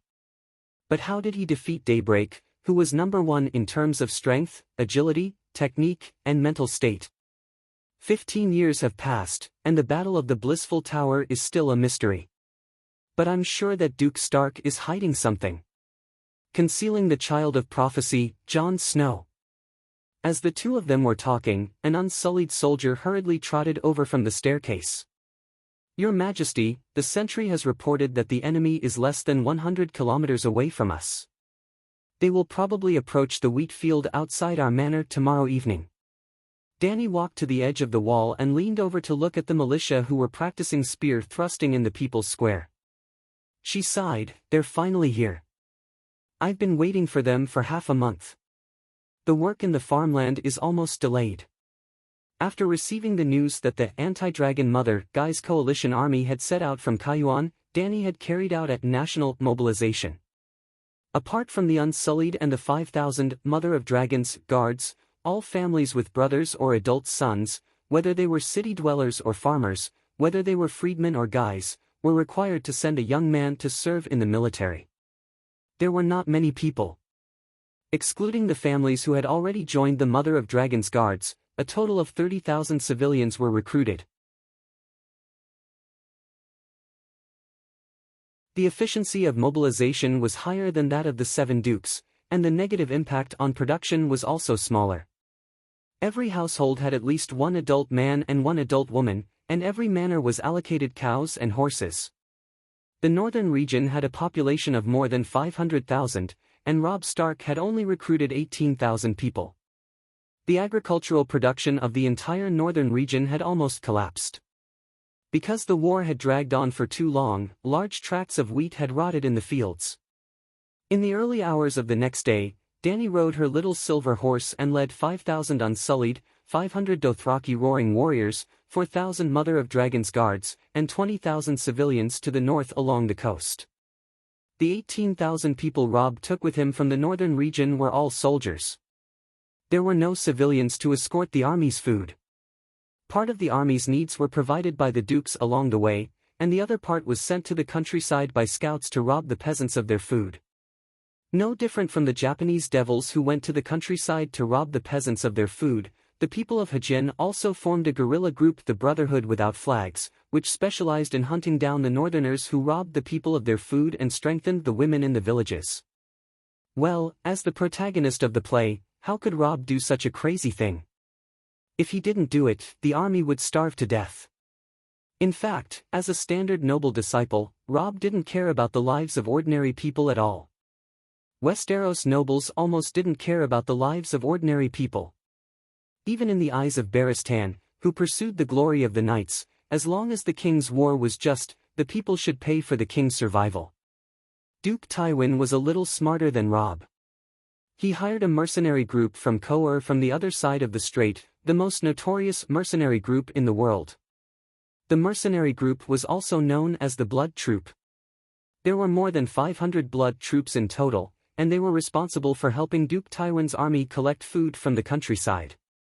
In just a year or two of war, the once prosperous Hejian had been emptied. Well, I digressed. The civilians recruited by Danny were mainly responsible for transporting food, setting up camp, and digging trenches for the army. Only 9,500 professional soldiers were actually involved in the battle. The wheat on both sides of the road was already filled with milk, and the straw was starting to turn yellow.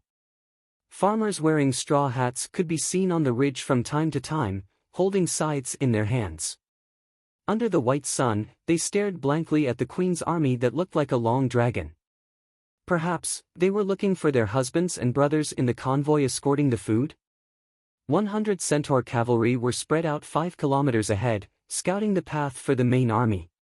Danny took the lead, walking at the front of the army.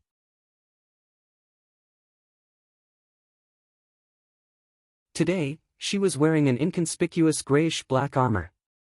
Helmet, mask, throat armor, plate armor, arm armor, skirt armor, leg guards, and iron boots. Everything was there, and there was not a single flaw on her body.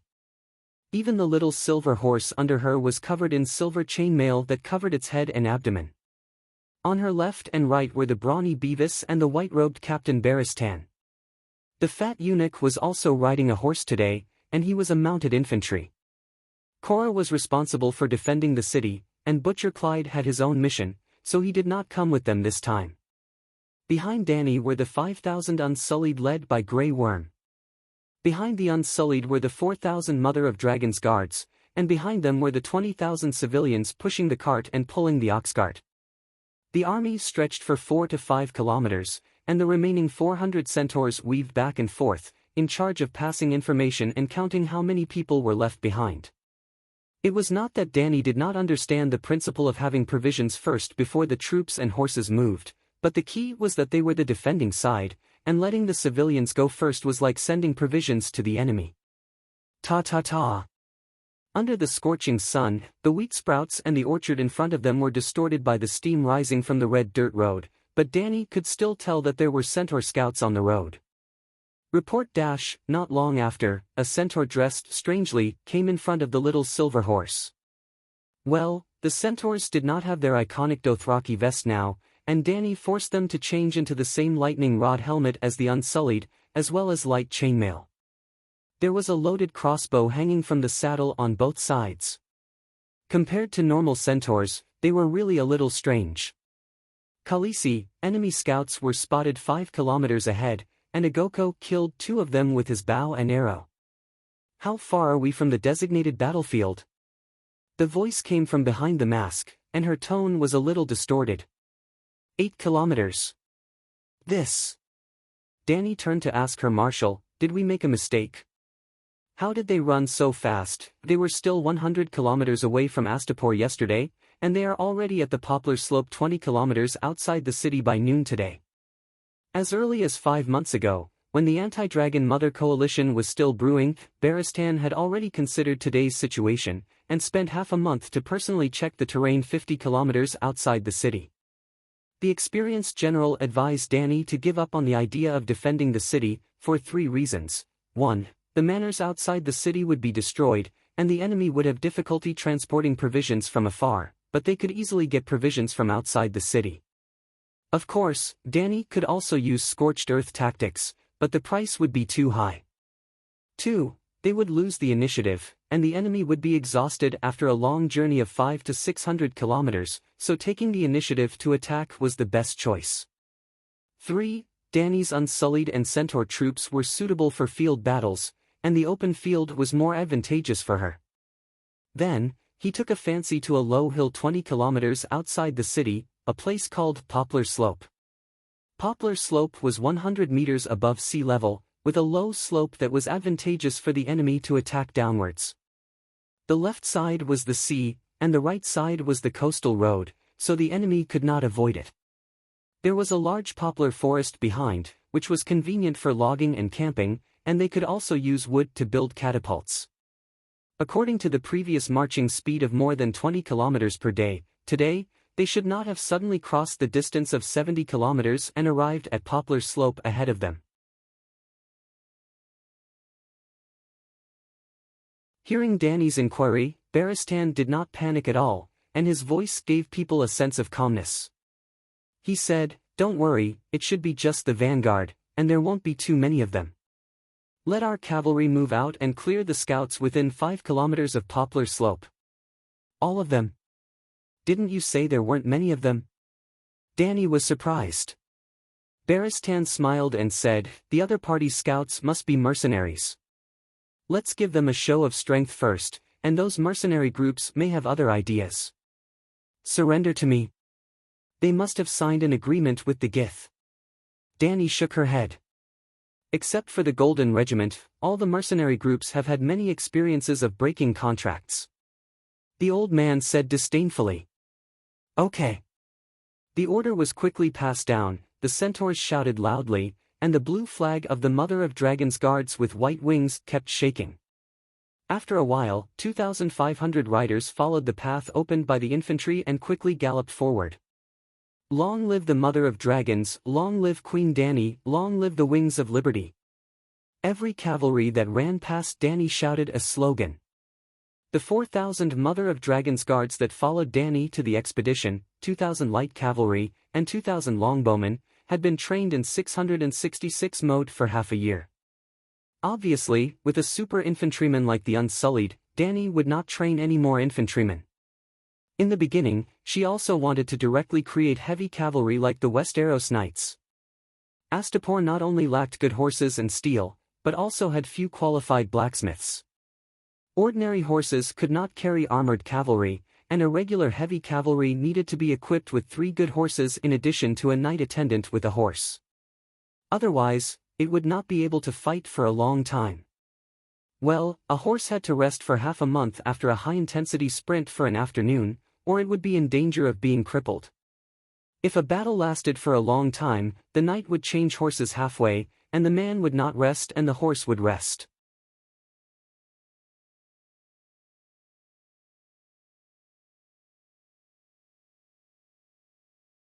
Chapter 122. Although Poplar Slope was not the legendary, dangerous place for military strategists, it was the best place to deploy troops within 30 kilometers.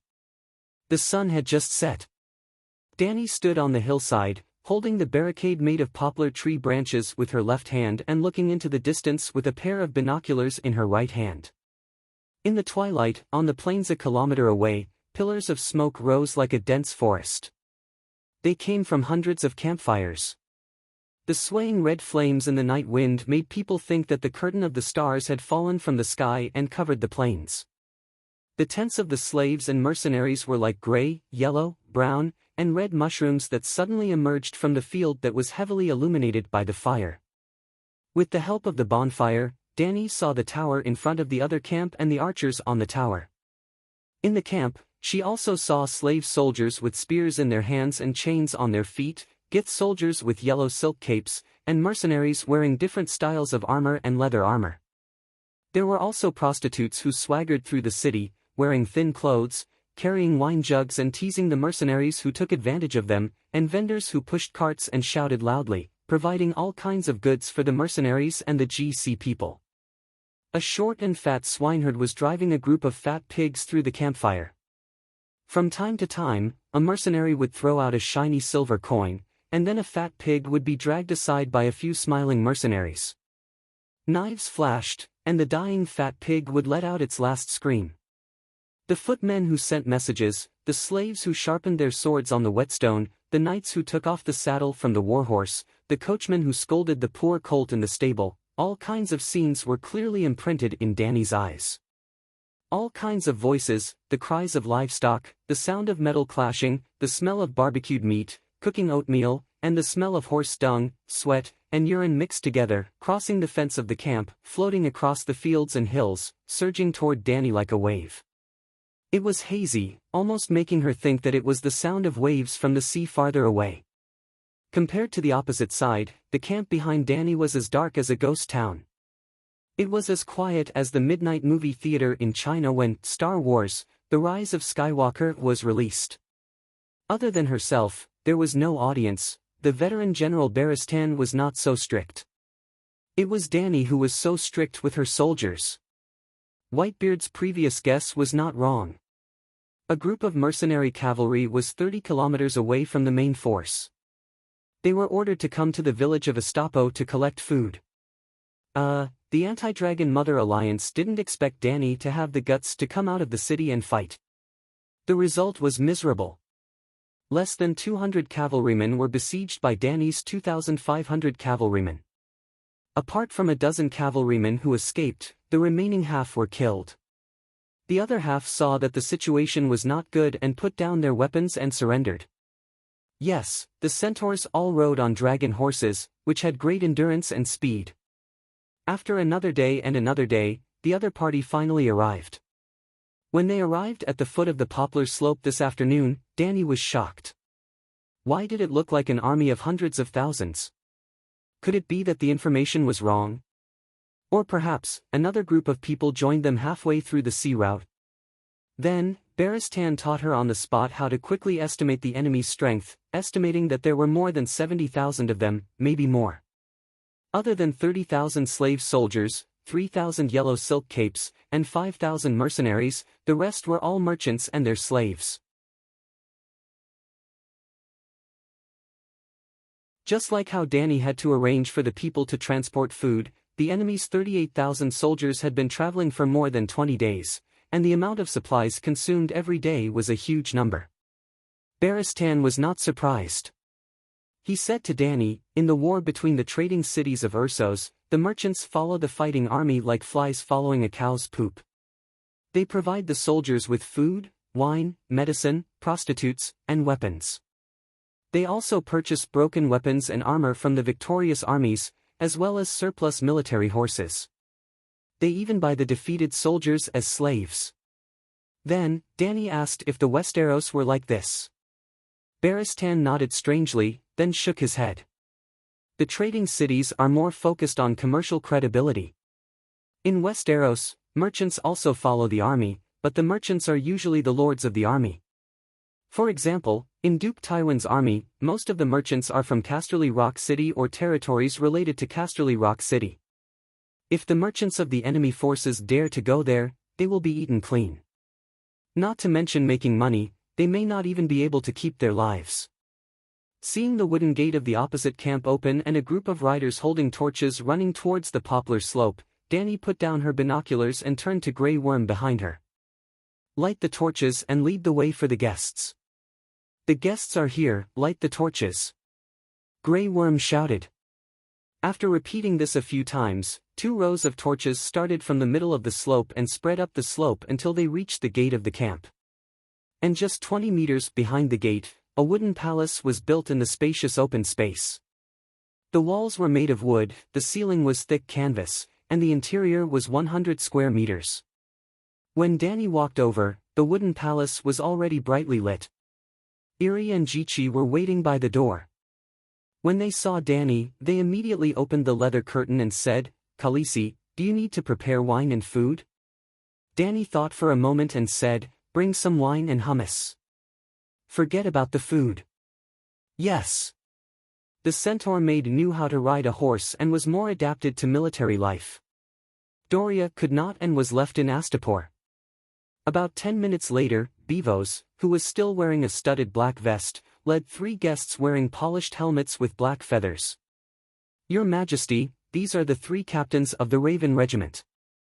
They claim to have the same honor and authority, so they came together." The 3 captains were of different races. One of them was a burly Gith with a wide face. He was close to 50 years old and had a lot of gray hair in between his black and red hair.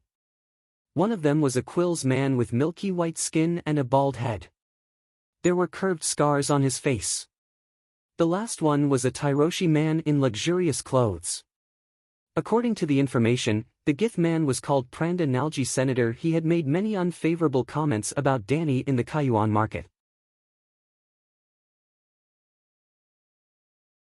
He also called for all the sons of the great harpies to join the battle of the Mother of Dragons. The Quill's man was called Sano. Danny's focus was on the Tyroshi man called Dario Nahalis. He was the original Danny Rise's favorite lover. The original Danny Rise was a little fly with strong desires. She liked both men and women. She had many lovers. After careful observation, Danny felt that the original owner's taste was too heavy. Dario's mustache was cut into 3 and dyed blue. His eyes and hair were also blue. The mustache on his chin was painted gold and his fingernails were blue. He was also in his early 30s. He was twice Danny Rise's age. How did this flirtatious Dario attract the original Danny Rise? Danny's expression was hidden behind her helmet, and no one noticed it. Only Dario was visibly disappointed when he saw Danny's gray-black armor. Oh, the outside world said that the Mother of Dragons was a peerless beauty with a voluptuous body. Danny was not shy or afraid of being seen by others. She was afraid of death. If a death warrior suddenly shot a torrential pear blossom needle at her, wouldn't it be too stupid to die? Although the armor was ugly, she had deliberately made it less conspicuous, but it was sturdy. Danny had tried it herself. She had shot the armor with steel crossbow bolts from a distance of 2 meters, and the armor, which was relatively weak, was only dented and not penetrated. She decided that in the process of marching and fighting, besides eating, she would also wear armor when sleeping. Take a bath? Sorry, she did not plan to take a bath these few days. The fat eunuch first introduced the name and position of the mercenaries to Danny. Then he pointed to the armor queen sitting on the high wooden chair and said to the 3 mercenaries in a very proud tone, "See? The current queen of Astapor, the Mother of Dragons, Danny Rise the First.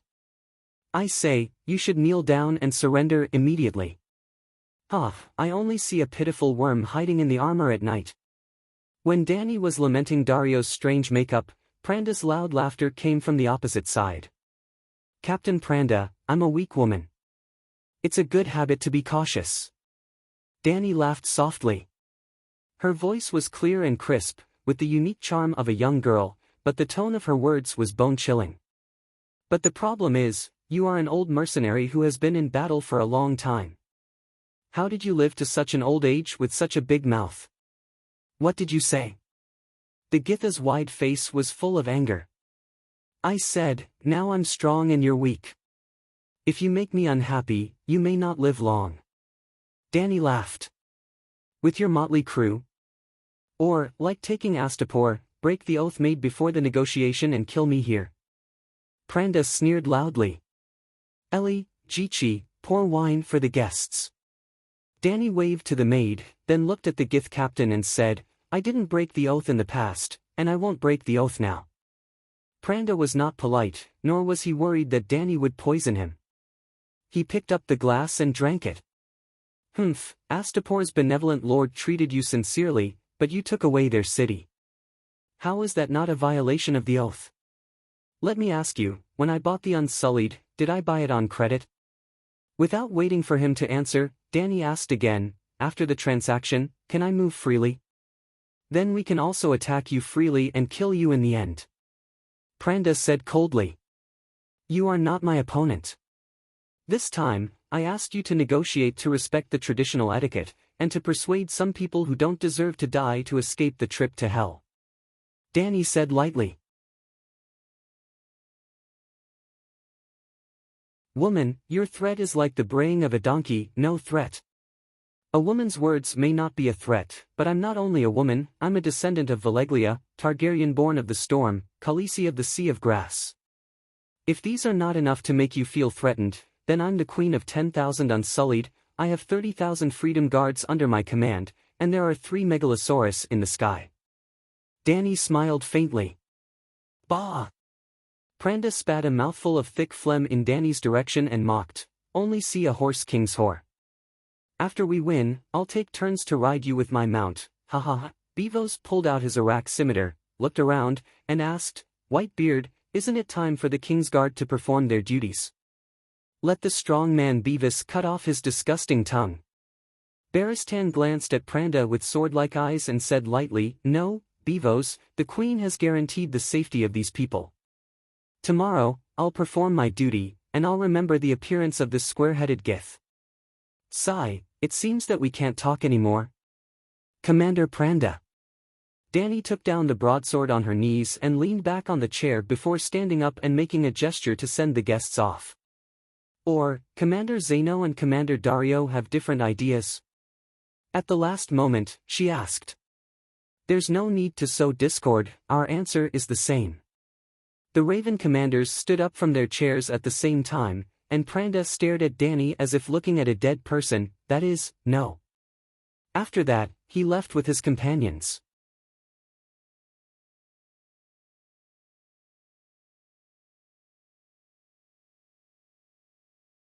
Chapter 123. Less than half an hour after the three leaders of the Raven mercenaries left, eunuch Beavos brought 3 men and a woman from the opposite camp. The men had rough faces, shoulder-length curly black hair, and were dressed in burly clothes. Their faces were covered in whiskers, and they wore grayish-black plate armor over brown leather armor. However, the 3 of them were dressed similarly, and they also looked. Dany was a little blind. The woman, on the other hand, caught Dany's attention.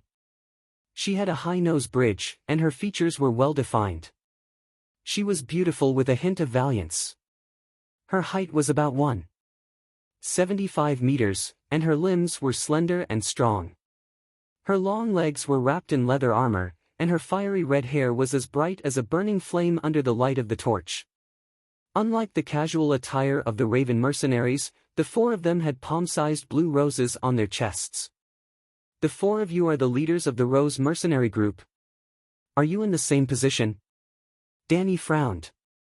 Convincing one person to surrender was definitely easier than convincing multiple leaders to surrender.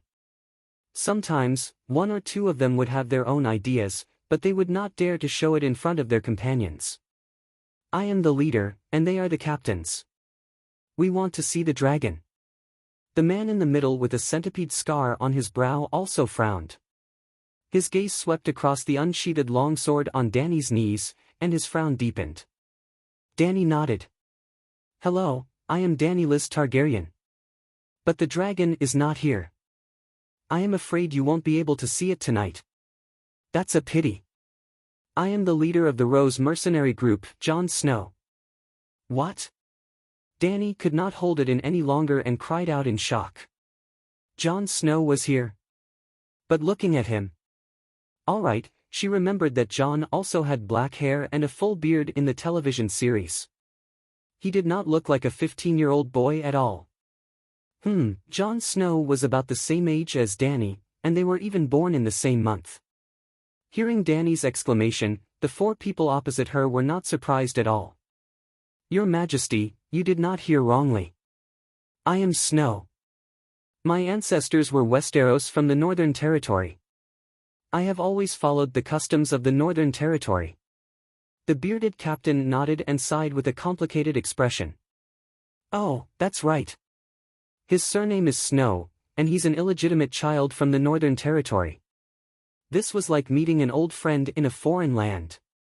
Dany purposely made an "oh" sound, disguising her previous gaffe as a surprise of meeting a fellow countryman. It's rare to meet a Westeros tens of thousands of miles away. There was a large group of Jon Snow in the Northern Territory, and just like the House of Starks, Brandon, Jon was too common.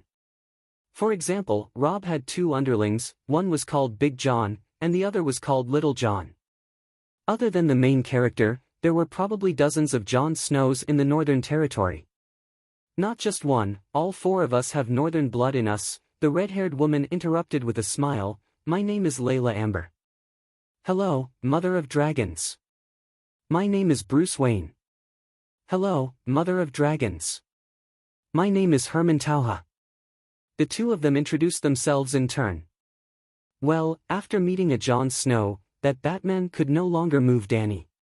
Your Majesty, the Rose Group was founded during the time of Aegon the Conqueror. After witnessing the power of the Megalosaurus and His Majesty Aegon's military strength, the King of the Northern Territory, Torrhen Stark, decided to give up the crown of the king of the Northern Territory and voluntarily surrendered to Aegon I. But at that time, a large group of Northerners did not agree with Torrhen's decision and chose to exile themselves.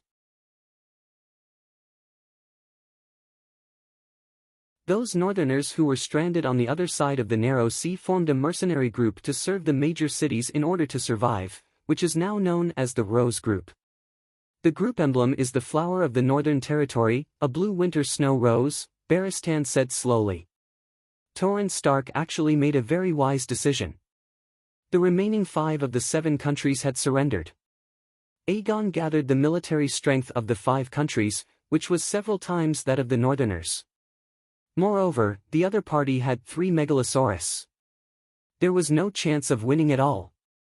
But because he was the only king who surrendered without a fight, history had a very bad evaluation. He was known as the King of Surrender. If it was in the ancient times of the Celestial Empire, it would probably be the Marquis of Obedience or the Duke of Peace and Happiness.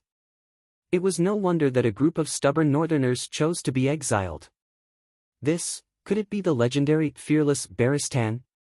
Commander Jon carefully looked at the white-bearded man beside Dany for a while and said in shock, "Why are you here?" "That's me. I'm here to protect the true dragon." The old man nodded slightly and said proudly. Jon Snow's expression changed again. The companions beside him whispered to each other. "Sigh, your ancestors are not even willing to submit to Aegon. It seems that today's meeting will not end well." Dany sighed. Red-haired Lila's eyes flashed. She put down the wine glass and laughed. "Why is there no meat? I'm still hungry. During the war, I will not provide food and salt to people who are not my allies." Dany looked at her and said firmly. "It seems that I didn't misunderstand. You put your sword on your knee, which means that you refuse to establish a relationship as a guest," Jon said thoughtfully. "Oh, it seems that you haven't forgotten your roots," Dany said. "But what's the point of this? The others may not understand what you mean." Red-haired Lila said strangely. "Etiquette and traditions are never shackles imposed on others. I learn etiquette and understand traditions only to restrain myself and regulate my behavior," Dany said lightly. Barristan, Jon Snow, the red-haired Lila, and the others were shocked and moved when they heard this. "Your Majesty, I'm very sorry. We can't violate the contract. As you said, since we understand traditions, no matter what others do, we have to abide by ourselves." After a while, Jon said slowly. His tone was much gentler than before, and his attitude toward Dany was more respectful. Even the way he addressed her had changed. Dany saw the obvious regret and struggle on the faces of the other 3 people. She thought for a moment and said, "I promised the Guys Alliance in the afternoon that I would not send troops to attack your camp tonight. Then at least we are not enemies tonight. Seeing that we are all from Westeros, I'll send you." "How many people are there in the Rose Group?" she asked Beworth. 300 cavalry, 500 infantry. Send Captain Jon 160 barrels of Great Wall Dry Red. Let all the people in the northern region drink, she said generously. Great Wall Dry Red was naturally a name made up for the northerners. The most famous thing in the northern region was the Great Wall. According to its real effect, it should be called 3 bowls of wine will not cross the line. The barrels of high-concentration white wine plus sweet grape juice were small 5 liters per barrel. 160 barrels were enough to make 800 otherworlders who saw distilled white wine for the first time unable to get out of bed. Great Wall, red wine. Red-haired Lila was stunned at first, then laughed heartily. We have the blood of our ancestors. Both men and women have amazing alcohol tolerance. I'm afraid 160 barrels are not enough. It doesn't matter. Then add another 80 barrels. I hope you can be satisfied. After the 4 members of the Rose Group left, Barristan said doubtfully, You plan to give the wine to the Guy's people, don't worry, we have prepared enough wine. After about an hour, the fat eunuch led the second Sun Group into the wooden palace. This time, it was finally a person who came. The second son group's leader, Merlot, was a tall Bravosi. He gave himself the nickname Titan's Bastard. He had a pair of light green eyes and a long and dense red and gold beard. Well, it was longer than Danny's braids. The end of his beard almost reached his waist. The Bravosi man with the braid over his lips was very arrogant. He did not say a word after he sat down on the chair. First, he downed the wine on the wooden table in front of him, let out a disgusting burp, and smiled obscenely at Danny. Silver Queen.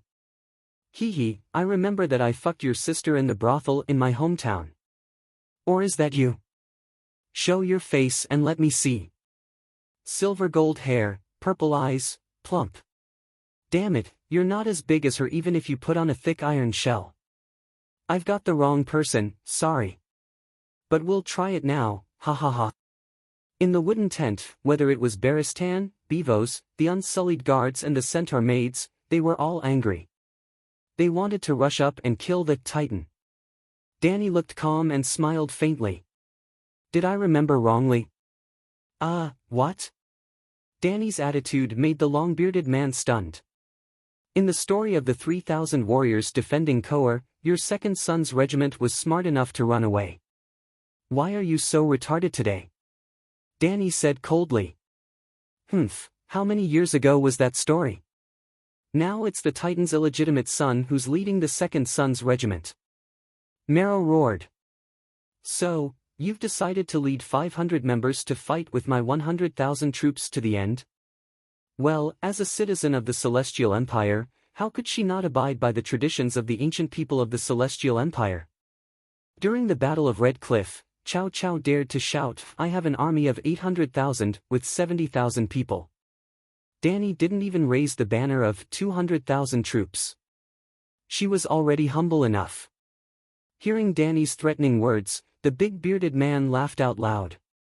Little girl, you want to recruit me? He waved at Danny who was sitting on a high wooden chair opposite him. He patted his thigh and smiled lewdly. Take off that annoying armor and come sit on my thigh. Make me happy and satisfied. Maybe I'll consider bringing the second son's regiment over. I'll castrate you, Danny said coldly. You can try castrating me with your teeth, but I have to tell you, my sword is not only thick and long, it's also harder than Valeglia steel. Do you want me to take it out for you to check? Ha ha ha. Commander of the White Flag, Danny called. Here. Grey Worm stepped out and knelt on one knee. The flag used by the Unsullied was white with a few light grey strokes on it. It was roughly in the shape of a dragon, symbolizing the pure and flawless dragon soldiers. They were also qualified to use the pure white flag because they didn't rob and didn't know how to be strong. They could be called the world's most honest army.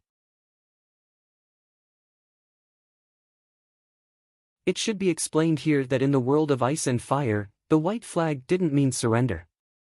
Instead, the striped and colored flag was a symbol of peace. The defeated army could also raise the colored flag and surrender. Well, it seemed that the people of this world were a little difficult. They couldn't raise their underwear and surrender at the critical moment. After all, white underwear was more hygienic and cheaper. It was the most common underwear. But who would wear colored striped underwear? Grey Worm, before the attack tomorrow afternoon, you must send an order to the whole army, Danny pointed at the big Bravosi and said in a cold voice. Regardless of friend or foe, any soldier who kills someone with a beard longer than my braid will be conferred the title of Count and rewarded with 10,000 gold. Yes. Grey Worm was puzzled for a moment, but he immediately answered without any expression. Hiss, the Titan illegitimate son gasped. The teasing and lewd look on his face instantly disappeared, and his expression became extremely serious. This. Many people in the camp have long beards. He forced a smile. It's better to kill 1,000 by mistake than to let one go, Danny said with a murderous look. I'm the queen. I have money and empty titles.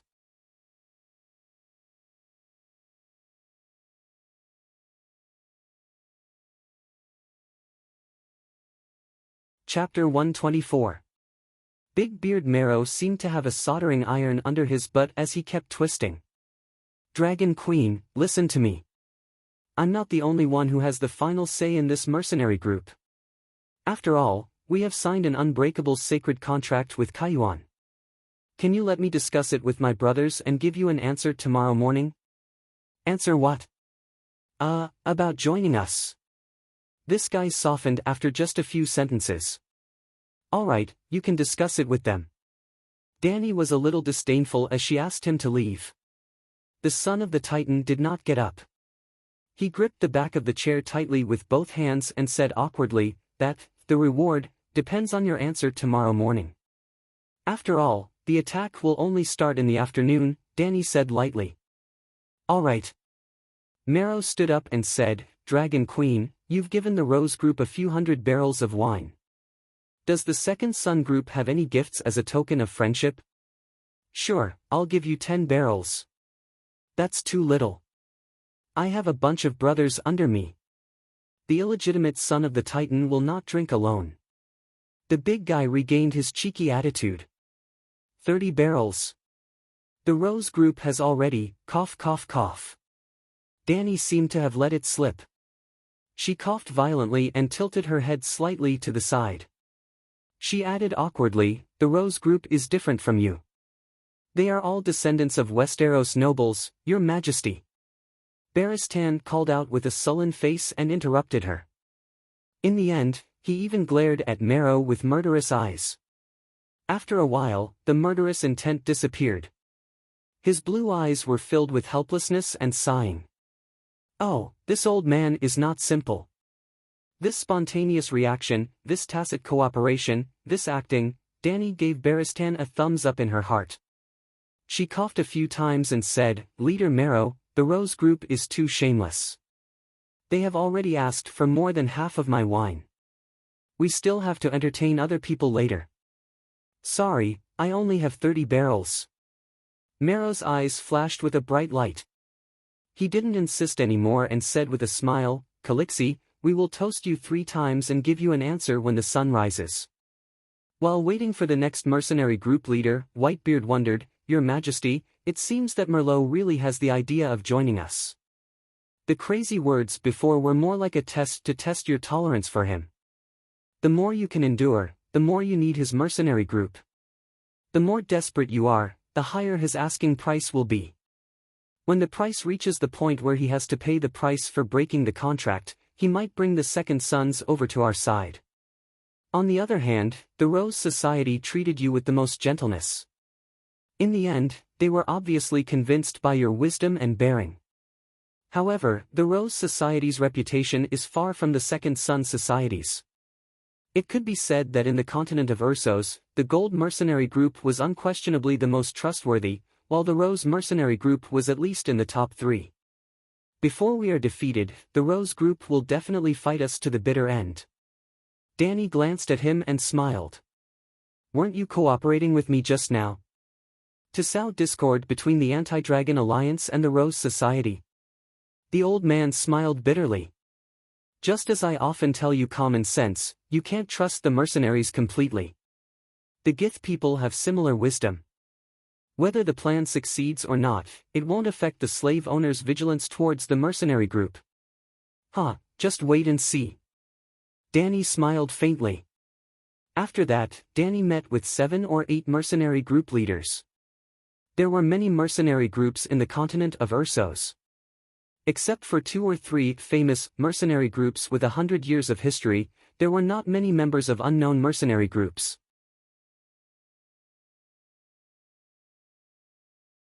The strongest mercenary group had a mix of 400 to 500 people on foot and cavalry, barely forming a legion formation. The weakest mercenary group had only about 50 infantrymen, which could only serve as bodyguards for merchants and caravans. They were even more pitiful than Danny in the Red Wilderness. Although the Second Sons and the Raven Regiment only had 500 people, they were all cavalry. Moreover, every one of them was equipped with armor. Their mounts were also clad in iron armor. Each cavalry was equipped with 3 fine horses and had an attendant to serve them. They were the kind of true cavalry. To all the mercenary group leaders, Dany treated them equally. She did not ask them to come in groups just because they were weak. As long as they had the name of a mercenary group leader, they would be summoned individually and sent an invitation to join in the righteous cause. If someone asked for good wine, Dany would send out 5 or 10 barrels.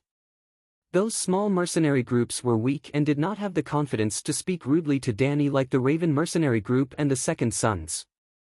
In this way, they were busy until the early hours of the morning, when the last wave of guests arrived. There were so many virtuous and great masters that Dany had to leave the wooden palace and stand at the gate of the camp to welcome the guests. 100 attendants surrounded 10 great slave owners. The Gith guards rode tall and strong black horses. The virtuous masters of Kayuan and the great masters of Meereen sat on tall double-humped white camels. Like the Gith warriors of Astapor, they had tall black and red hair, yellow cloth skirts, leather armor, undershirts, and silk cloaks with neatly arranged polished copper plates. However, these warriors had one more piece of equipment, a bronze helmet, a long cylindrical helmet nearly 1 meter high, almost as long as 2 heads. Although it was the first time she had encountered such a strange helmet, Dany immediately accepted their style. After all, with the hairstyle of the Gith people, only such a helmet would not crush the strange towering hair below. In order to let the guests walk into the wooden palace with their heads held high, Dany had to let the Unsullied quickly remove the lintel of the wooden stake and cut open the canvas attached to it with a knife. Fortunately, the roof of the hall was particularly high because of the consideration of the bonfire. There were 80 Gith attendants left outside the wooden palace, and there were too many people to stand. After the 10 fat slave owners sat down under the service of 2 servant soldiers and introduced each other, Dany asked out of politeness, "Do you want to be taken off the helmet temporarily? It can be easier." However, her good intentions were met with merciless ridicule from the other party. "The son of a harpy is not as delicate as a little girl like you. Oh, do you know how heavy my armor is? At least I don't need anyone to help me." Dany sneered.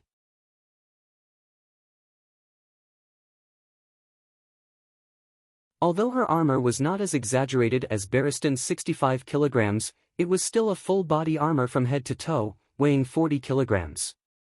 In the past 6 months, through the rapid recovery effect of the dragon spirit state and crazy training, she was able to wear such heavy armor and run normally today. "Well, run, not walk. Woman, don't try to show off your eloquence," said the middle-aged man sitting in the middle. He was also a Grazidan, but he came from the famous Uraz family in Kayuan, and was not the same person as the one in the family crematorium. Well, the warlord Yuan Kai, in the intelligence was him. Not to mention, this Grazidan was lean and strong, with sharp eyes, and looked a bit like a warrior. Well, if you ignore the unicorn hairstyle that protruded from his forehead by 20 centimeters. With such a hairstyle, it was almost impossible to do anything too intense unless the horn on the head was used to attack the enemy. Grazidan seemed to have been woken up from his sleep, and his temper was very bad. Now is the time for the great sage to rest, but he has to negotiate with an arrogant and ignorant woman like you. It is good that you are willing to sit down and negotiate with us. At least you have some sense and know that you have no chance of winning on the battlefield. Immediately, take your eunuchs and leave Astapor, and leave Slave Bay. This is the greatest kindness we can give you." "Sorry, but I will not leave." Dany clasped her fingers in the lobster-shaped iron gloves and coldly glanced at the 10 people in front of her. She slowly but firmly said, "I want to conquer Slave Bay, conquer Kayuan, conquer Meereen. I want there to be no more slaves in Slave Bay. I want the Gith people to no longer buy or sell slaves. I want this land to become a paradise of freedom." Ha ha ha, ha ha ha, ha ha ha. The 10 slave masters and 20 Gith guards laughed until tears came out of their eyes. "This little bitch said she wants to conquer us." Grazidan laughed and said to the people on his left and right, "It's dark. She must be dreaming." Grazidan nodded and looked at Dany with disdain. "We are the sons of the Harpies, and we came from the ancient Gith Empire. When your Valeglia ancestors were still sheep, we had already ruled the world. If boasting about my ancestors is useful, I would be the commander of 300 Dragon King riding Megalosaurus, Danny said calmly. Humph, you have an army of 100,000 in front of you. Behind the army is an unbreakable city. Within the city are proud and brave nobles and fearless commoners. Outside Slaver's Bay, there are countless trading cities on our side. There are thousands of warships and hundreds of thousands of soldiers. We may lose tomorrow, the day after tomorrow, and we may lose countless times in the future. But this world needs us, and countless people will support us. We will never truly die. And you? Grazadon pointed his right index finger at Danny and said coldly, you will win 1, 2, but your Unsullied will decrease each time. After you lose the first time, you will never have the chance to win again. I can even see your ending. The most beautiful future is that you will be defeated in the battle tomorrow afternoon and captured. If that happens, we will be interested in taking you as a slave and bringing you to Kaiyuan to teach you the 7 cries of spring. Ha ha ha, I think in Lys and Tyrasha's brothel, the people will be generous to sleep with the last Targaryen.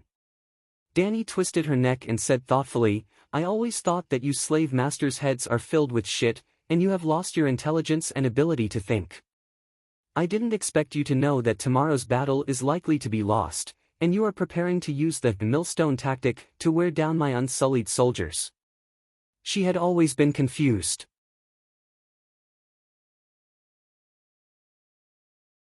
Everyone in the world knew that 20,000 Dothraki roaring warriors had fallen to 3,000 unsullied.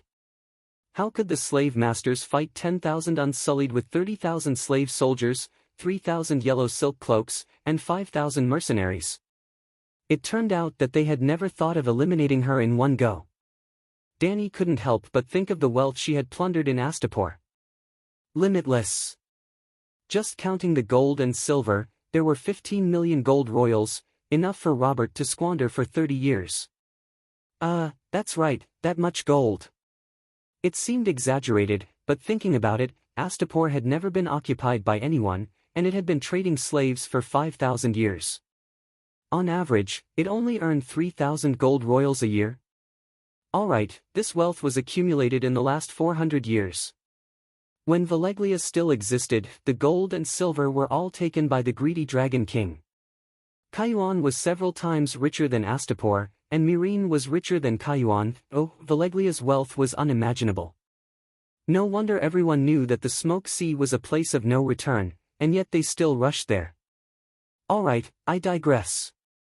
With such a huge amount of wealth, how many mercenaries could the Git slave master hire? According to the Anti-Dragon Mother Alliance, they could also wear down Danny trapped in Astapor. You're tuning into the Passion Pages YouTube channel. We're so grateful for your support, and don't forget to subscribe to join us on this incredible journey through captivating stories. Your generosity through donations truly makes a world of difference, as it's the primary source of revenue that allows me to expand and enhance this channel for you. Thank you from the bottom of my heart for being a part of this adventure.